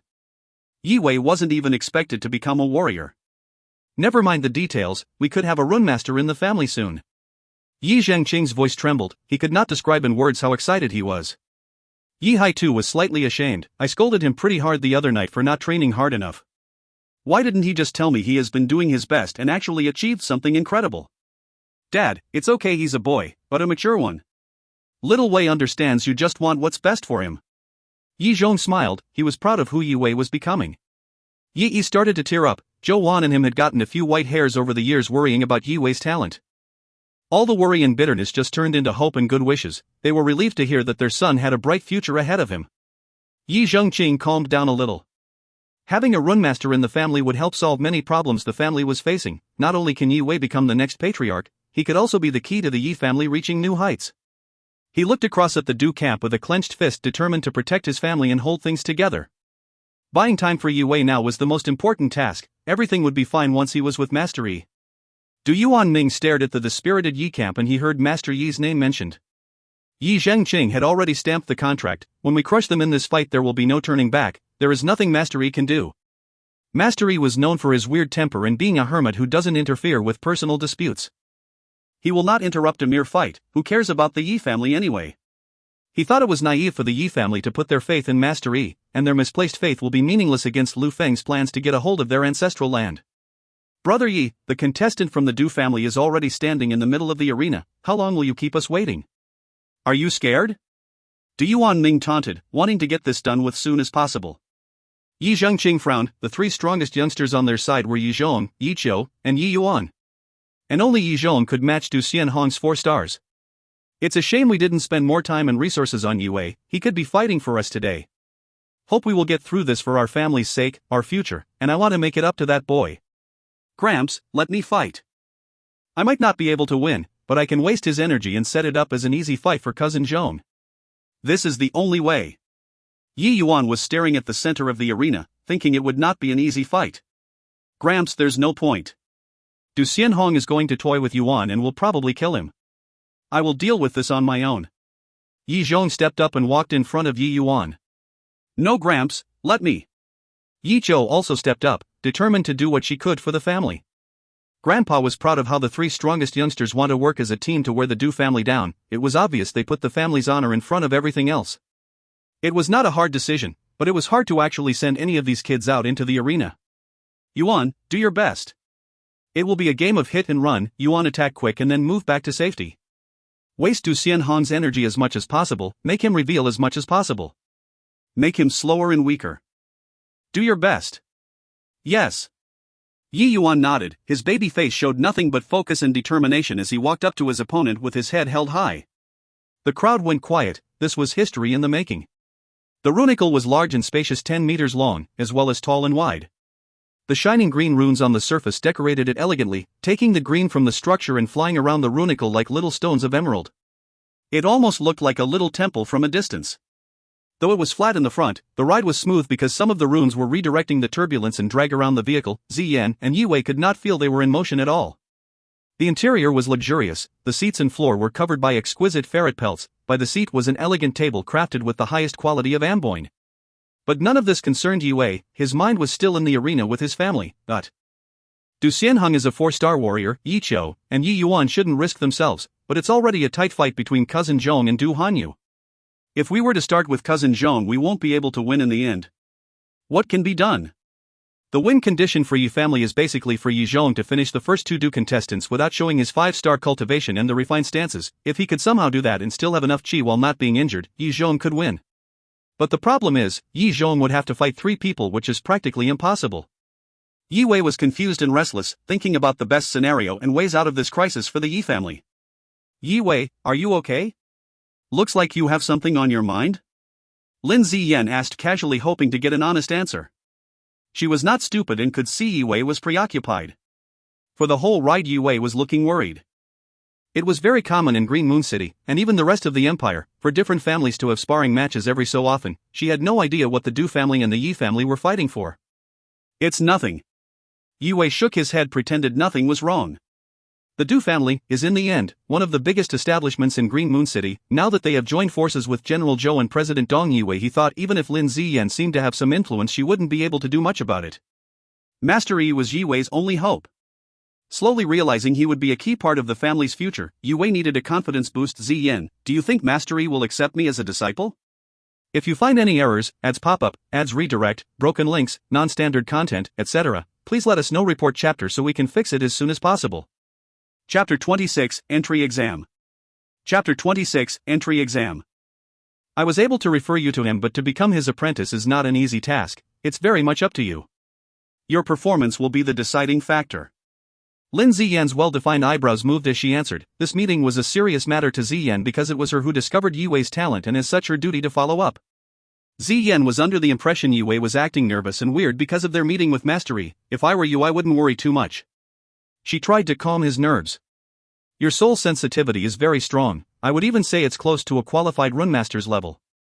You are young and may not have sufficient knowledge on runes. You need to be familiar with about 72 volumes worth of runic knowledge before becoming a runemaster. I guess for now that's what you have to focus the most on. But I'm sure if you're going to study under Master Yi, he will go through this sacred rune anthology with you himself. Coupled with his training, you will become a rune master for sure. Lin Ziyan had a relaxed smile on her face as she placed her hand behind Yi Wei's shoulder, then winked at him. She could only do so much to encourage him when she didn't know what his concerns were. For Yi Wei, though, meeting Master Yi was something far bigger than himself because his future was not as important as the family's. In the Zhou dynasty, rune masters were very rare. The amount of rune masters has decreased over the years. The influentials noticed the trend and therefore will do anything to befriend them and try not to get on their bad side because they need the rune masters more than the rune masters need them. I will do my best. After a lot of thinking, Yi Wei realized the best thing he could do was get Master Yi's approval to befriend the rune master, but if I perform phenomenally and am nice, Master Yi might like me on a personal level. Then I can ask him to help us. The runicle was nimble. It traveled through half of Green Moon City in the time it would take you would finish a cup of tea. They stopped next to a small mountain near the edge of town. Mount Yuing was just tall enough to be called a mountain, but citizens always remembered it as a taller mountain than it really was because of who lived there. On the top of the mountain, inside a forest of purple bamboo, sat a cottage made from bamboo. Next to the cottage was a minimalistic courtyard in some open space where the runicle parked itself. We're here. Lin Ziyan exited the runicle leisurely, followed by the anxious Yi Wei. Master Yi lives here? Yi Wei was in awe. This place could not look any more ordinary. In Yi Wei's mind, Master Yi was a godlike figure, mysterious and untouchable. An influential person who lives in massive palace, not the ruins that were in front of him. It was the complete opposite of what he had imagined. A dull small mountain, a messy courtyard, and a simple bamboo house. How can anyone with standards live here? Master Yi. Lin Ziyan stood in front of the courtyard and called for the rune master with a loud and clear voice. Boom! As Ziyan's words left her mouth, sounds of a vigorous explosion came from the purple bamboo house, followed by someone falling on the doorsteps. The unkempt old man in rags screamed as he clumsily ran into the courtyard. Ouch! Failure! Failure again. I don't remember creating a mid-level mist stance being this hard. The old man spoke to himself as he dug his fingers through his loose hair, scratching his scalp. Master Yi. The rune master's disarray made Lin Ziyan embarrassed. She put her palm on her face and laughed awkwardly at Yi Wei. Yi Wei could not believe his eyes. This sloppy guy is Master Yi? His face looks like an old shoe. This was in no way how Yi Wei expected it. He's a dirty geezer. Hey cutie, when did you get here? He finally noticed Ziyan's arrival and looked at the two with a silly grin on his face. Just now actually, this is Yi Wei, the boy I spoke to you about. Ziyan smiled back and introduced the master to Yi Wei, entering the house as they spoke. Greetings. Master Yi. Yi Wei immediately bowed down respectfully. Master Yi's face turned straight all of a sudden, and he stared at Yi Wei with a penetrating gaze. Yi Wei felt a shiver go down his spine. He felt completely transparent. He gained respect for the rune master. This kind of presence he just felt was extraordinary. Impressive soul sensitivity. Satisfied by what he was looking at, Master Yi gave him a nod of approval. This cutie here said you refined triple tidal palm, and that there is now a mid-level spirit version of the stance? Master Yi asked Yi Wei openly while he looked at Yi Wei carefully from head to toe as if it was some kind of inspection. You relied solely on your soul sensitivity when you upgraded the stance, right? That is a good start. I should test your runic knowledge and rune consonants before anything else. Soul sensitivity alone can't count as a good foundation if you want me to train you. Master Yi played with his patchy beard as he spoke. Rune consonants? Yi Wei hesitated. He has never heard of this term before. That's right, to become a rune master you need all three to be at a high level. The most valuable trait of a rune master is the ability to create stances. How well one can manipulate runes and how much energy you can get out of the runes is determined by your rune consonance level. If you can't manipulate them and unleash the rune's power, you can't possibly create anything, and there will be no point continuing if your consonance is bad. But Master Yi Wei is not a 7-star student yet. He doesn't have enough chi to draw runes. Lin Ziyan was concerned about her student's future. Don't worry about that, I have a method. Master Yi giggled. As a rune master he had many special tricks up his sleeves. Yi Wei was getting increasingly nervous, not even knowing what rune consonance was before being tested on it. He felt he was out of his depth. This is the Rune Master Apprenticeship's entry exam from last year. I will give you 6 hours to do as much as you can. I would like to see what level your runic knowledge is at from the result. Master Yi looked around his desk and found a thick stack of books which he then passed to Yi Wei. Okay. Yue nodded. He quickly took the stack of books off Master Yi's hands. Time was of the essence, his cousins' lives were at risk back home in the arena. Yue didn't wait, he picked up the books and started right away. After reading the first question, he immediately froze. If you find any errors, ads pop up, ads redirect, broken links, non-standard content, etc., please let us know. Report chapter so we can fix it as soon as possible. Chapter 27, Peerless. Chapter 27, Peerless. Were the questions difficult? All the questions on the paper were all written by Master Yi himself, and he was very strict when it came to recruiting a new apprentice. The questions were designed to be challenging even for experienced scholars who have been studying runes for decades. Seeing how Yue froze up, Lin Ziyin frowned and was getting a bit nervous. What is going on? Is it too hard for him? They should not be easy, but he should be able to pick a couple easy questions and write a couple of lines. Lin Ziyin looked straight at Yue while she was gripping her hand tightly, hoping Yue would be able to handle the pressure. There was faith in her bright eyes. Master Yi thought Yue was still a bit too young. No matter how strong his soul sensitivity was, it would not make up for his lack of runic knowledge. Master Yi wanted to humble Yue with this impossible challenge so he would become an obedient apprentice and focus on learning. If you want to become a rune master, you have to develop not only your soul sensitivity, but runic knowledge and consonants all at the same speed with no exceptions. There is no simple and easy path. Master Yi said calmly he had assessed thousands, if not tens of thousands, of youngsters, and every one of them was gifted and extraordinarily intelligent. However, there were only a few of them who could satisfy his high standards, but nothing more. Yue was calm and collected. He expected himself not to know the answers to all the questions. That was normal and acceptable for a 13-year-old. However, that wasn't the case. As Yue looked through the questions, the golden spark appeared in his sentient again. The answers to the questions suddenly appeared from deep inside his mind, where all kind of runic knowledge was etched not long ago from that strange dream. He naturally picked up his pen and his writing hand flew over the sheets, composing line after line of information he was aware of. Answering the questions exposed him to other perspectives than what he knew about runes, and he slowly started to understand the purpose of every curve and line of different rune. I wonder if they have started fighting yet. Hope nobody is hurt. Yue was completely focused on the task at hand. Hang in there, cousins. I will come back with help very, very soon. Yue held his pen with a tight grip and resumed answering the questions swiftly. His eyes were glued to the exam while his hands were writing sentence after sentence at an incredible speed. Master Yi was saddened by the scene and he shook his head in disappointment. He was starting to think Yue was just scrawling in a panic. It would take around 2 hours for a qualified rune master to answer all these questions, but judging by Yue's speed he would have the whole thing done in around 10 minutes. In Master Yi's mind, Yue was just scribbling irrelevant nonsense. It's okay if you don't know the answer, you don't have to embarrass yourself even further. Master Yi could not bear to witness it any longer. He closed his eyes and started thinking about how to finish creating the mist stance he was earlier working on. He didn't want to read what Yue was writing down. Ziyin was aware of Master Yi's indifference. She smiled bitterly and let out a reluctant sigh. It was obvious the master was not satisfied with Yue. Lin Ziyin headed towards Yue and took a peek at the answers on his sheet. She had no idea what Yue was saying at all. Master Yi, please take a look.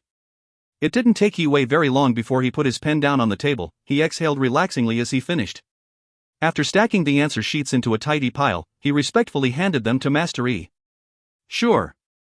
Master Yi responded casually. He was still in his own world of runes and stances, and didn't really show any interest to his surroundings, especially because he assumed Yue was writing nonsense. Yue didn't appreciate the apathy as he stared at Master Yi in confusion. He then turned his head towards Ziyin. Why isn't he checking my papers? Trying to telepathically ask Ziyin if he was usually this cold. Master Yi. Fire. Lin Ziyin finally did something about it. Hey cutie, what's up? Master Yi snapped out of his daydream and looked innocently at Ziyin. Yue just finished. Ziyin said. Already? Master Yi managed to articulate while being stunned for a moment. Taking the papers from Yue's hands, if there was anything you didn't understand while answering the questions, you should write them down on a note while you still remember them and do some research on the topics. The body of runic knowledge is vast and deep as the ocean. You will find yourself still learning something new when you're decades into studying. You're still young, use your time well. Master Yi stopped talking midword and opened his eyes wide as he started flipping through the pages and checking the answers. He shivered and his hands started shaking. The first answer is correct. The second one, correct. The third, fourth, fifth, are correct. Master Yi squinted his eyes in disbelief as he scanned through the pages. His mouth slowly opened subconsciously. How is this possible?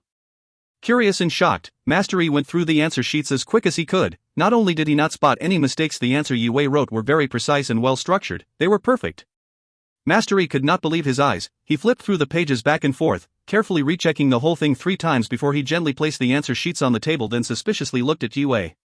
An ordinary runmaster would need 2 hours to answer these questions with mistakes here and there, but a mere 13-year-old child took only 10 minutes to answer the whole thing perfectly. It was absolute madness. Master Yi, what's wrong?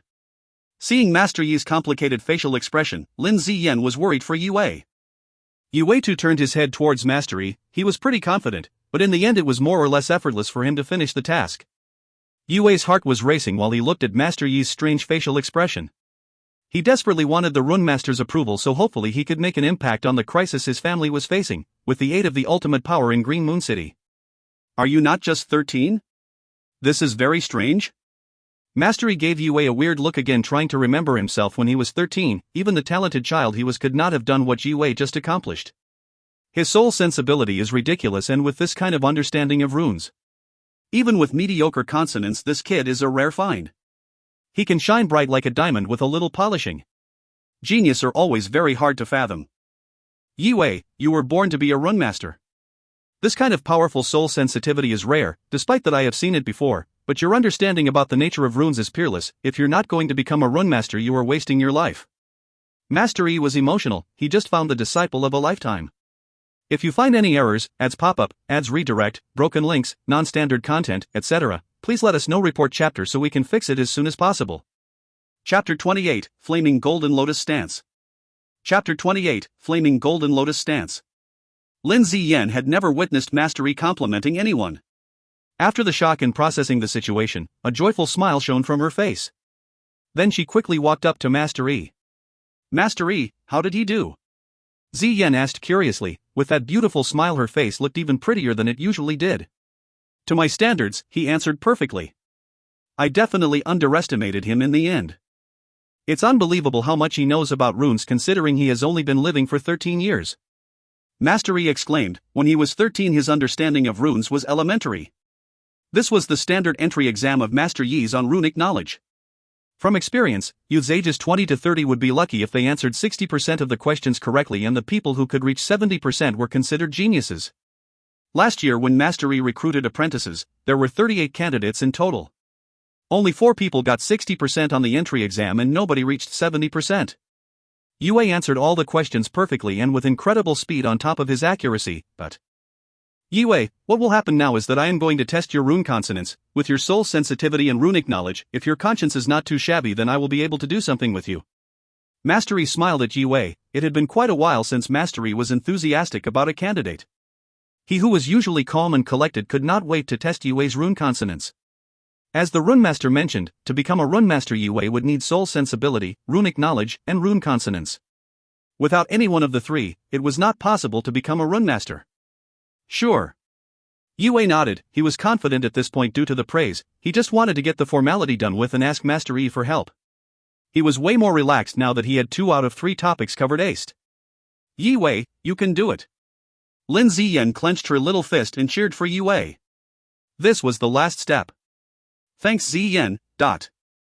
Yue smiled and nodded, his eyes sparkling with confidence. I know you have a red sentient, but you should not worry about these small details. Sentient is not that important to us, runemasters. It wouldn't be a problem even if your sentient was black. Master Yi stared at Yue, his eyes flashing inside his black irises. You could faintly see runes appearing, decomposing, then reassembling. Suddenly the room was filled with the master's majestic invisible energy. Yue and Lin Ziyan felt as if they were 2 little rafts drifting in an ocean of runes. Astounding power. It was a lot denser than a 7-star condensed Prime Warrior's energy Du Patriarch made Yue experience just a while ago. Though Master Yi's real power should be even more monstrous than this. Then the unthinkable happened. The ceiling was covered by phantoms of blooming golden lotuses. A grand and mysterious monastery was vaguely visible in another dimension behind the curtain of flowers, and a loud bell chime could be heard. Is this the mythical Holy Conservatory? It was a belief that only the most powerful runemasters could summon the conservatory, and seems like Master Yi may be one of them. This is the Flaming Golden Lotus Stance. It was passed down from the Holy Conservatory to test one's rune consonants. Its purpose is to physically express the performer's potential, therefore it was not a graded stance. This test is very simple. I just need you to focus when you perform this stance. If 3 flaming lotuses appear, it's a pass. If 4 appear, it's a distinction. If 5 or above appear, I will give you a kiss. Master Yi looked at Yi Wei and started sketching in the air using will force and chi on his finger as ink. In no time, Master Yi finished drawing 81 runes. They were quietly floating in the air and shone with golden brilliance as chi passed through them, remolding the runes into 4 glamorous golden lotuses. They were on fire and the heat wave quickly diffused, filling up the room. Master Yi's flaming golden lotus stance bloomed 4 lotuses. His rune consonants belonged to the high level. It was nothing too exceptional, but it got him to where his was today. Consonance is something that does not get better alongside one's cultivation. What you are born with will stay the same for the rest of your life. Yi Wei, now it is your turn. Master Yi placed his hand on Yi Wei's shoulder, lending Yi Wei chi from his seemingly bottomless stanton. Yi Wei felt extremely energized and sensitive to his surrounding, so this was what it feels like to be powerful. Lending chi to others is one of the tricks only rune masters can do. This is the only way Yi Wei could perform a stance without reaching 7-star student level, but... Okay. Yi Wei nodded again. This time though he did it with a straight face. He was completely focused while observing the 81 floating runes. Inhale, exhale, inhale, exhale. Yi Wei's body undulated at the speed he was breathing. It was faster than normal due to his nerves. Performing the flaming golden lotus stance was the last obstacle he needed to tackle before becoming Master Yi's apprentice. He could not wait to show everyone, Gramps who was stressed, his strict but caring big uncle, his protective parents, that he was worth something to the family. And now is the critical moment. If he can save the family by bringing Master Yi to the arena, it would be the best contribution anyone could give the family. He always wanted to be a functional member. Ever since the entry exam when he learned about his red sentient, the thought had been implanted deep in his mind. 3 lotuses, that was all he needed to become who he wanted to be. He studied the 81 golden runes Master Yi drew carefully, then he closed his eyes and made sure he remembers every changes and turn of the sequence. He started to draw rune after rune. He kept a very slow pace. He was paying attention to every single detail as if his life depended on it. It took him a long while before finishing. All 3 people present in the room were holding their breath as the 81st rune was drawn. How many? Lin Ziyan wanted the best for him, whereas Master Yi was just curious and Yi Wei just wanted to save his family's future. They wanted different things but they were all desperate to see the result. BUP, BUP, BUP. Yi Wei's heart was beating like crazy. He could hear his own heartbeat while staring at the runes he just drew. He felt like time had stopped, just staring and hoping he would get at least 3 lotuses. If you find any errors, ads pop up, ads redirect, broken links, non-standard content, etc. Please let us know. Report chapter so we can fix it as soon as possible. Chapter 29, Master Yi's Dilemma. Chapter 29, Master Yi's Dilemma. Inhale, exhale. Heartbeats and breathing were the only things audible in the quiet room. The 81 runes were still floating in the air as time passed. Nothing happened. The runes were stationary and there was no chi flow at all. Not even 1 golden lotus had bloomed. Drops of sweat started to appear on Yi Wei's forehead as he was staring at the 81 runes and feeling helpless while swallowing his saliva. The sound of Yi Wei's heavy breathing remained the only audible sound in the room. 5 breaths, 10 breaths had passed. The runes remained the same, no signs of it turning into a stance. How is this possible? Master Yi opened his eyes wide and looked at the 81 runes Yi Wei left floating in the air. He checked the sequence 3 times from start to finish. The sequence itself contained no mistakes and it was identical to what Master Yi drew, but there were no golden lotuses. Why didn't it work? This was too weird. Even ordinary warriors who had no potential to become rune masters would be able to make 1 or 2 lotuses appear when they perform the flaming golden lotus stance. What is going on? Ziyan was also shocked by the motionless set of runes in the air. What does this mean? This indicated Yi Wei's rune consonance was non-existent. Even if he becomes a 7-star student, had enough chi and will force, he would not be able to perform a stance. There were a few good stories of red sentient fighters with a good ending, namely Supreme Chen Feng, who became a household name. But it seems Yi Wei's story would not end as gloriously. No flaming lotuses at all. Does that mean my consonance level is 0? There was an extremely bitter, self-deprecating smile on Yi Wei's childish face. Yi Wei went through a couple of possible outcomes before drawing the rune, hoping that at least 1 lotus would bloom, and of course he would be happy with more. But never did he think it would turn out like this. Master Yi had experimented with non-cultivators in the past and even the most ordinary townsfolk could make 1 lotus appear.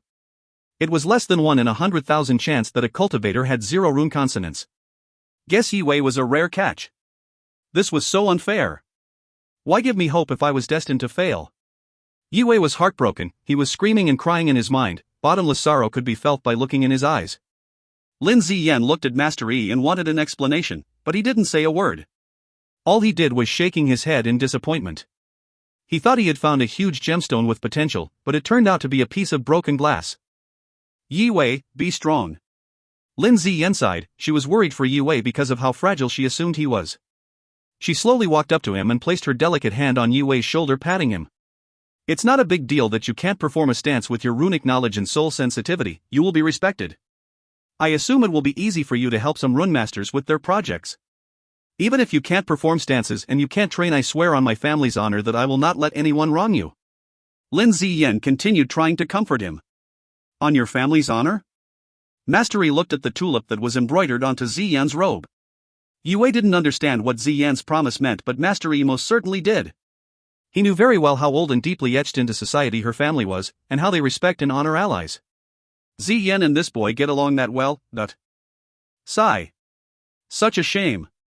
Master Yi looked disappointedly at Yi Wei. His runic knowledge and soul sensitivity were already at the right level. If it were not for his consonants, Master Yi was confident he could make Yi Wei a rune master in less than 3 years. He was getting excited just thinking about being the teacher of a 16-year-old genius. Who would have thought Yi Wei's rune consonance was this terrible, bad enough to make his excellent rune knowledge and soul sensitivity useless? Yi Wei clenched his fists because the situation was not great, but at least it was better than what he had before the dream. Yi Wei's eyes showed determination. Despite the disappointment, he was ready to keep fighting and keep training, as giving up was not an option. Master Yi, I would like to ask a favor. The Du family, one of the big 3, in Green Moon City are plotting against my Yi family. They are trying to take our ancestral land where our family grave is located. If you don't mind, I would like you to help us in resolving the dispute between us. Even if Yi Wei didn't make it as Master Yi's apprentice, he swallowed his pride for the sake of his family and requested Master Yi's aid. It's not that I don't want to help, but I have had a good life staying out of others' business, and I think my life being good is the result of not interfering these types of matters. Master Yi frowned and answered hesitantly. Yi Wei got the hint. He was not related to Master Yi in any way, and it would be awkward for him to get involved, as in the end the Du family was a force to be reckoned with in Green Moon City. Master Yi would lose more than he would gain from helping Yi Wei. Asking Master Yi for help as an apprentice is completely different than asking as a failed applicant who scored 0 on the rune consonants test. Sometimes reality can be very far from one's expectations, but if he stays here any longer and begs for Master Yi's help, it will just come across as being annoying. Yi Wei couldn't stand the silence. Anyways, thank you Master Yi and Ziyan for your time and this chance. Sorry for disappointing you too. I will remember this favor and be forever grateful for it. Master Yi, Ziyan, you will have to excuse me, I need to go back home and deal with matters. Yi Wei bowed to Master Yi and Lin Ziyan, then he dashed out of the bamboo cottage and without looking back ran towards the Yi family mansion. Cousin Xiao, Cousin Xian, and Cousin Zhong, please be okay. Yi Wei didn't waste his time worrying about himself or being sad. It was way more important to see if he could help his family. Mount Yuing was not in any way a big mountain, and Yi Wei was now a 3-star student. His strength, speed, and stamina were much greater than before. He was agile and fast like a monkey, jumping from one tree to the other, descending down the mountain. So that's why all the people were gathering at the Yi family's arena? It was a bit strange that General Zhou and his men were there. Dong Ho, the Linghe Merchant Guild's president, was also there too, now that I think about it. The Yi family must be in real trouble. It's a second-class family against one of the big 3. Yi Wei, you silly boy, why didn't you just tell me your family was in trouble? Lin Ziyan finally realized how dire the situation was and she sighed heavily. Yi Wei was the exact type who would hide things just because he didn't want to bother others, but he didn't know how influential Lin Ziyan's family was and how effortless they could resolve the problem at hand. Master Yi, I have to go. Ziyan decided to get involved as she waved Master Yi goodbye and headed out to her runicle. Master Yi watched as Yi Wei left the building. The determination and the stubbornness he saw in Yi Wei's eyes really touched him. A weird 13-year-old with a mind that strong. Maybe I can do something with him. Oh, screw it. I will break my rules this one time. Master Yi sighed. He enjoyed being a hermit, but he could sense Yi Wei was something special. Cootie. I'll come with you. Your family isn't with you today. If things get nasty, I will have your back. Now Master Yi is on Yi Wei's side. Lin Ziyan was relieved and over the moon, as she was having a little bit of a headache thinking about how to deal with the situation on her own. Okay, let's not waste any time. Ziyan nodded. As they stepped foot into the runicle, they noticed a flash of bright light in the cottage. What was that? They thought, confused. If you find any errors, ads pop-up, ads redirect, broken links, non-standard content, etc., please let us know report chapter so we can fix it as soon as possible. Chapter 30, Blossom. Chapter 30, Blossom. Swish. A loud noise caught the attention of Master Yi and Ziyan. They turned around and tried to find the source of the disturbance. Lin Ziyan felt a warm burst of energy coming from the cottage, so she went back inside the house, closely followed by Master Yi. As they entered the cottage, they discovered the sequence of pale golden runes that Yue drew were still floating in the air after all this time. The two were not sure when it started to oscillate. The runes were also slithering in the air like a snake, as if they had a mind of their own. The runes started to expand in every direction while transforming and radiating colors of the rainbow. The chi flowed at an extremely high speed through the sequence, and it was accelerating.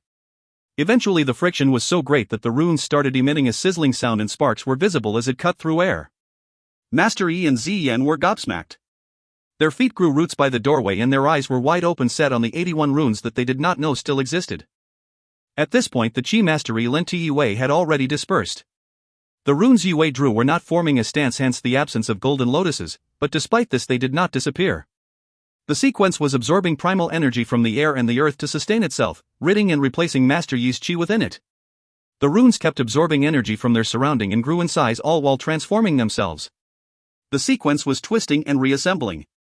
For both Master Yi and Lin Ziyan, it was the first time to witness a rune sequence operating and evolving itself. Their jaws were on the floor. After an hour of stabilizing, the sequence of runes shrank into a bright formless cluster of energy. The noise of chi flowing resembled the roar of a waterfall crashing down. The shining runes finally started to take shape as the noise echoed in the room. It was flowering season for golden lotuses. Are they finally going to bloom or what?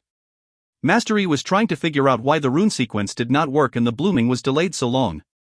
After staring at the cluster and feeling its energy, he began to understand what was going on. My chi was not adequate to Yue's unique and powerful will force. There was no way his flaming golden lotus stance could run off the energy I lent him. That was the only way to explain this bizarre phenomenon. It was a rare occurrence that Master Yi had never before encountered. Yue's astoundingly powerful will force was very picky and had bluntly rejected Master Yi's chi, opting to acquiring raw and stronger primal energy on its own. Assuming that was the case, the two were now excited to see how many lotuses were going to bloom. Moments after, a few spikes started to break out from the cluster and take the shape of flaming lotuses as expected. 1, 2, 3, 4, 5. Am I hallucinating? 5. Master Yi was regretful.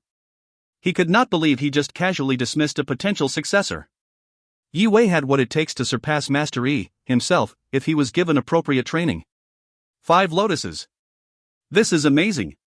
Lin Ziyan was emotional. She was happy for Yue and pleased by the surprise. Her satisfying smile spoke 1,000 words. Just as they thought that it was over because the sequence calmed down, it started spinning around again. More sparks were ignited by a violent burst of energy.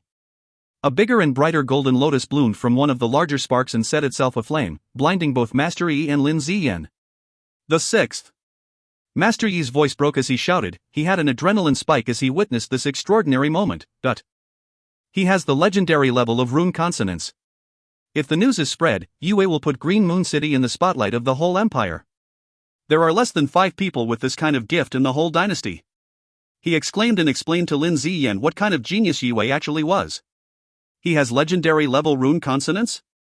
Lin Ziyan was rubbing her eyes in awe, just to make sure what she was seeing was real. Just as they finished speaking, the cluster was dimming and shrank to the size of a large watermelon. Pop! The cluster was dying down and the final burst of energy set the runes on fire. It looked like it was starting to engulf itself. But instead of disappearing, an even larger and brighter lotus emerged from the small fireball. 7 golden lotuses. His rune consonance is at the supreme level. Master Yi was completely horrified. He nearly forgot to breathe. His eyes looked like they were about to fall out of their sockets. From what he read, every gifted person with legendary level consonance ended up being God's prime warriors or even supremes. It was the first time in centuries someone with supreme level rune consonance had surfaced. If he didn't sleep and didn't shout in my lecture, I would never have noticed him. Lin Ziyan too was shocked. She found someone that might end up in the history books from the most unexpected place. What we just saw stays in this room. Master Yi looked at Lin Ziyan with a hysterical gaze. If anyone learns what Yue possesses, he will be approached and bothered by different powers. This kind of potential will also make him a target for assassination by family enemies and maybe even demon tribes. The world's attention was not what he needs now, but privacy and space to train. Master Yi was desperate to protect Yue by covering up this information. A 13-year-old genius should never be burdened because of his talents, although in Master Yi's eyes, Yi Wei was not a genius but a demon child. He was very aware of the dark side of Yi Wei's potential. It meant that if he falls into the wrong hands, he could grow into an uncontrollable nefarious force. Lin Ziyan on the other hand was more jolly and positive. Yi Wei is destined to become what he wants to be. I think the Yi family will reach new heights with him as the patriarch. She was smiling with an open mouth, her deep purple eyes were filled with hope and happiness. But then she realized something. Damn it! We have wasted too much time here. I think Yi Wei might already have gotten home. The Du family and their partners in crime are ganging up on the Yi family. If Yi Wei ends up hurt because of them, I will make sure Green Moon Castle becomes empty for a while. As well as the Du families and Ling He Merchant Guild's grounds. Lin Ziyan's eyes turned violet. Even Master Yi had never seen her this mad. Master Yi, we have to hurry. I don't want to live in regret for the rest of my life. Every single talent counts when it comes to combating the demons. Protecting Yi Wei is protecting humanity in Master Yi's point of view. From this moment on, Yi Wei is my apprentice. If anyone harms a hair on his head, then they will taste my wrath, whomever it may be. He declared in a ruthless voice. He knew very well that it would be impossible to find an apprentice of the same caliber again even if he went searching to the edge of the world. Master Yi added a couple more runes to the runicle to boost its speed before they took off. It was now a race against time. The 7 golden lotuses were still floating in the air. The golden glint slowly fading, revealing the true colors of the lotuses underneath. Each lotus had a different luminous glow. This was a phenomenon that even a master would not be able to explain if he had witnessed it. Yi Wei's rainbow-colored flaming golden lotus stance finally faded without a trace. The fight started soon after Yi Wei took off with Lin Ziyan, and it was now in full swing. You piece of garbage, why do you even try? Yi Xian was on the ground, heavily injured. Du Xianhong's foot was on his chest. It was no surprise the 4-star warrior would dominate and toy with the 3-star warrior, but Du Xianhong was taking it even further. With brute force he stepped on Yi Xian's ribcage and broke 3 ribs. A twisted sadistic smile was on the bully's face as he spat on Yi Xian's face. In shame and agony Yi Xian coughed up a stream of blood. Early on Yi Xian was overpowered by Du Xianhong's high-level spirit stance. He was forced to the ground after a few attempts to parry and dodge the ferocious attacks, before he could even fight back. All he achieved was making Du Xianhong use a small amount of qi. Is this really all you've got? Du Xianhong exclaimed as his opponent fainted. He then lifted his foot in the air. Hey, wake up! Down went his foot again, this time it landed on Yi Xian's arm. His hysterical laughter accompanied by the sound of bones cracking echoed in the arena. If you find any errors, ads pop up, ads redirect, broken links, non-standard content, etc., please let us know. Report chapter so we can fix it as soon as possible. Chapter 31, Best Served Warm. Chapter 31, Best Served Warm. Crack! Crack! Crack! Du Xianhong's stare was cold but his smile was warm. He was enthusiastic and not easily satisfied when it came to torturing others.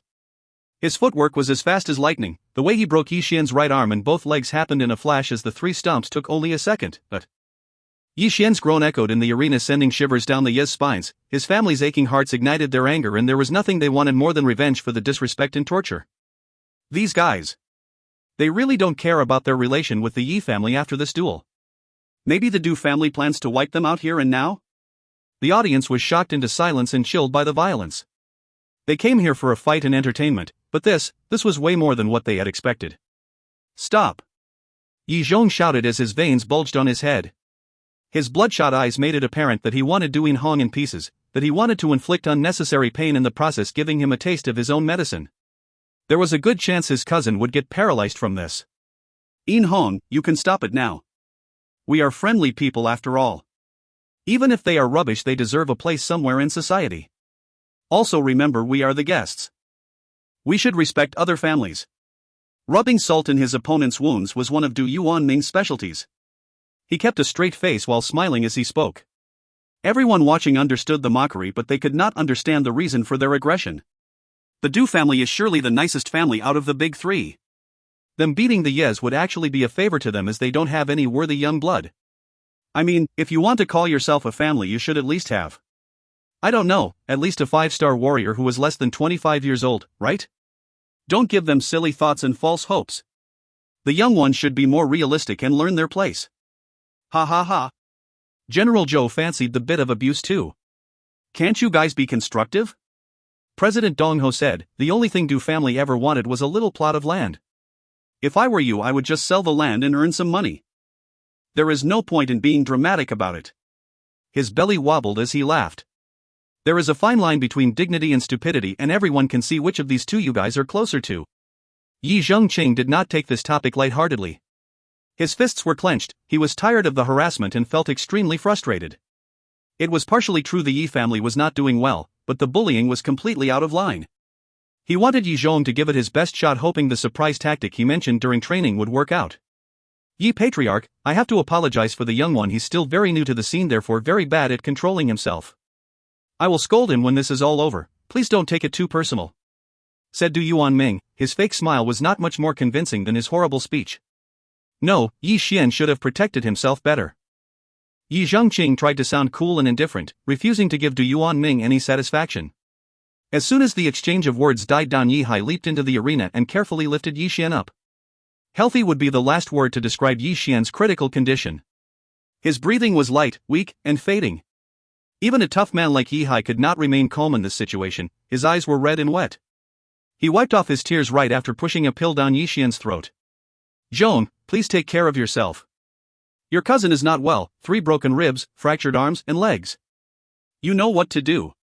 Yi Zhengqing's warm palm rubbed Yi Zhong's shoulder. I know exactly what you mean. He knew Grandpa was angry and so was he, but surprise was his only chance, so he kept a cool look and a small smile on his face. But deep in his mind, he was imagining himself destroying Du Xianhong. The word mercy has been forgotten. Yi Xian, you have done your best. I will make him pay. Get even for you, and more. He was thinking out loud, but the mumble was not really audible for anyone but himself. He was mentally ready, and after taking a deep breath he headed into the arena with clenched fists. His robe flowed gracefully as he leaped onto the stage. As much as he wanted to cover up his aggression, his veins bulged and his beast-like posture gave everything away. It was obvious to anyone who knew him that this was not the normal, calm, and collected Yi Zhong. Are there any talents in the Yi family? By the looks of things I can take out the trash on my own. Du Xianhong was C***CKY from his domination over Yi Xian. He was completely relaxed when he aimed his arrogant glare at Yi Zhong and spoke with disdain. He was not aware that Yi Zhong was no longer a 4-star warrior. In his mind, even though Yi Zhong had the same cultivation as himself, he already had an answer to the threat. Cultivation is not everything. I can beat you easily, because I have what we call talent. He based his confidence on mastering a peak high-level spirit stance, which was a secret to everyone outside the family. It's funny how much stronger our family's youngsters are. To me it is a sad thing that a 4-star warrior is all your family's young generation has to offer. Let's see how many seconds you can last, hopefully you won't go down quicker than that piece of rubbish did. Du Xianhong laughed and beckoned arrogantly. Yi Zhong did not waste a single second, he wiggled his fingers at lightning speed. Just as Du Xianhong finished talking, there were already 72 runes flying around Yi Zhong. They glowed and transformed into a wave under his feet. High-level spirit stance, spindrift steps. Yi Zhong placed his feet onto the crest of a wave, his body disappearing, leaving behind a splashing sound. A blurry flash was now approaching Du Xianhong, and the raging Yi Zhong was not slowing down in the slightest. Whoosh! In the blink of an eye he was in front of Du Xianhong's face, and his fist was covered in a silver texture, held behind his head like an arrow on a drawn bow aimed at his target. Yi Zhong's plan to hide his 5-star cultivation failed completely. Only warriors who are 5 stars or higher have the ability to materialize their chi on any part of their bodies. If his lightning speed wasn't obvious enough, this materialization would be. Yi Zhong's posture resembled a pouncing cheetah, the tensed-up muscles all over his body were shaking like they were about to explode.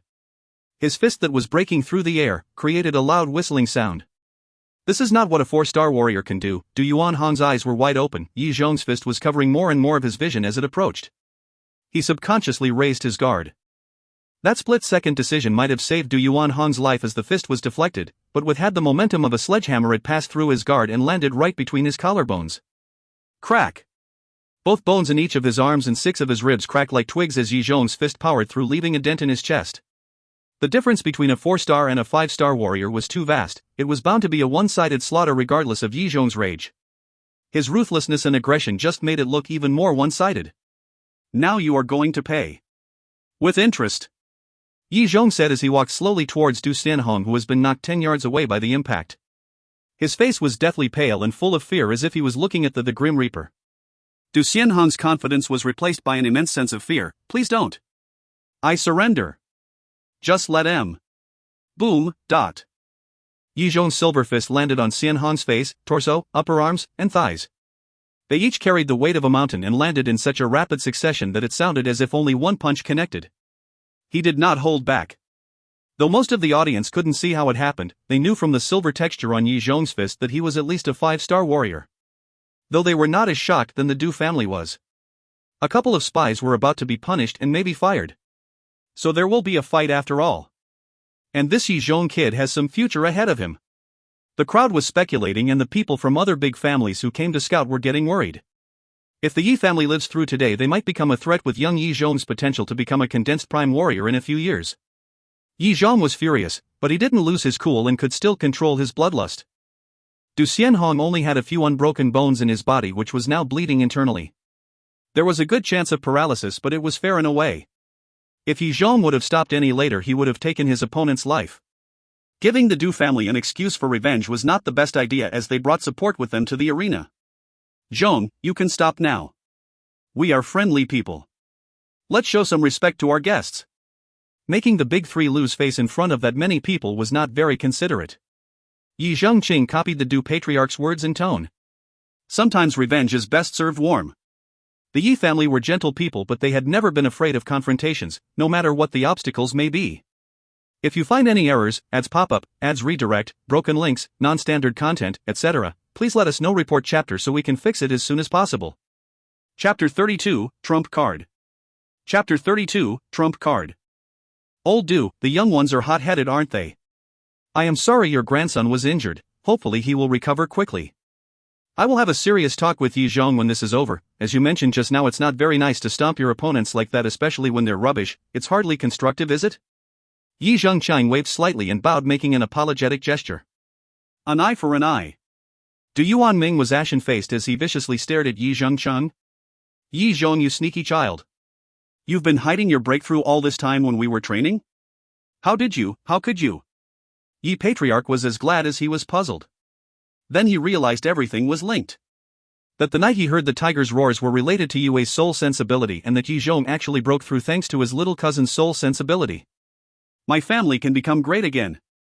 I have to somehow lead us out of this mess so the young ones can blossom. Even the weakest of them is showing great potential. I can't let their efforts go to waste. He saw the silver lining during their darkest hours. If little Wei can achieve something seemingly impossible, so could he. Little Zhong is full of surprises. Yi wore a satisfying smile as he turned to the others and said, Brother, thank you. Yi Hai answered as a few drops of tears ran down his face. Yi as well realized his son contributed vastly to Yi Zhong's breakthrough. He felt like a better father and was extremely proud of his son. He had seldom gotten appreciation from his siblings. Cousin Zhong is my new idol. He just became a 4-star warrior not long ago. How does he do it? The young ones too gained respect for him, and they were looking at their big cousin standing in the middle of the arena imitating his moves. Get out of the way now. Yi Zhong muttered and kicked the unconscious Du Xian Hong in the air, towards the Du camp's direction. Well fought. Feeling humiliated, Du Yuanming's face was black. He let out a low hum and flicked his long sleeves out to catch his grandson, which was empowered with qi to make it supportive like a cushion. He wrapped his sleeve around the limp body, then placed it next to where the medics were waiting. Hanyu, looks like they've gotten themselves a 5-star warrior. What do you say about playing with him a bit before killing him? He couldn't look at the bloody mess which happened to be his grandson for more than a second. Revenge was the only thing in his head, and his voice was slow, low, and cruel when he spoke to Du Hanyu.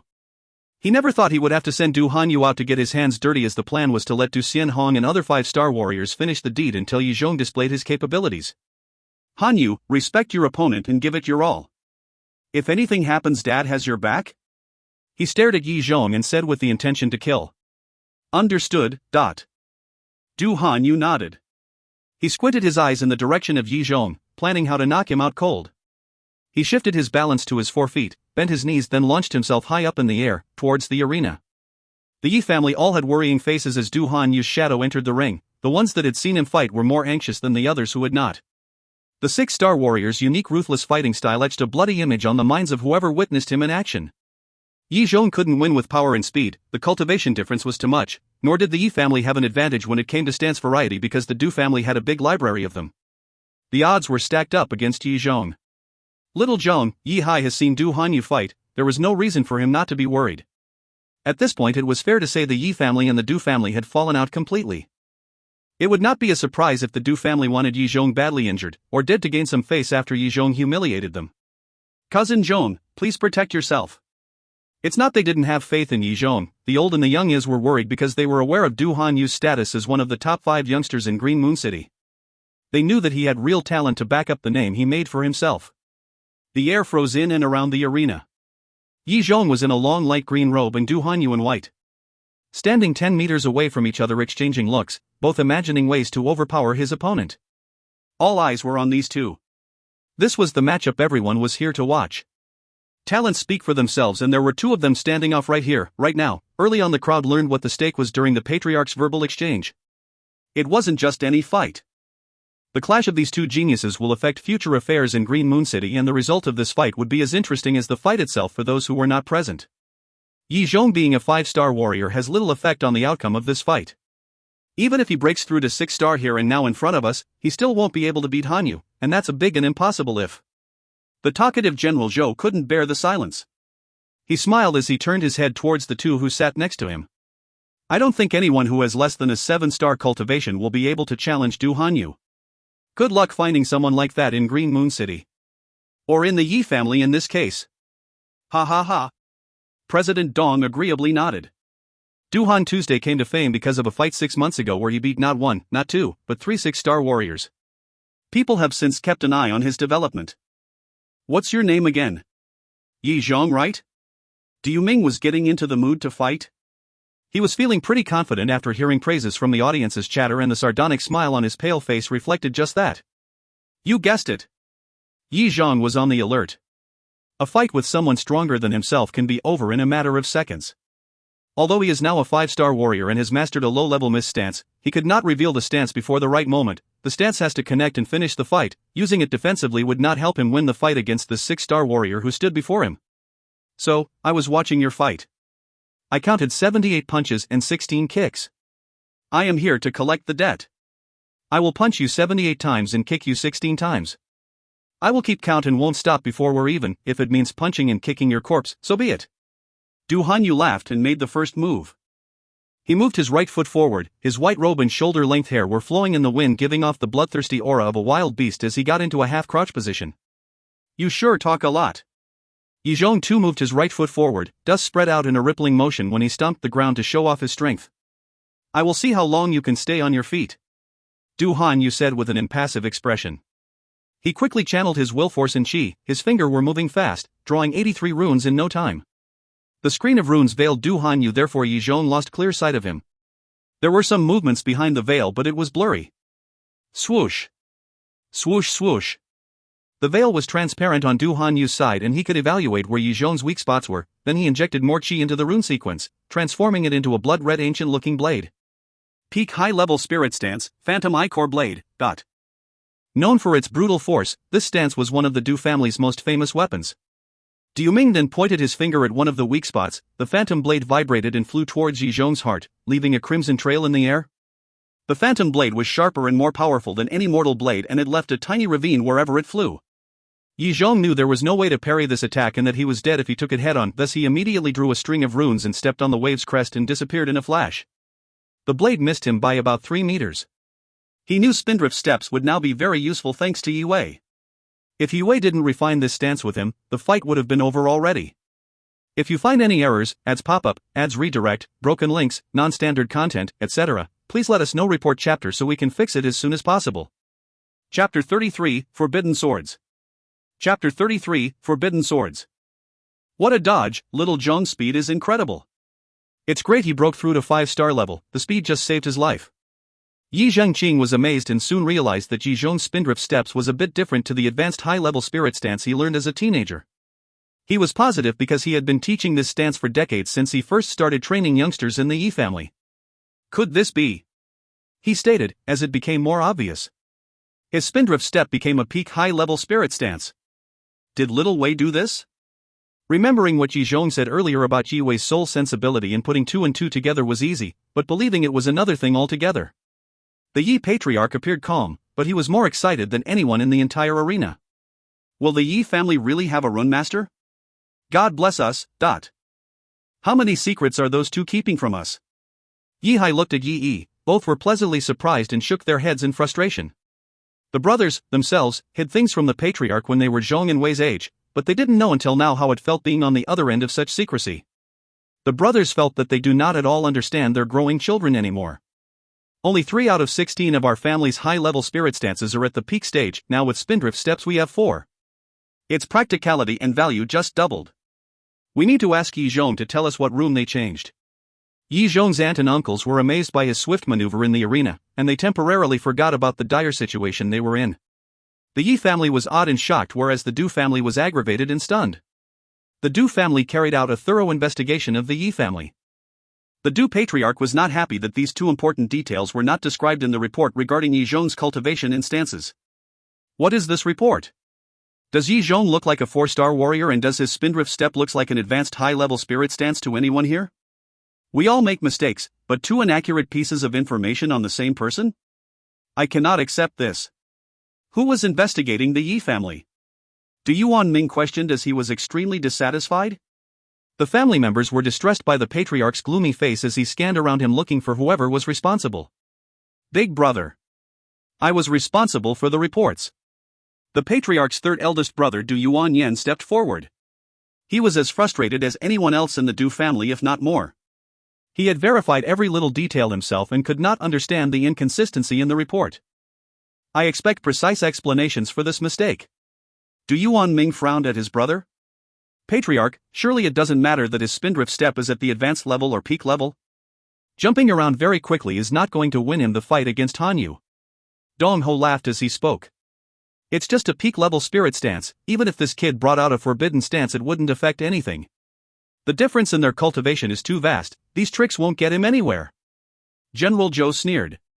The 2 were very confident about Du Han Yu's cultivation over Yi Zhong's.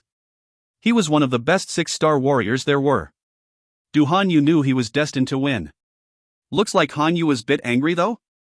There was a smile on Dong He's chubby face, and he could tell the fight was going to get interesting. He squinted his eyes and looked into the arena. The 6-star warrior did look a bit frustrated by his speedy opponent. There was a cold glimmer in Du Han Yu's eyes, and he said in a low voice, "Dodge? Can you dodge this with just your fancy peak high-level spirit stance?" His face suddenly looked very serious, then he transferred will force to his fingers. He focused on getting a good aim at Yi Zhong, who was quick due to the wave on his feet. He wiggled his fingers and the phantom blade started transforming. It vibrated vigorously, then split into 4, which were now homing in on Yi Zhong from all directions. There was a blade above, below, left, and right of Yi Zhong. Dodging was no longer an option. In this case, Yi Zhong evaluated his situation. His eyes brightened up, chi and will force came pouring out as he came up with an idea. He was so familiar with this stance, the 8-1 runes were almost engraved into Yi Zhong's mind from his training. Therefore it took him less than a second to finish drawing the sequence. The runes lit up around his body, emitting a crystal-clear glow as they intertwined into 3 ancient double-edged spirit swords. Each of the swords were engraved on their fullers with mysterious runes, giving off an desolate aura. High-level forbidden spirit stance, triple plunder sword. Yi Wei and Yi Zhong refined 3 stances in total: spindrift step, triple plunder sword, and white tiger's assault. They all became more powerful, but the refinement was a bit different with triple plunder sword. Not only did Yi Wei made it more powerful, but he also reduced the recoil so it would not hurt the user as much as other forbidden stances would. Performing it once or twice was fine, but the stance might still harm whoever used it too often. Now that Du Han Yu sealed all the escape routes, retaliation was Yi Zhong's only way out. Yi Zhong trod on the dusty ground while pointing his fingers at the 4 phantom blades. What followed was a razor-sharp pressure wave, and his spirit swords flew out in a flash towards the blood-red phantom blades. The 3 spirit swords were on a course to collide with the 4 phantom blades. They too carved marks into the ground on their path as if their shadows had a cutting edge. Clang! Forbidden technique was more than just a title, the spirit swords were very powerful. The 4 phantom blades were repulsed by 2 spirit swords as the last sword flew straight at Du Han Yu. Forbidden stance. It became apparent to Du Yuming and the spectators that triple plunder sword was a forbidden stance when they saw that just one sword was powerful enough to block 2 peak high-level phantom blades. Both the Yi and Du family could not hide how surprised they were as both had the same facial expression. A Yi who practiced forbidden stances. It was shocking news to both families, not only because of the strength of these techniques, but also due to the dangers it brings. Furthermore, Yi Zhong was the strongest youngster with a bright future ahead of him. It made little sense that he should use a forbidden stance given their reputation of having a life-threatening recoil. Even though Du Hanyu was a 6-star warrior, his cultivation advantage didn't play a big part in this mystic stance showdown. His crimson phantom blades could not compete with the forbidden swords, therefore they were destroyed and turned into red smoke upon impact. However, the chi and will force of a 6-star warrior was on another level. Although Du Hanyu's stance was a level lower, Yi Zhong's 2 spirit blades were shattered by the phantom blades that were made from denser chi. The clash of chi swords and blades turned into a screen of dust and smoke. From the smokescreen came Yi Zhong's last spirit sword. It flew towards Du Hanyu with frightening, penetrating momentum. It tore through the air, traveling at a furious speed while creating an explosive and piercing whistling sound. It didn't matter if Du Hanyu had a cultivation advantage, the speed of the forbidden sword made it undodgeable. "Get him," Yi Zhong said with wide open eyes and the intention to kill. If you find any errors, ads pop up, ads redirect, broken links, non-standard content, etc., please let us know. Report chapter so we can fix it as soon as possible. Chapter 34, Butterfly Effect. Chapter 34, Butterfly Effect. Ever since the duel was arranged, the odds were stacked heavily against Yi Zhong in this 5-star versus 6-star warrior deathmatch. Even his own family did not have high expectations of him leaving the arena as the victor, they just wanted him to come out alive. But after seeing Yi Zhong performing a forbidden stance, as the spirit sword closes in on Du Hanyu, they felt victory was near. If Yi Zhong beat Du Hanyu here, not only will the Du family give up on their ancestral land at North Hill Bay, they would also stop sabotaging the Yi family's businesses. Exceeding the Yi family's wildest imagination, Triple Plunder Sword had now become a forbidden stance, and it might just help them bury their problems. The audience's eyes were popping out and they could not look away. They were at the edge of their seats as they witnessing a possible upset. The details of the last fight, where a lower-ranked cultivator beat a higher-ranked opponent, was so monumental that it would be recorded in the history books of Green Moon City. This rare achievement will put Yi Zhong's name in the Hall of Fame.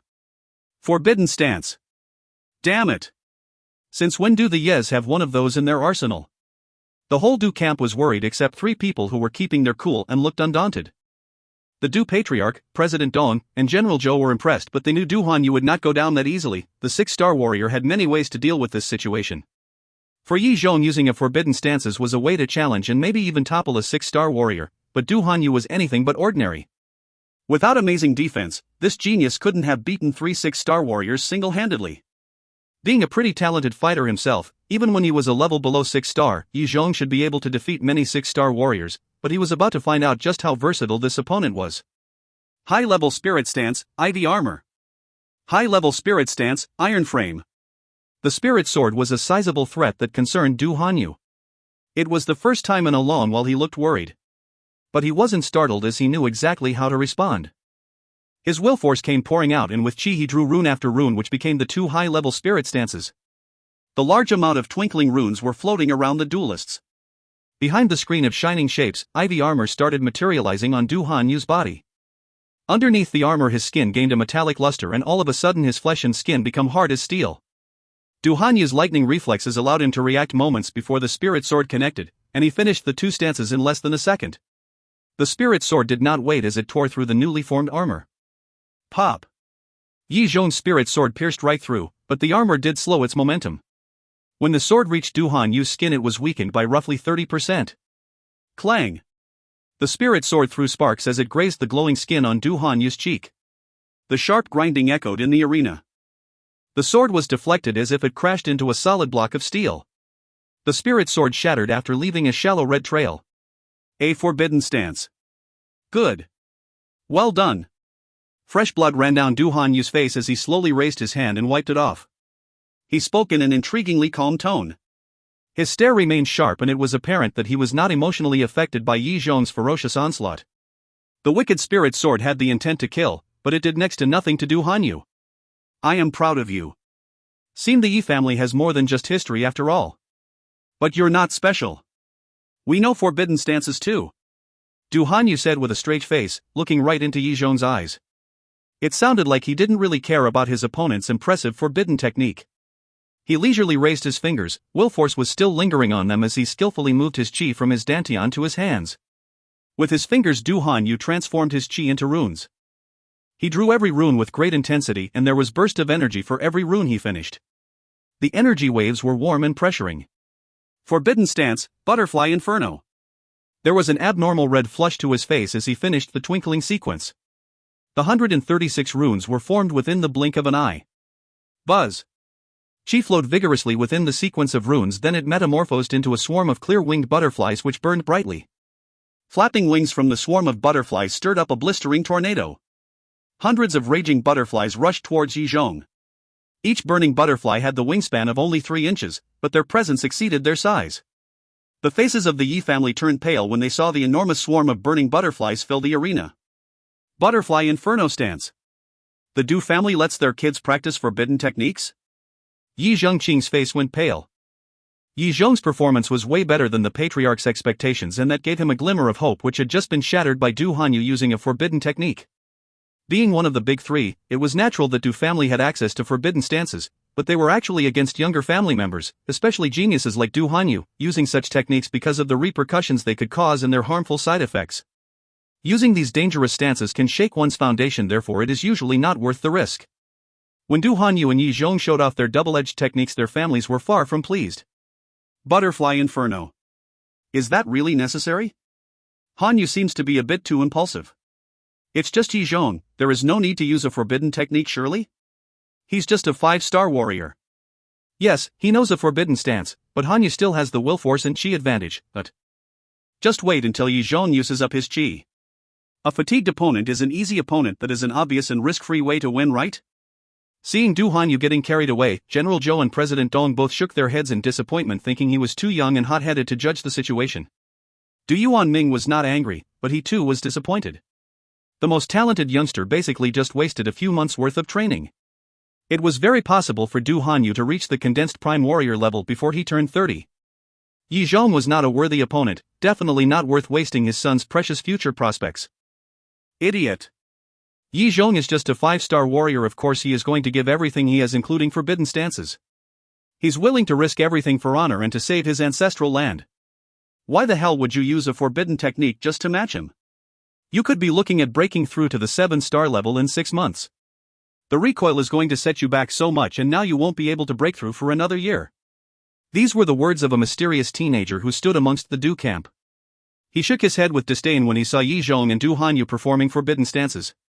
A few of the Du family's talented youngsters frowned when they heard the mysterious youth's rant, but they didn't dare verbalize their disagreement. They didn't know exactly who he was, but they knew he was related to Lu Feng, and that he was an 18-year-old 7-star warrior. It's hard to imagine, but they do exist. The Du family wouldn't gain anything if they angered such a person. What? Du Hanyu knows forbidden techniques too. This is the last nail in the coffin for Yi Zhong for sure. His opponent's cultivation advantage and stances are too much for him to handle. The Yi family is done for. Seeing the butterflies burying Yi Zhong, the audience started to speculate again. Yi Zhong impressed many by fighting valiantly, but it looked to the audience like the fairy tale was coming to an end the moment they saw Du Hanyu performing a forbidden stance. The butterflies swarmed towards Yi Zhong like a rain of burning arrows. They were closing in on Yi Zhong fast, ready to explode. Boom! Red-hot waves exploded on Yi Zhong. He found himself bathing in a tornado of burning blades. His clothes and skin were ripped and burnt by the stance. His clothes became rags and his skin turned black and green from bruises and burns. It was looking grim for him. If you find any errors, ads pop up, ads redirect, broken links, non-standard content, etc., please let us know. Report chapter so we can fix it as soon as possible. Chapter 35, Mystic Tiger. Chapter 35, Mystic Tiger. In no time, Yi Zhong's hair and eyebrows were burnt. His face became worryingly pale, and he spat out blood due to internal injuries. Despite being hit hard though, he did not shake, nor did Yi Zhong take his eyes off Du Hanyu. He was staring at the 6-star warrior with a determined look through the hundreds of burning butterflies. How was Yi Zhong supposed to defend himself against his rival's forbidden stance with his cultivation deficit? Yi Zhong, just throw in the towel. The plot of ancestral land by North Hilbei means nothing if there is nobody to inherit it. Seeing Yi Zhong struggling, the patriarch's heart dropped. He yelled and tried to interrupt the fight because he could feel Du Hanyu's killing intent. Yi Zhong's display of exceptional strength and talent was more than anyone had expected. But Du Hanyu was an obstacle on a different level. With a forbidden stance in his arsenal, the elite 6-star warrior from the Du family was too much for Yi Zhong's 5-star warrior cultivation to handle. The Yi family had lost. The script for this duel's finale had been written. Although inheritance is one of the main priorities for the Yi family, it was not quite as important as the young ones' lives. The plot of land at North Hill Bay didn't mean as much as Yi Zhong's well-being did to the patriarch. He was only 22 and judging by his progress, the 5-star warrior had great chance of becoming a condensed prime warrior if he was given enough time. The patriarch was ready to trade his family's pride for his grandson's future. The eldest grandson who had the potential to become stronger than he was. With Yi Zhong and Yi Wei as the foundation, Yi Zhengqing was certain the Yi family could rebuild and become strong again, even if they were to lose the duel. One will always win and lose in life, sometimes it's more important to protect the future than to be obsessed with pride and honor. Yi Zhong, surrender now. It's not worth it, big cousin. Yi Zhong's green robe was now blood-soaked, partially burnt black, and in shreds. Looking at the burnt and bloody man, Yi Hai, Yi Jingjing, and the Yi youngster showed immense worry in their eyes as they shouted desperately. To Yuan Ming, I am speaking for my family. We surrender. Make Duhan you stop fighting. Yi Zhengqing shouted towards where the Du patriarch Saturday. This fight is not really mine but the young one's business. The moment they stepped into the arena we have no rights to interfere, their lives are their own responsibilities. I didn't call a stop to the fight when our Du Yuan Hong nearly lost his life, did I? Du Yuan Ming laughed wryly. He wore a cold smile on his face while casually glancing at the desperate Yi patriarch. You. Yi Zhengqing was clouded by anger and didn't know what to say. Du Xianhong started the torture earlier and it was fair for Yi Zhong to take revenge. It frustrated him greatly because he was willing to give up the ancestral land, but the Du patriarch was still cold and refused to be reasonable. What more do you want? He asked in his mind. Butterfly Inferno was a forbidden stance, and now that it was performed by a 6-star warrior its destructiveness was in a completely different realm. If it was not stopped Yi Zhong will have zero chance of surviving, he will be engulfed and incinerated. This is our premises. Yi Zhengqing looked towards Yi Zhong who was now in grave danger. He could not wait any longer. The Yi patriarch took a step forward, and his force had the presence of the great mountains. He stirred up breezes and the air around him started rippling.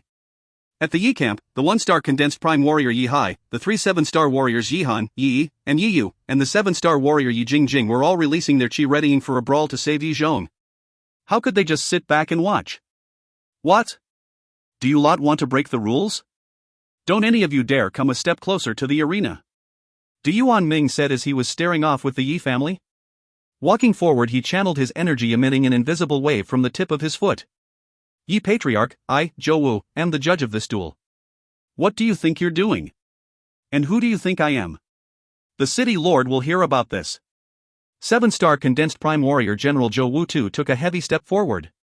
He stood side by side with Du patriarch and gave a cold glare to the Yi camp. Yi Zhengqing, don't make stupid mistakes. The sneering Ling He Merchant Guild's president Dong Ho stood up by his allies as well. Du Yuan Ming and General Zhou were both 7-star condensed prime warrior whereas Dong Ho was a 5-star condensed prime warrior. The energy from these three together was enough to drown out the Yi camps despite their greatest efforts. The Yi family only had 2 condensed prime warriors, and they were 3-star and 1-star level. There was no chance for them to contend against the Du camp. The challengers did not plan to go easy on the Yi family from the start. If the Yi patriarch and his kin decide to interfere with what was happening in the arena then it would be the perfect excuse for the Dus to wipe them out. Du Yuan Ming, if anything happens to Yi Zhong I will fight you to my last breath.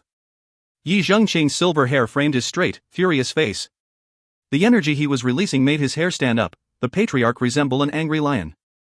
To your last breath? Du Yuan Ming sneered with disdain. We are one of the big 3. There are 6 condensed prime warriors compared to your families too. What does your decaying family have to challenge us with? That is some overconfidence. Looks like the Du family wants to go in for the kill. What a shame for the Yi family. This Yi Zhong stood his ground pretty well.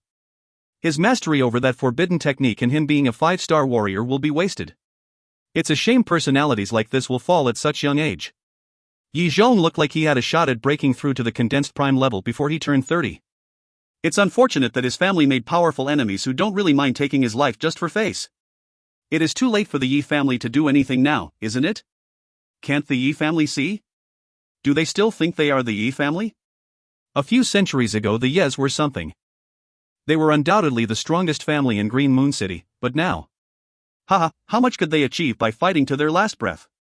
Witnessing the 2 camps' confrontation and the swarm of butterflies slowly overwhelming Yi Zhong, the Yi family was ridiculed by some members of the audience while the others were shaking their heads and sighing about their misfortune. Son of a bitch. I am going to smash your heads in. Yi Jingjing's temper was bad, and seeing Yi Zhong's end closing in, she could no longer just sit and watch. Screw the situation, screw the rules, she was going in no matter what. Buzz. A thin mist of qi solidified on Yi Jingjing's skin, forming a thin but sturdy layer of primal feathers. Roar. Just as Yi Jingjing was about to enter the arena and make a move, a deep, powerful roar filled the arena. The tiger's roar was fearsome and magnificent. It reached up to the clouds in the blue summer sky. Yi Zhengqing, Du Yuanming, Zhou Wu, and Dong Yi were all shaken by the noise. They immediately turned their heads in fear toward the source of the uproar. Everyone's sight met at the place where a 3-meter-long spectral white tiger emerged from within the swarm of burning butterflies. This beast was horned. Its well-defined silver-white hair flowed gracefully in the wind. The tiger's eyes opened wide, permeating a domineering aura. The king of beasts' presence was felt and feared by every single one of the burning butterflies. Roar! Roar! Roar! The horned white tiger looked up to the sky and cried as 3 consecutive deafening roars exploded the ears of everyone like thunder. The whole arena shook vigorously and the ground started to crack. Members of the audience who had less than a 5-star warrior cultivation covered their ears and cried out in pain. Some of the ones who had yet to reach the warrior level were knocked unconscious from the impact. Back in the arena, Du Hanyu was catching his breath, still trying to recover from performing a forbidden stance. Stunned by the horned tiger's roar, his face was as pale as chalk from fatigue and fear, and his legs were shaky. The noise penetrated his eardrums and dazed him. He lost his balance, and staggered backwards for 6 steps. His organs were shaken by the vibration and were aching. A blazing horned tiger. Yi Zhengqing, Yi Hai, and others in the Yi camp were showing a sense of unshakable amazement from their facial expressions when they saw the horned white tiger. Yi Zhong's white tiger's assault is more powerful than a high-level stance. It's a mist stance. Mist stance. Our family now has another mist stance. The Yes could not suppress the thrills and euphoria and screamed out almost incoherently. Mist stances were normally exclusive to people who were condensed prime warriors, or stronger. It was a shock to everyone that Yi Zhong had such power at his command. If you find any errors, ads pop up, ads redirect, broken links, non-standard content, etc., please let us know. Report chapter so we can fix it as soon as possible. Chapter 36, The Rise to Fame. Chapter 36, The Rise to Fame. This is White Tiger's assault. It is supposed to be strongest of the 16 high-level spirit stances. If I remember right, it is only a peak high-level spirit stance. How come it has the power of a mist stance? How can a 5-star warrior possess such overwhelming power? A portion of the audience was from martial families, and although the Yi family was not as big as they used to be, they still remembered what kind of firepower the once great Yes possessed. They were more shocked than others by this incarnation of the tiger because they knew the Yi family's stances, and the white tiger's assault was supposed to be one of their 16 high-level spirit stances. Yi Zhong isn't a condensed prime warrior, but he performed a mist stance. That means he refined and upgraded the white tiger's assault himself? To refine a stance takes a lot of effort, but to increase its rank is a feat, a task that cannot be completed by a warrior on his own. People were starting to suspect the involvement of a runemaster in Yi Zhong's training. It can't be. The Yi family has a runemaster behind them? He must have trained and upgraded all his stances with a runemaster's aid. That is the only explanation to his sudden breakthrough in such a short time. He was still a 4-star warrior 3 days ago. Maybe the Yes really have some connections with Master Yi? Du Yuanming was stunned seeing Yi Zhong bring out the white tiger's assault as a mist stance. His mind wandered as he tried to re-evaluate the situation. Members of the audience who were still conscious were starting to wonder how could Yi family retaliate this hard. Even General Zhou and President Dong were starting to frown. They might be digging themselves into a sticky situation if there was a runemaster behind the Yes. Obviously nobody outside the Yi family would ever imagine that White Tiger's assault was upgraded by a 13-year-old South Star Academy junior class student, not even if the Yi family admitted it was done by one. Yi Wei was completely nobody for most people. To elevate a stance through the barrier between spirit and mist level was difficult even for some qualified runmasters, not to mention that Yi Wei was a junior who had never been taught anything about modifying stances. This White Tiger's assault, was it refined by Yi Wei too? But how is that possible? Refining it would take time even for runmasters who are qualified for the job. Yi Zhengqing was struggling to make sense out of the situation. While outsiders were under the impression that the Yi family was hiding a runmaster somewhere in their dungeons, the Yi camp knew in their hearts that there was no runmaster behind them. Yi Wei was the only person in the family who had the talent it took to become a runmaster. Hanyu, come back. After the shock, Du Yuanming ordered a retreat with his deep, desperate voice. Du Hanyu was pale and weak. There was little chance for him to handle a mist stance, especially in his current state.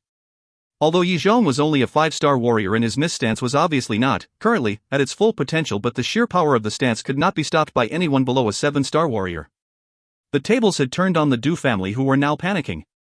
They were aware that Du Hanyu would be destroyed by the mist stance. But it was too late for them to do anything. I need to get out of this. Du Hanyu's senses told him to retreat as the overwhelming force of the white tiger's assault closed in. He was hoping the butterflies would slow the tiger down, but the big cat just powered through as if they were not there. Its unstoppable momentum was in Du Hanyu's face in no time.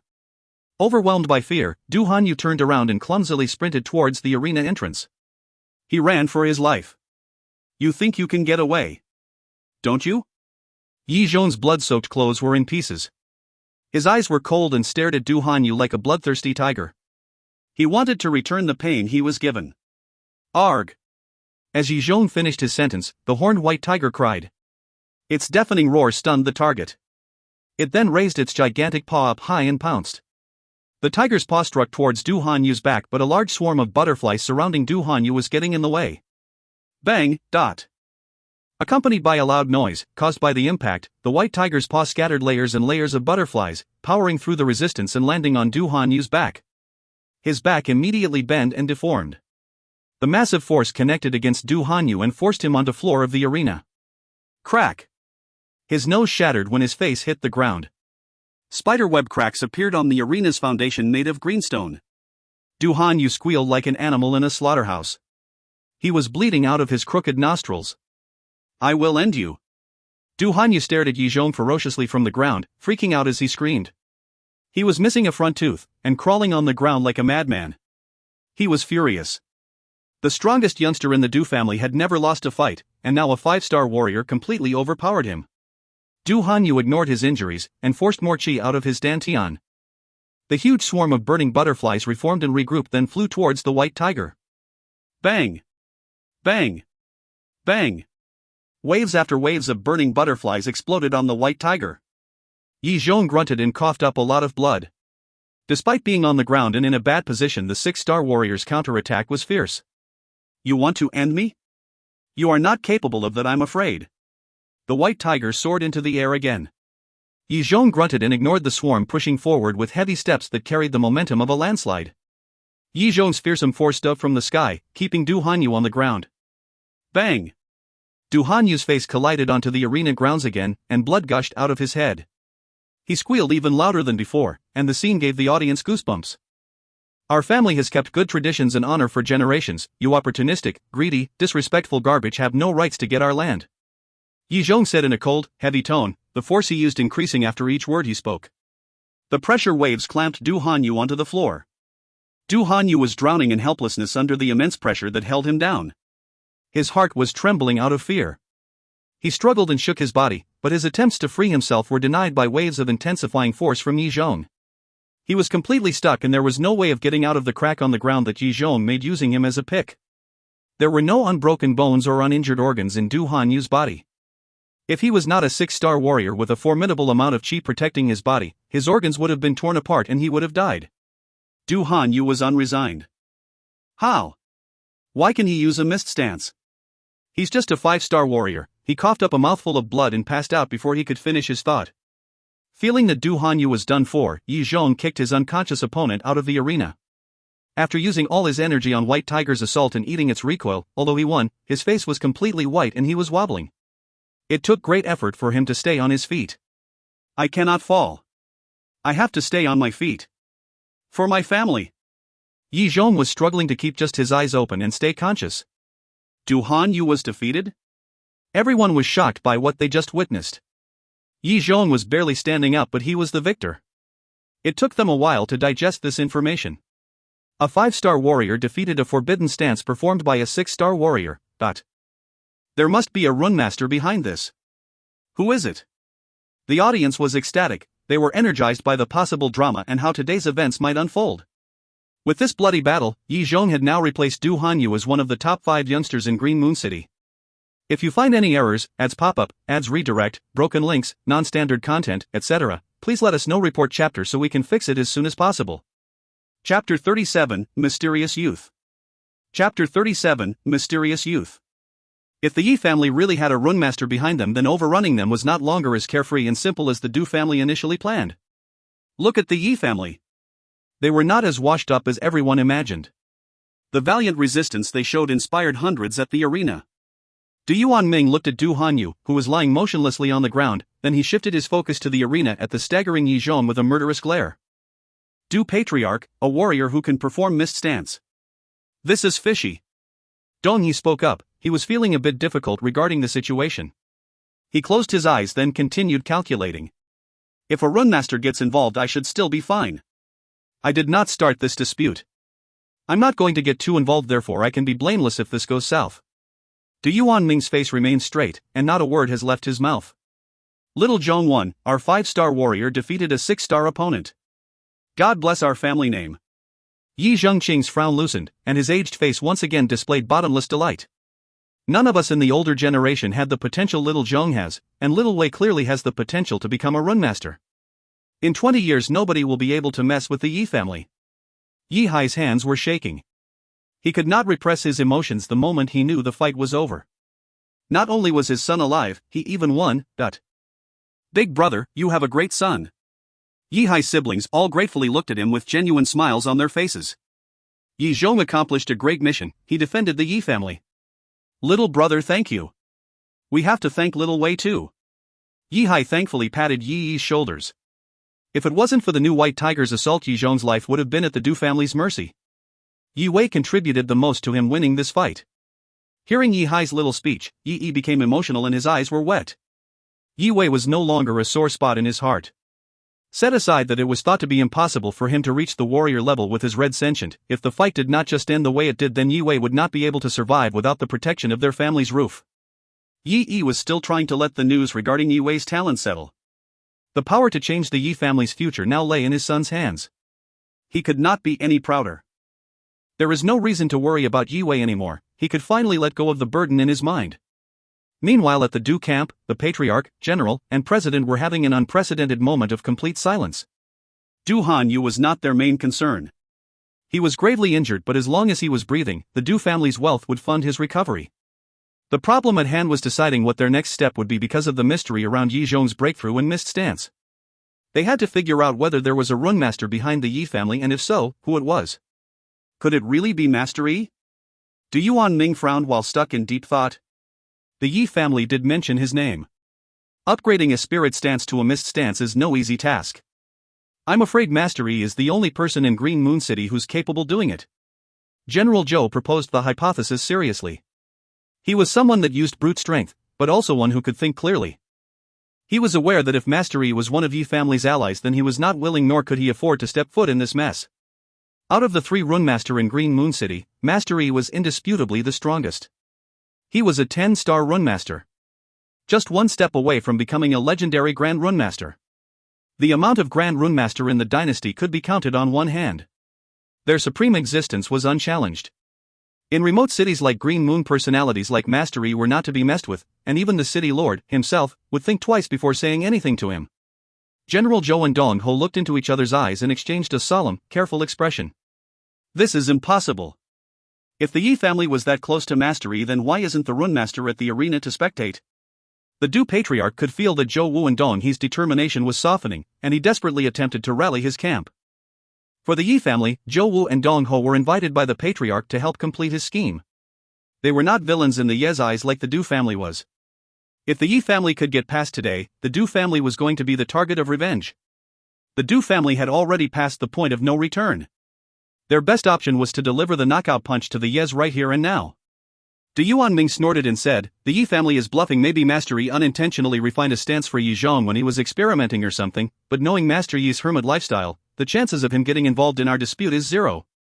Why would he help the Yi family? Zhou Wu and Dong Ho considered the Patriarch's reasoning in silence and eventually saw the logic in it.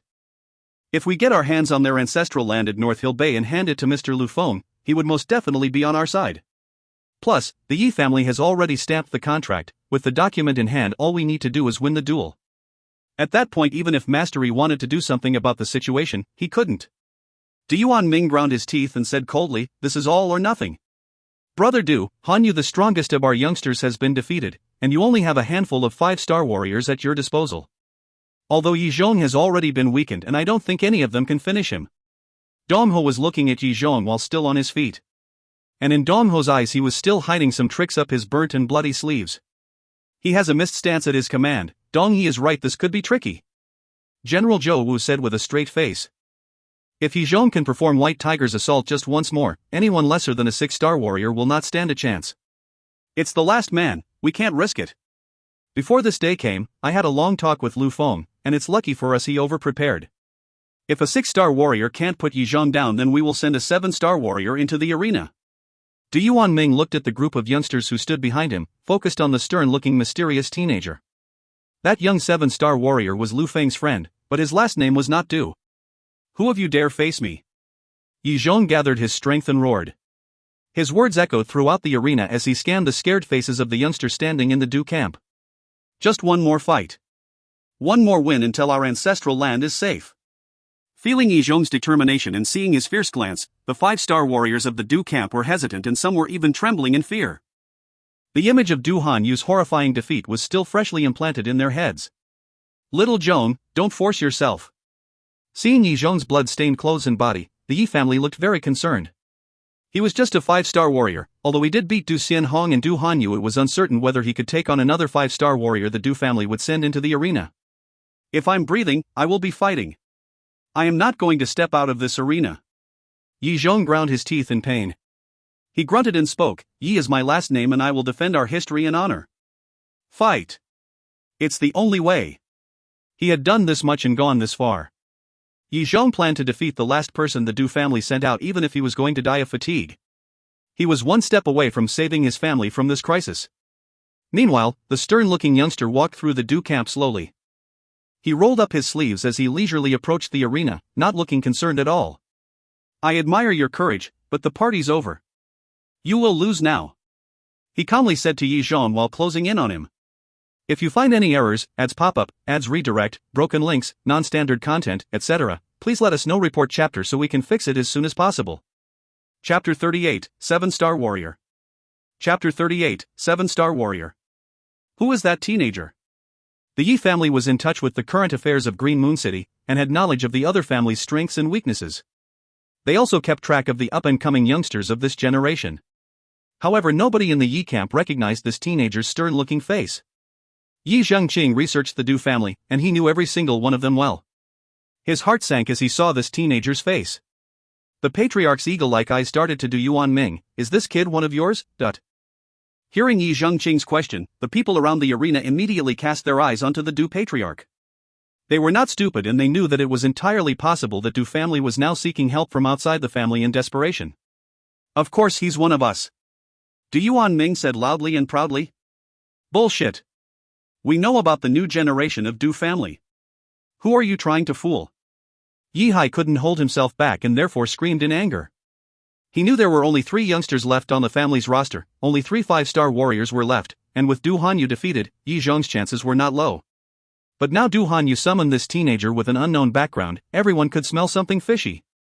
Du Yuanming stared at Yi Hai coldly and grunted, you have no grounds to question me. I am the Du patriarch. If I say he's with us, then he is with us. Why would I lie? We are a great branch of a well-established family in the capital. There are tens of thousands of Dus within the dynasty's borders. It was obvious that Du Yuanming was giving lame excuses and lying. The audience was speculating and discussing how low and shameful the Du family was, but no one dared stand up for the Yi family. The truth had always been whatever the powerful insist it to be. Everyone in the Yi camp was enraged by Du Yuanming's blatant lie. If they are not going to abide by the agreement, we are not going to sit back and get bullied. Gramps, even if I die, I will not accept this humiliation. I, Yicho, volunteer to fight these despicable liars. Her eyes were teary as she asked the patriarch. Dad, let me fight. I will defend our dignity by any means necessary. Yi Hai said furiously. The Du family stepped on the Yes again and again, and the Yes just stayed quiet and dealt with the hardship as they came. But cheating was not quite the same thing, especially when there was a written agreement. Stand still. Nobody said you can step foot into the arena. Just when that stern-looking teenager was about to enter, Yi, the 10-star warrior, shouted with uncontrollable rage. He fiercely took a step and turned into a flash. His body now blocked the teenager. This is a duel between the Yi and Du family's younger generation. Yi stared coldly down at the teenager's eyes, then he shouted again. Are you one of the Dus? The teenager indifferently looked at Yi. In his mind, if he lies and declares that he is a Du, it would be the same as betraying his ancestry, which he was too proud to do, and telling the truth would not help the situation, therefore he decided not to speak a word. The teenage silence just confirmed everyone's suspicion, but... Du Yuan Ming, this kid is not one of you. Why would you let an outsider fight for you in a family duel? Has your family run out of talent? Yi pointed at the patriarch and furiously shouted. General Zhou, President Dong, that teen is obviously an outsider, don't tell me you think otherwise? The Du family is cheating, can't you see? Yi gazed at the two men who were supposed to be judges for this duel, and questioned them in a furious tone. Well, what do you want now? This is a duel between the young ones. You are one generation too old to step in. Are you going to ignore the rules? I am the representative of the city lord, and we do not tolerate cheaters. General Zhou raised his voice, and not only did he evade Yi's question, he even accused the Yi family of attempting to break the rules. Step back. All of you. How dare you entering the arena? Do you know no shame? Do not forget you signed the contract. You are breaking the terms. Dong Yi squinted his eyes and said, the pressure of Lu Feng was more realistic to him than the potential of angering a hermit, therefore he chose to stand by the Du family. Us? We are breaking the rules? Ha ha ha. Yi Zhengqing was extremely angry, and laughed hysterically. Our family has been through its ups and downs throughout the centuries. Even when we were going through bad times, we kept our dignity and always made the honorable decisions. We don't make trouble, but we are not afraid to confront others when they cause trouble. Yi Zhengqing was furious to the point where he was willing to sacrifice anything, even his own life, to get revenge. These three were abusing their influence, resources, and power for evil and personal gain. They are poison to society. It was obvious that they could care less about any kind of rules. This was just about ending the Yi family. First, the Du family shamelessly used the hands of outsiders in a family dispute, then Zhou Wu and Dong He ignored fairness and sportsmanship, and lastly this unreasonable accusation. This was ridiculous. The audience was talking amongst themselves and all their respect for the Du family had just vanished, but they didn't have the power, nor the guts, to interfere. The Du family will eventually become a public enemy because nobody will be able to trust them. Du Patriarch, this is a serious matter, please think before you take any action. Someone from the crowd could no longer hold their tongue. Hearing that the crowd was joining in, Du Yuan Ming's face looked even more twisted than it already was, but he could not back down now. The Yi family had to be eliminated right now before they grew big again. You're saying he's not one of us because you have not seen him? What kind of reasoning is that? Where is your evidence? Du Yuan Ming shouted as he kept taunting and beckoning the Yi family, hoping they would become more restless and start a brawl. Though justice was on the Yi family's side, General Zhou and President Dong were on the Du family's side, and with their aid the Du camp was many times stronger than the Yi camp. With that in mind, Du Yuan Ming wasn't worried about fighting them at all. He was just a bit worried about the Yi family's possible, self-proclaimed, relationship with Master Yi. Du Yuan Ming was a calculating, cautious man. He was taunting non-stop because the sooner he could wipe out the Yi family the less chance there was for them to say anything wrong, or reveal possible evidence against them in the case Master Yi does come to investigate. Ha ha. Do you think the Yi family is made up of imbeciles? Let's try this. The Yi patriarch spoke to Du Yuan Ming with a cold grin. You. Which branch of the Du family are you from? And where did you grow up? If he is a Du, I will rest my case. Win or lose, I shall accept the results, but on the contrary, if he's not, we will not sit here and let you do as you please. Yi Zhengqing looked intensely at Du Yuan Ming and said in a low voice. Yi Zhengqing and his family were not going to give the Du patriarch an inch, they will not compromise. The situation was at a standoff, and everyone knew a fight could break out at any moment. Yi Zhengqing, I know it's hard for you to trust the Du family, but you trust the city lord's judgment, right? General Zhou took a step forward and said slowly. Yeah, you two have had some misunderstandings and disagreements.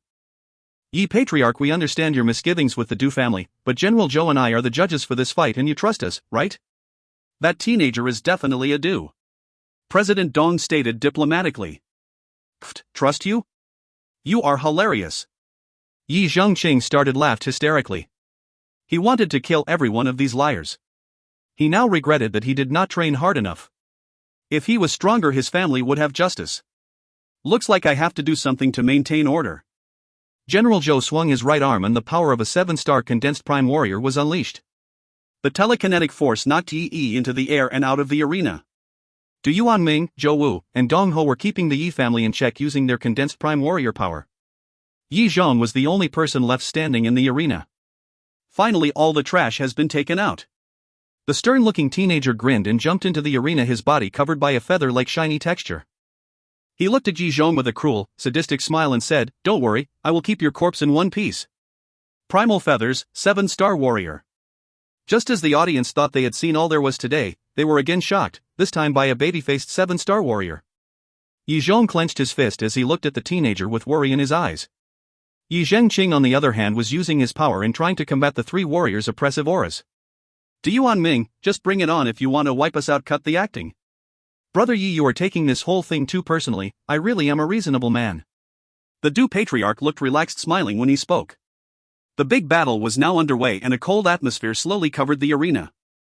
The Yi family had never before been humiliated like this. Just before the fight was going to start, a familiar childlike boy ran into the arena. If you find any errors, ads pop up, ads redirect, broken links, non-standard content, etc., please let us know. Report chapter so we can fix it as soon as possible. Chapter 39, Concession. Chapter 39, Concession. The duel between the Yi and Du family's youngsters occupied Yi Wei's mind. Yi Wei could not think about anything else as he was running back home. He was anxious and restless about the situation back at the arena. He was running home at full speed, and despite recently breaking through and becoming a 3-star student, his body was still not strong enough to cover the trip's distance at full speed. All eyes suddenly gathered on Yi Wei. The two supporters for the Du camp were agitated by his arrival. It was plausible that he went to see Master Yi, judging by his means of transportation on his way out. Depending on the result of this hypothetical meeting, they might have to alter their course of action. Little Wei, did you meet with Master Yi? Yi Wei could not have come at a better time, and Zhang Qing did not give Yi Wei any time to catch his breath. He asked anxiously, his gaze was serious. Everyone was thirsty for Yi Wei's answer. We did meet. Overwhelmed by the crowd's enthusiasm and embarrassed by the outcome, Yi Wei lowered his head and answered quietly. With a rush of blood to his head, he was starting to flush. It was not easy to tell others the shameful news. The Du camp was pressured by his arrival, while Yi Wei's whole family was momentarily encouraged by the potential good news. But Yi Wei knew how things would go. Just thinking about the consonants test results made him bitter. He bit his lips due to his nerves. The burden in his heart made him clench his fist extremely tight, and his nails were going to leave red marks on his palm. The pain in his heart was so agonizing he didn't feel pain on his lips or his hands. What did his phenomenal soul sensibility mean? Where would his rune knowledge get him? Yi Wei knew that even though his performance on the tests showed that he was better than most runmasters, his horrendous rune consonants made the meeting with Master Yi meaningless. How could one become a runemaster if he can't even perform a stance? What did Master Yi say? Yi Zhongqing questioned with great enthusiasm. Yi Wei was born to become a runemaster. It took him only 3 days to refine 3 stances for Yi Zhong, a task even real runmasters would find challenging. With this level of talent, getting accepted by Master Yi was almost a given. Even becoming the Master's legacy apprentice was not out of Yi Wei's reach. If that were the case with Master Yi's guidance, it wouldn't take long for Yi Wei to become a runmaster. The Patriarch thought to himself. Yi Zhongqing dedicated his whole life nurturing the Yi family, from babysitting to dealing with their business. Now at his old age, and despite his time and effort, he still had not been rewarded for what he gave the family. The family was still weakening and falling apart bit by bit. He was a 3-star condensed prime warrior, but he was also an infirm old man with unfulfilled dreams. At this point, there was nothing more uplifting than seeing his children and grandchildren achieving greatness. I'm sorry, Yi Wei looked completely deflated. His family's eyes were stabbing his heart like sharp knives. Yi Zhongqing flinched. He didn't need further explanation, nor did Yi Wei elaborate. All his bubbles burst and bitterness was the only thing left. How naive was I? It's Master Yi we're talking about in the end. The strict and eccentric runmaster. Little Wei, I am sure you did your best. We have no other choice. We'll have to give up the land by North Hill Bay and start again somewhere far from Green Moon City. Yi Zhengqing thought about fighting to his last breath, but in the end it was just out of his character, which put his family's future and well-being before everything else. Meanwhile, the Du camp was speculating. General Zhou, President Dong, looks like they were bluffing in the end. If Master Yi was on their side, he would have arrived in a runicle for this emergency. Du Yuanming said in a mocking tone. Nothing worried him now, and he felt on top of the world. You are right. Dong Ho laughed and said, without a runmaster the Yi family is nothing to be afraid of. Ha! I'm afraid they won't see the sunrise tomorrow. General Zhou roared as killing intent was emanating out of his body. Yi Zhengqing slowly looked up towards the arena at Yi Zhong, who was injured and barely standing. If he kept fighting, he would die. After an easy risk assessment, the Yi Patriarch announced, "Du Yuan Ming. We concede, our ancestral land is yours." He swallowed his pride while trembling in frustration and grief. The audience had mixed feelings. They came anticipating a one-sided duel and wanted to see the Du family showcase their power, but having witnessed the Yi family's resilience against these cheats, they started to empathize and root for the underdogs. They actually felt uneasy now that it was all over and started to worry about themselves. We might be the next victim of the Du family's schemes. You think this is over? Yi Zhengqing, just who do you think we are? Du Yuan Ming said and casted an evil gaze at the Yi Patriarch. He would not let the Yi family off that easily, especially now that the relationship between them the worst ever. Du Yuan Ming, what more do you want? Yi Zhengqing's heart dropped. The two people that mattered most to him were Yi Wei and Yi Zhong. These two cousins were the key to the Yi family re-establishing themselves after today's slaughter. Yi Zhong injured Han Yu, he is not leaving the arena with his arms and legs. Du Han Yu's voice was malicious. He scanned the Yi camp and found Yi Wei. Pointing his finger at the depressed young cousin, Du Yuan Ming continued. I want him crippled as well. He wanted to eliminate all threats, and kill the ones with potential while they were still young, put all the eggs in a basket and destroy them together. These were the guidelines the Du family stood by, and also the reason why they became one of the big three in less than 100 years after they started their business in Green Moon City.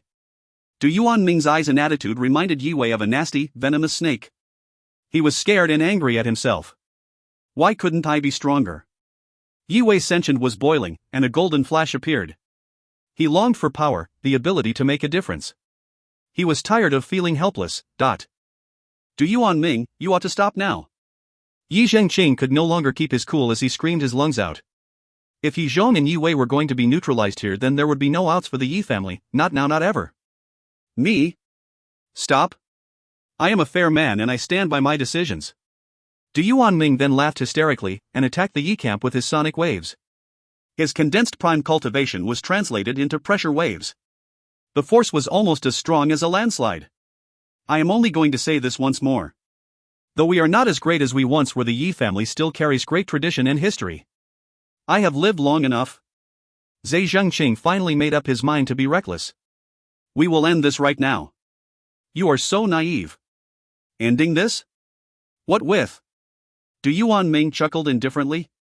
Mastery wasn't here with the Yi family while he had aid of General Zhou and President Dong, who were both stronger than Yi Zhengqing in terms of cultivation. I was never scared of you and your pathetic family. I was just waiting for this little one to return so I can save a trip.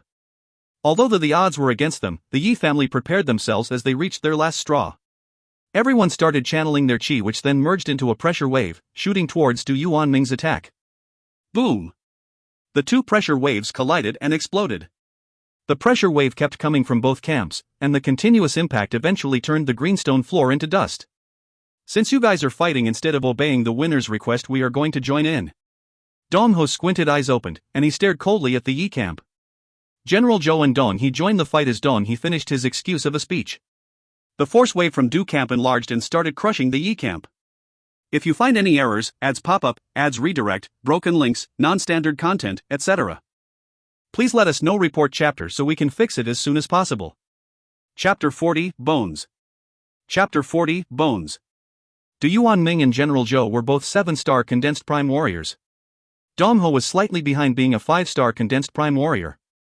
On the other hand, the Yi camp only had 2 condensed prime level warriors. The strongest of them being the Patriarch with a 3-star condensed prime cultivation. The 3 strongest warriors in the Du camp were more than capable of wiping out the Yi family on their own. And all 3 of them intended to kill. Bang! Bang! Bang! The 3 strongest force waves from the Du camp merged and clashed onto the Yi family's defense. Yi Zhong, Yi Wei, and other weaker ones' meridians were shaken and hurt by the force wave. They were knocked down on their knees and coughed up blood. Damn it! Yi Wei could barely breathe under the immense pressure. He desperately tried to draw power from his sentient as he channeled all his chi to fight the crushing power of the 3 high-level condensed prime warriors. But the gap was too vast. Yi Wei could feel, and almost hear, his sentient cracking. Du Yuan Ming's first step was to destroy all the younger Yes. Seeing the youngster being hit, Yi Zhengqing became anxious. If this continues, he would become a witness to the end of his own bloodline. I guess it's now or never. A determined look briefly flashed through Yi Zhengqing's eyes before he looked down at his hand. A glinting and translucent bone bracelet slided down from his wrist. There were 18 pieces of bone fragments in the chain.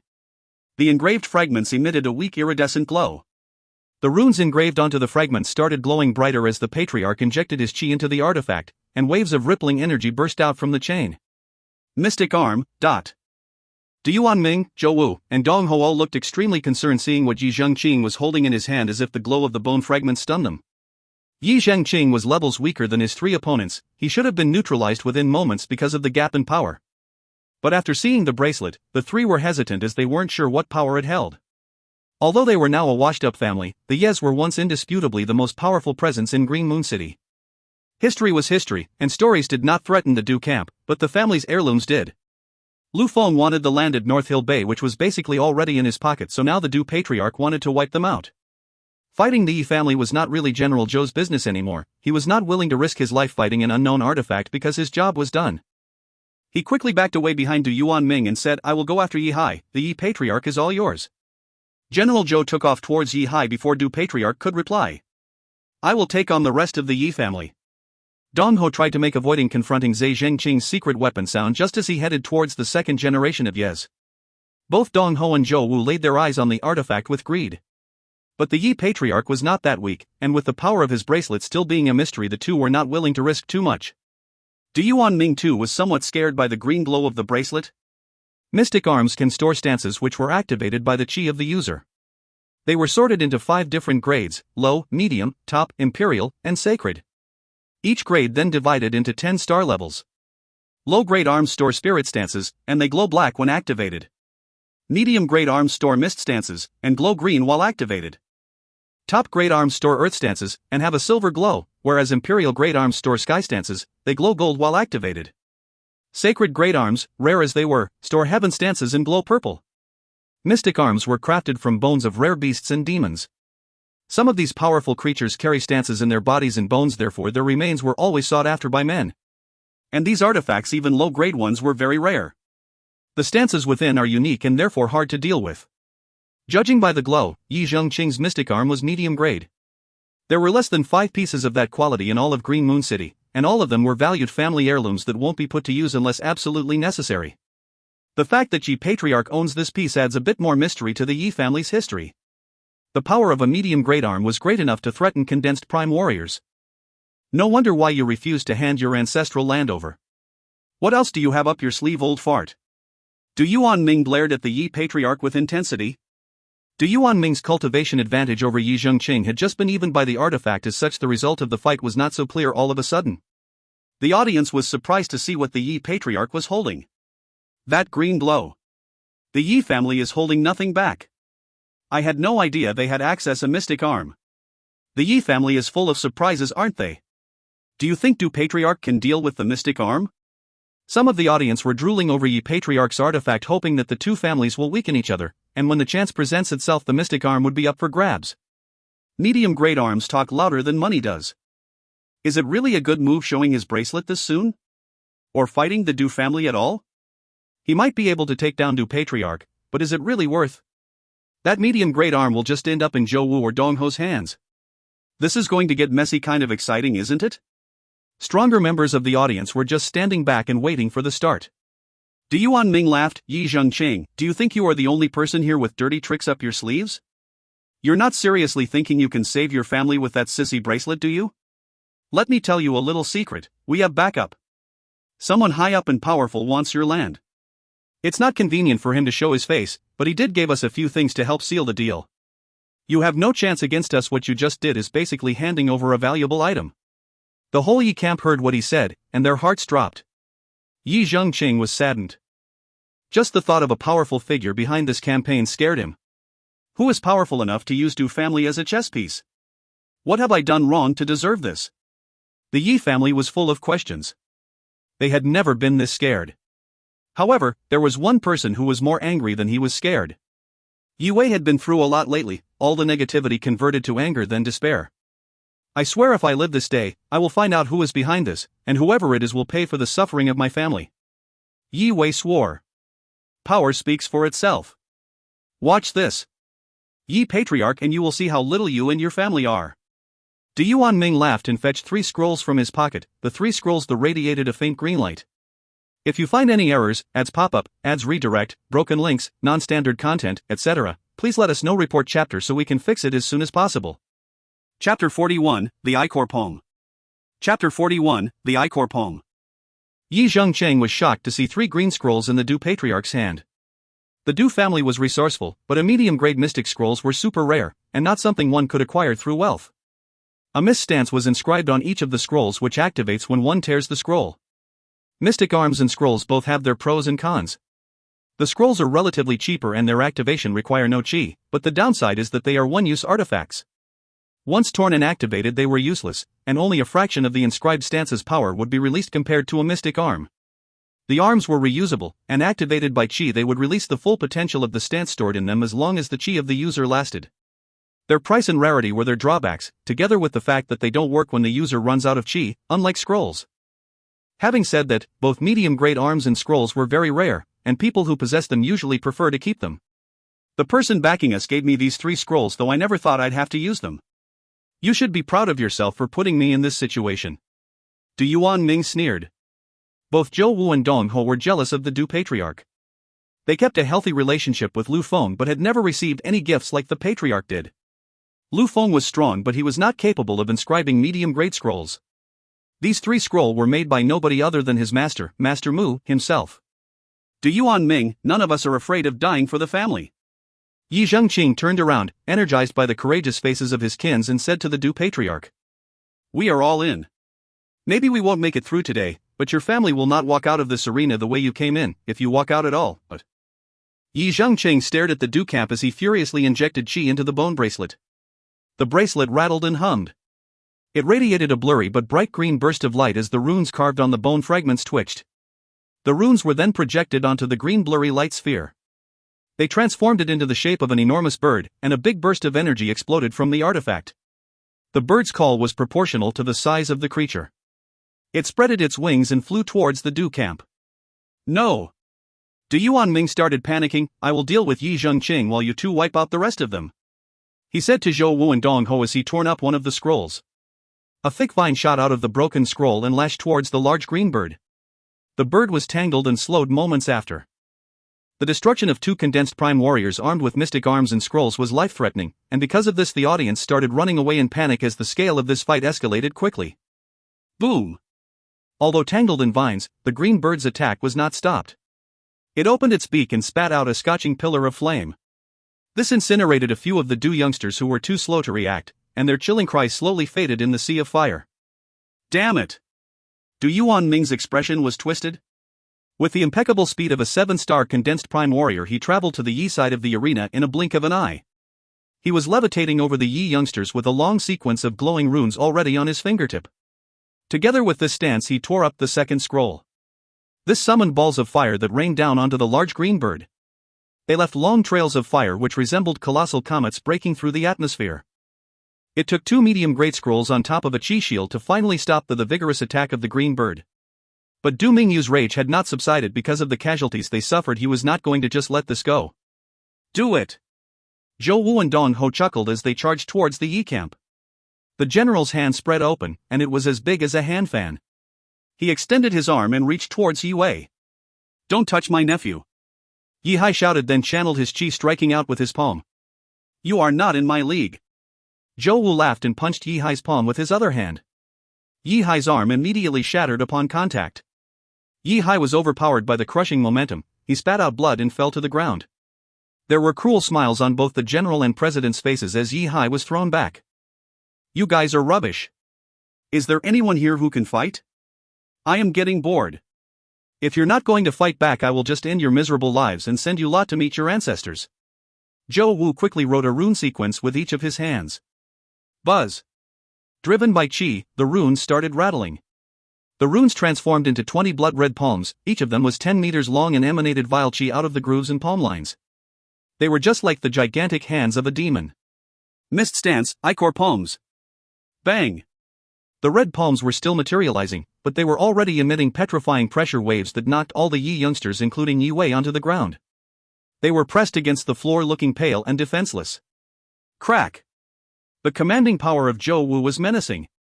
Before actually attacking, the red palms were just hovered in the air, but Yi Wei's joints were starting to crack as if they were about to be shattered. The pressure waves mercilessly pushed against him, causing him to bleed internally and spit out more blood. Little Wei. Yi Zhong clumsily stepped to Yi Wei's side. He turned his head to his little cousin and shouted with a broken voice after seeing his precious partner's condition. Over my dead body! And my tiger!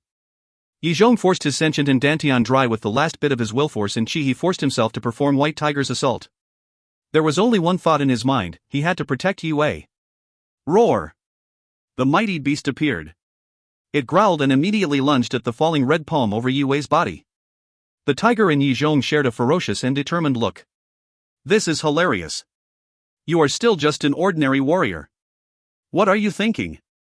Zhou Wu laughed hysterically, then slammed his hand down, and the red palm dropped down with great momentum. Bang! The white tiger was shattered by the red palm immediately. They were both missed stances, but Zhou Wu had decades of training before Yi Zhong was even born. The 7-star condensed prime warrior's stance broke White Tiger's assault upon contact. Little Wei, I'm sorry. Yi Zhong lost consciousness as the tiger was shattered, and his sentient was fractured. Cousin Zhong! Yi Wei screamed his lungs out as tears were flowing out of his bloodshot eyes.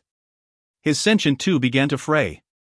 A golden flash emerged in Yi Wei's sentient, empowering his body so it stayed rigid under the immense pressure.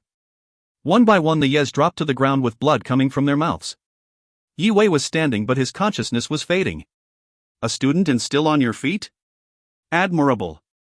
Zhou Wu grunted and channeled more chi. 10 more red palms struck towards Yi Wei with even stronger force. If you find any errors, ads pop up, ads redirect, broken links, non-standard content, etc., please let us know. Report chapter so we can fix it as soon as possible. Chapter 42, Mastery. Chapter 42, Mastery. No! Yi Wei's eyes were bloodshot as he looked around him. He grunted in agony as he was saddened by his fallen brothers and sisters bathed in blood. As the red palms approached Yi Wei, the spine-chilling force intensified exponentially. His bones started to crack and his wounded body couldn't stop bleeding. Even his sentient, which was protected by the golden light, was starting to rupture. His whole body was on the edge of breaking. The pain Yi Wei suffered from his tearing sentient was 10 times greater than his body was enduring. The pain was striking his soul. However strong Yi Wei's mind was, there was no way he could stay conscious for much longer. Suffering from critical hemorrhaging, his blood started coming out of the pores on Yi Wei's skin. He was no longer conscious, but his body was somehow still standing straight. Buzz. Just as Yi Wei lost consciousness, the mystic mountain appeared in Yi Wei's sentient, and the golden light started repairing and patching up the cracks. Some of the energy even escaped his sentient and rushed throughout the rest of his body, into his blood, muscles, and bones. This energy silently nourished Yi Wei's body, causing it to repair and even strengthen itself at an incredible rate. Bathing in this energy, his body would have the strength of a 4-star student in mere minutes. What Yi Wei was experiencing sped up his cultivation enormously. He was catching up to the naturally gifted children his age, but his life is now at risk. It was at the mercy of his luck, and the gigantic red palms showed no sign of stopping. Little Wei. Yi Zhengqing looked at his grandson in despair. Hoping it was not too late, he hastily injected his chi into the bone bracelet. The large green bird in the sky shook and broke through the vines with a couple wing strikes, then it flew towards Yi Wei immediately after it got free. The Patriarch's bracelet was actually a 6-star medium-grade mystic arm. The stance within was powerful enough to threaten even a 7-star warrior. However, the distance between him and Yi Wei was far. Despite the effort, the red palms made contact with Yi Wei. No! Yi Zhengqing's vocal cord was close to tearing. His cry echoed throughout the arena. It was the only sound that could be heard. Zhou Wu was extremely excited, his lips curved upward, showing a sadistic smile. It has been too long since he last saw a bloodbath. He had been picturing himself drawing blood since the fight broke out. Who dares hurt my apprentice? An angry voice came out of nowhere, loud as thunder. It staggered everyone in the arena. The cry was powerful as a force of nature. Before the voice faded, a sequence of some 300 runes appeared in the skyline and merged together, instantly radiating a blinding light. They formed 30 golden fists with unproportionally large knuckles, filling the sky. This mighty presence made everyone at the arena think that a god had arrived. It seemed as if the sky itself was pressing down onto them. The condensed prime warriors were the only ones who had an idea of what was happening. The Du Patriarch and General Zhou were two of the strongest men in Green Moon City, but they were shivering under this pressure like everyone else. Rays of golden light from the fists shone onto the red palms and subsequently dissolved them in an instant right above the Yi camp. Swish! The golden fists dropped from the sky like a rain of comets. They accelerated towards Du Yuanming, Zhou Wu, and Dong Ho. These fists connected with the three in a flash, and their chests took most of the hits. All three were sent flying and spinning like a kite with its string cut. Their ribcages were broken, and they simultaneously spat blood, turning pale. The three were put into a life-threatening situation from their commanding positions in a mere moment. While the Du Patriarch was flying, he saw a blue shape far, far away through his dilated pupils. It was a square object that resembled a tiny temple. He suddenly realized it was the runicle he saw earlier, and his heart sank in fear and panic. What kind of monster could injure three condensed prime warriors from a mile away? Nobody at the scene knew that this kind of power existed. Half a minute passed as the blue runicle drew closer. It came to a stop right by the destroyed arena. The door slid open, and a ragged-clothed old man with shaggy hair walked out of the runicle. The sky went dark the moment this vulgar figure stepped his foot onto the arena. Master Yi had arrived. There was a golden glow in Master Yi's eyes. His levitating body emanated a force field that covered the whole arena and caused the air around him to ripple. He scanned the arena with his golden eyes, and his calm stare was penetrating. People at the arena were intimidated by his pressure and trembled uncontrollably. Master Yi, Du Yuanming, Zhou Wu, and Dong Ho were as pale as ghosts, and they looked at the Runemaster in fear. They couldn't believe what just happened. General Zhou and President Dong stared at the Du Patriarch resentfully, and regretted helping him. Never in their wildest dreams did they think they would anger Master Yi because of it. I am Zhou Wu. I am Dong Ho. Greetings, Master Yi. The two said in unison. Being nice to the Runemaster was more important than the pain they were suffering and their regret. They bowed down before Master Yi while grinding their teeth. Master Yi was always in his own world, and this was the first social interaction he had for a while. If it wasn't for Yi Wei, he would be at home studying and researching runes and stances. Greetings, Master Yi, my name is Du Yuanming. The Patriarch knew he was in trouble as Master Yi never got himself involved in family disputes, and from the Runemaster's behavior he could tell the Yi family was protected. Du Yuanming had temporarily forgotten about the deal with Lu Feng, and he was just focused on how to survive Master Yi's wrath. The Du Patriarch's status meant nothing in front of this sociopath. Not only was Master Yi an individual with immeasurable strength, he was also someone who was worshipped. If he started a fight and somehow needed help, he would get it. Master Yi. The audience too bowed to the Runemaster. For many of them it was an honor seeing his face, and some of them just wanted to leave a good impression on the most powerful man in Green Moon City. Surely some of the audience's grandchildren would hear about the story of this encounter. Master Yi looked less than ordinary. His appearance did not reflect his achievements at all. Du Yuanming was surprised that the powerful golden fist stance came from someone who looked like this. The Du Patriarch was going to mention his relationship with Master Mu in hopes that it would gain Master Yi's respect. But after experiencing Master Yi's power firsthand, he realized Master Yi was on a completely different realm than the second most famous Runemaster in Green Moon City, and there would be no point in dropping Master Mu's name. Master Yi, please don't be angry. We did not know the Yi family was affiliated with you. We are really sorry. Zhou Wu broke silence and begged Master Yi for forgiveness with a trembling voice as his legs went soft. Dong Ho too was scared of the consequences. His white lips were twitching as he tried to talk himself out of trouble. I have no idea what the Du family is trying to get me and the general into. They invited us without telling us any details. He cowardly shouldered the responsibility and the blame on the Du family. Master Yi grunted. He did not look at anyone in the Du camp as he headed straight to the Yi camp after hearing the excuses, more specifically towards Yi Wei. He turned his head around and casually gazed at Zhou Wu and Dong Ho. Not only did this scare them, but their chests were hammered by Master Yi's invisible strike and they coughed and choked on their own blood. If you find any errors, ads pop up, ads redirect, broken links, non-standard content, etc., please let us know. Report chapter so we can fix it as soon as possible. Chapter 43, Reign. Chapter 43, Reign. I am the Yi Patriarch. Greetings, Master Yi. Yi Zhengqing slowly walked towards their savior, and gave the traditional two-hand greeting, palm against fist, as he spoke nervously. Hey! Master Yi's face was emotionless. He stopped walking to nod at Yi Zhengqing, who was flattered by the small acknowledgement from the fabled figure. Even though the exchange was brief, Yi Zhengqing was really proud of the fact that the Runemaster responded because Master Yi ignored the three leaders of the Du camp when they greeted him. When his status and more importantly his cultivation was pretty far behind them, only at 3-star condensed prime stage, he still gave Yi Zhengqing face.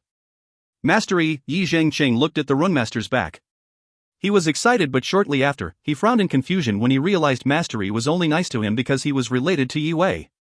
Who told the family he did not make it through the entrance exam? If that was the case, why is he here? The Yi patriarch stood still, both grateful for and confused by Master Yi's intervention. He just hoped it was not too late for Yi Wei and the youngsters. If not, then this experience will strengthen them more than it would scar them. Yi Wei. Lin Ziyan nervously ran out of the runicle once the situation was stabilized by Master Yi. Her ink-black pupils became bright purple the moment he saw Yi Wei's damaged body in the middle of fallen Yi youngsters. An invisible wave of energy was emitted by her as her eyes turned purple. It swept the arena like a breeze. The tulip on her robe was flowing in the wind and the air around her began to freeze. Girl! Master Yi felt the fall in temperature. His face twitched, and he turned around to Lin Ziyan. It was apparent that he was concerned about what she might do when he saw the color of her pupils. Yi Wei is fine. Master Yi shouted anxiously, desperately trying to calm Lin Ziyan's anger. He knew what she was capable of doing in a frenzy. She was just a warrior, but she was one from that family. Justice is one thing, but a massacre is another matter entirely. Master Yi ran over to Ziyan, then held her by his side, calming her down. Her eyes gradually returned to their normal state. She was reassured but still breathed a bit quicker than normal. Master Yi then scanned around himself, assessing the injuries the Yi camp sustained. Most of the youngsters were critically injured by Du Yuanming and were in need of immediate medical attention. Oh Yi Wei, you reckless child. Master Yi looked at Yi Wei, who though covered in blood and unconscious, was still on his feet. His eyes were still glimmering.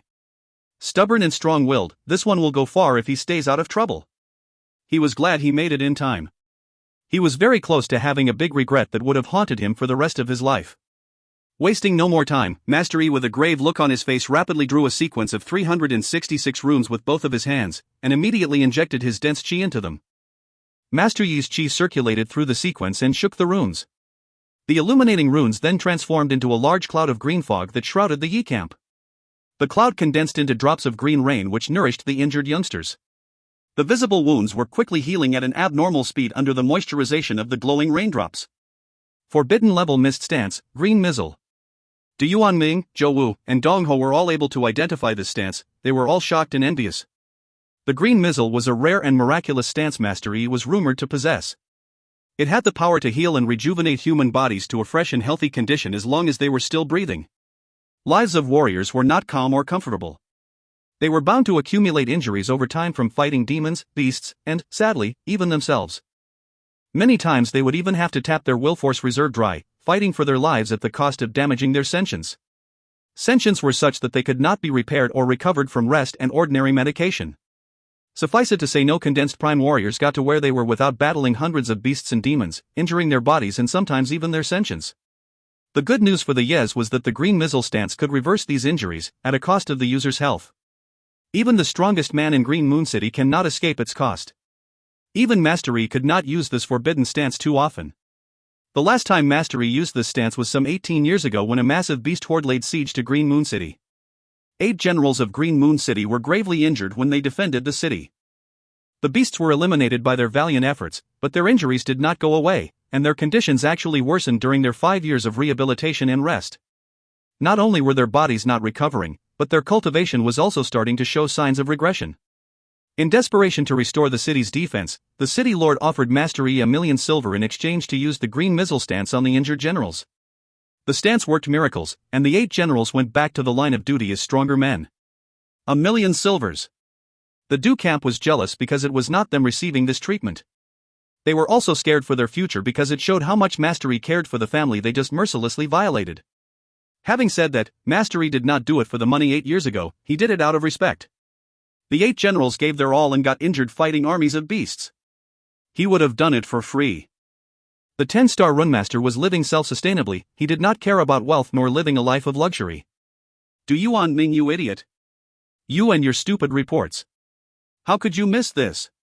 Who is going to deal with Master Yi? General Zhou panicked. If the city lord hears about this, I will certainly lose my position. The general was anxious. He looked at the Du patriarch with a pernicious stare and quietly swore and cursed.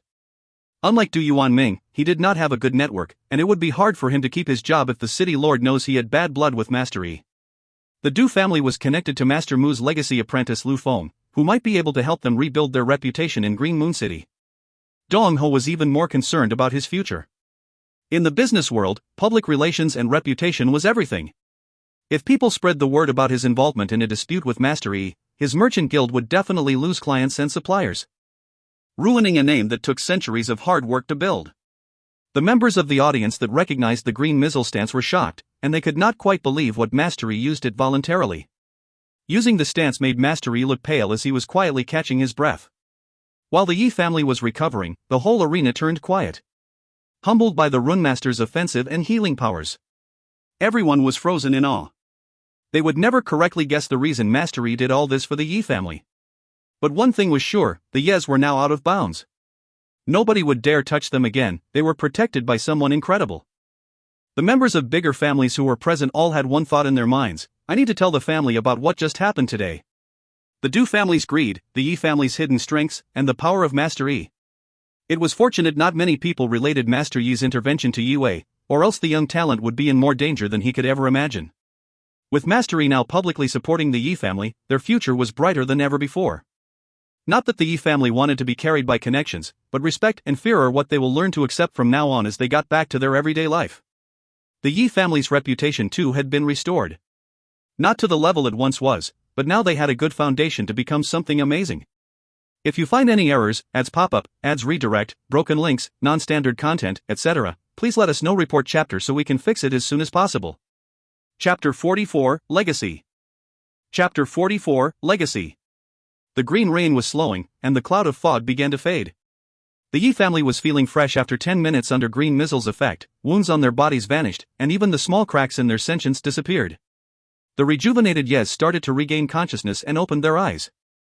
Although he was heavily injured compared to others, Yi Wei also slowly opened his eyes. Yi Zhong though was still unresponsive because his sentient was far too damaged, to the point that it could not be repaired by even Master Yi's stance.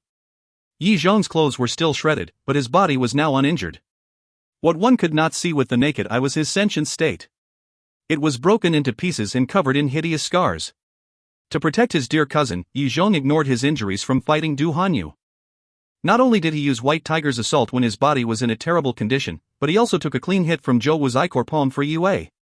It was a miracle Yi Zhong managed to live after taking a hit from someone with such a vast cultivation advantage over himself.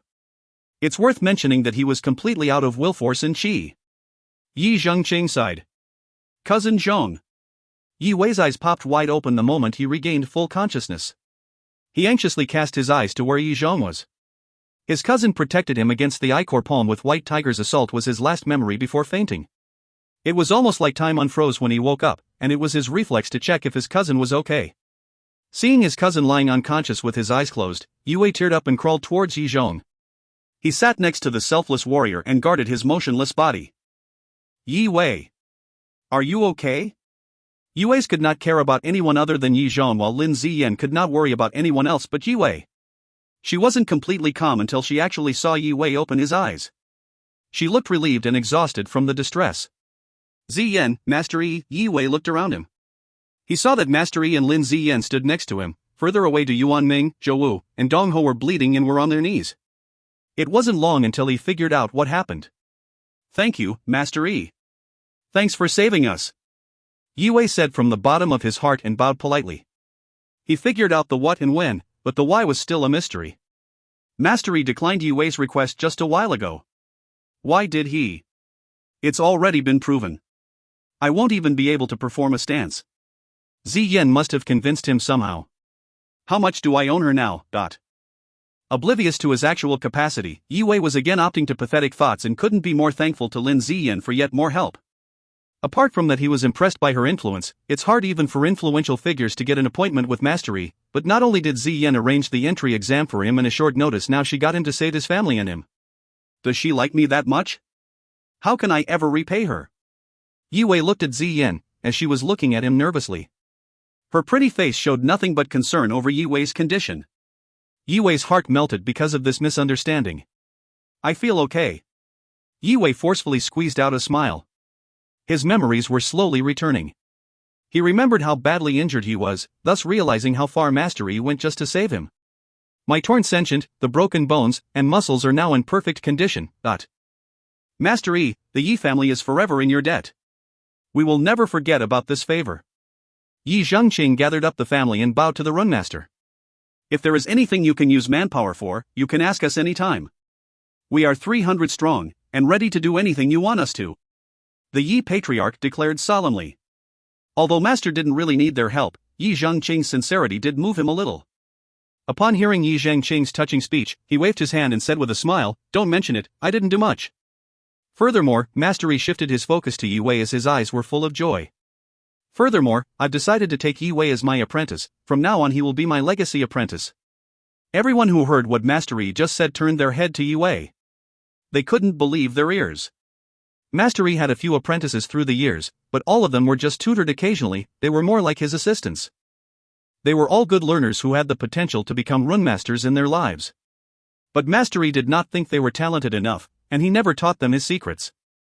Master Yi merely guided them while the apprentices did self-study. Even those apprentices had great lives with their superb reputations, and now Yi Wei was appointed to become his legacy apprentice. Though the announcement drew a lot of attention and jealousy, Master Yi's intention was met. He wanted everyone to know the Yi family was off limits. People were speechless and would appreciate the Yi family's status coming out of today's events. Du Yuanming, Zhou Wu, and Dong Ho were kneeling close to the arena's center with their faces pale as if they were headed to the guillotine. It was becoming apparent to them that they were now Master Yi's enemies. One must know the relationship between masters and legacy apprentices were as close as fathers to their children. During this time, Yi Wei was still confused. He wondered if something happened when he was unconscious that changed Master Yi's mind. Master Yi kept his eyes on Yi Wei and continued his speech. "I have decided to pass all the knowledge and skills I possess onto Yi Wei." Master Yi got excited just by thinking about Yi Wei's future. The child's innocence and humbleness would help the runemaster mold him into something greater than anyone ever imagined, even greater than his own master. Yi Zhengqing was just quietly stood at the side, trying to digest everything he just heard. The message could not be any clearer. The renowned Master Yi, this outstanding runmaster, had chosen his grandson as his legacy apprentice. Although he knew what it meant, it proved to be something that the Yi patriarch could not fathom. After processing the words they heard, the rest of the Yi family too became hysterical. "Can you pinch me? Little Wei? Legacy apprentice, ... Yi Wei's eyes were on Master Yi's gentle face while the runmaster kindly asked a question. "I am not sure if I am qualified to teach someone like you, but would you like to be my Wei Yan's apprentice?" How could Yi Wei in his right mind refuse? "Of course, I would love to be your apprentice," he answered with slight confusion in his voice. "Greetings, Master." He bowed before Master Yi. Master Yi burst into laughter looking Yi Wei's clueless face. "Very good," he replied. The Yi family was feeling ecstatic, especially Yi Zhengqing. He has been through ups and downs with his family, and after seeing it on the edge of crumbling, now he could see the silver lining. It was reasonable that he was in tears. Yi Wei's uncles too were overwhelmed by emotions as well. They were all startled by this unlikely source of intervention and honored to be related to Master Yi's new apprentice. Everything Master Yi knows? Just how lucky are the Yes today? From being in a dire situation to now being at a place everyone envied in just a morning, it was all too unfathomable. They knew too well what having a runmaster in one's family implied. If you find any errors, ads pop up, ads redirect, broken links, non-standard content, etc., please let us know. Report chapter so we can fix it as soon as possible. Chapter 45, It's Not Fair. Chapter 45, It's Not Fair. Contrary to the Yi family's elated mood, Du Yuanming, Zhou Wu, and Dong Ho were feeling unsettled and frightened. The Du patriarch perniciously looked at the Yi camp. He was so close to getting rid of them, and now they were about to get away as if nothing happened. The feeling of being stopped one step away from eradicating a threat was like nothing else, especially when they were going to come back stronger, and be protected by someone like Master Yi. Most of the Yi youngsters had now woken up. They didn't think too much about Yi Zhong's condition, as he had endured the most injuries. It was reasonable if he woke up last. Master Yi was relieved the moment he learned Yi Wei was fine, but he was still curious about why Yi Zhong was not moving. He frowned and narrowed his eyes. A golden flash appeared in his eyes, after which he then cast his penetrating gaze onto Yi Zhong, checking his chi flow and body condition. He stared at the motionless body for 10 seconds, looking worried and mournful. This child was gifted, it's such a shame. He broke the silence after a thorough assessment. He shook his head resentfully and then a long, sad sigh followed. Yi Zhong's name was the first thing that left Yi Wei's lips after he woke up. Master Yi could tell from his observations that the cousins occupied a large place in each other's hearts. Due to that, he would do anything within his abilities to revive his apprentice's cousin from his coma. But, sadly, this was not the case. Without the aid of a welkin leaf, Yi Zhong might never again see the sun due to his shattered sentient. Getting a hold of the rare herb would be just the first step. It could wake him, but the chance of his sentient completely recovering was less than 10%. Yi Wei's heart dropped when he heard Master Yi sigh. He asked anxiously, "Master Yi, is my cousin okay?" He nervously clenched his fists while waiting for his master's answer. "Why is he not waking up?" Yi Hai asked. The family was getting restless as they too heard the long sigh. Being a 5-star warrior at the age of 22, Yi Zhong was well on his way to overtake Yi Zhongqing's cultivation, and he was the most likely candidate to the patriarch's position. This child's sentient is shattered, he won't be waking up for the rest of his life. Master Yi did not fabricate facts, he did not know how to. Master Yi's words struck the Yes like a bolt of lightning that sent shivers down the group's spines. The patriarch and Yi Hai staggered and almost fell. "But what do you mean? The green missile didn't save him?" Yi Hai couldn't accept his son, the strongest youngster and future of the Yi family, was in a vegetative state. Shattered sentient? Master Yi voice echoed in Yi Wei's head. Won't be waking up the rest of his life? He was stupefied, standing still like a soulless being. He did that for me. He was fighting an impossible fight against the general for me. With a bottomless sense of guilt stabbing at his heart, Yi Wei had severe chest pain. He could hardly breathe. Is there any other ways? Yi Wei's face showed determination, but his trembling voice told otherwise.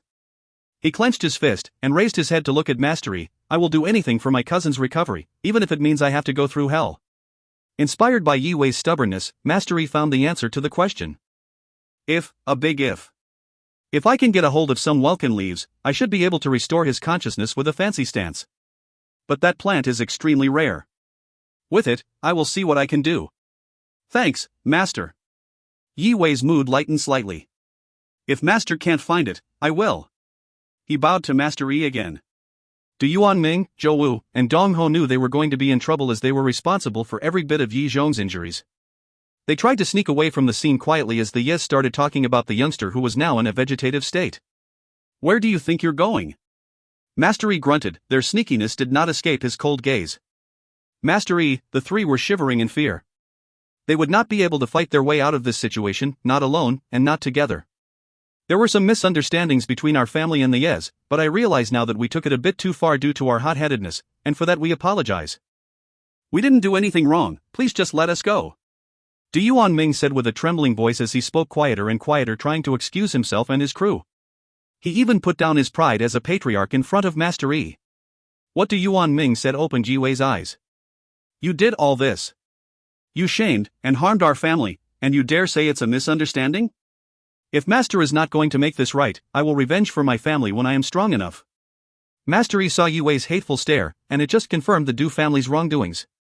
Without a second thought, he started moving his right hand.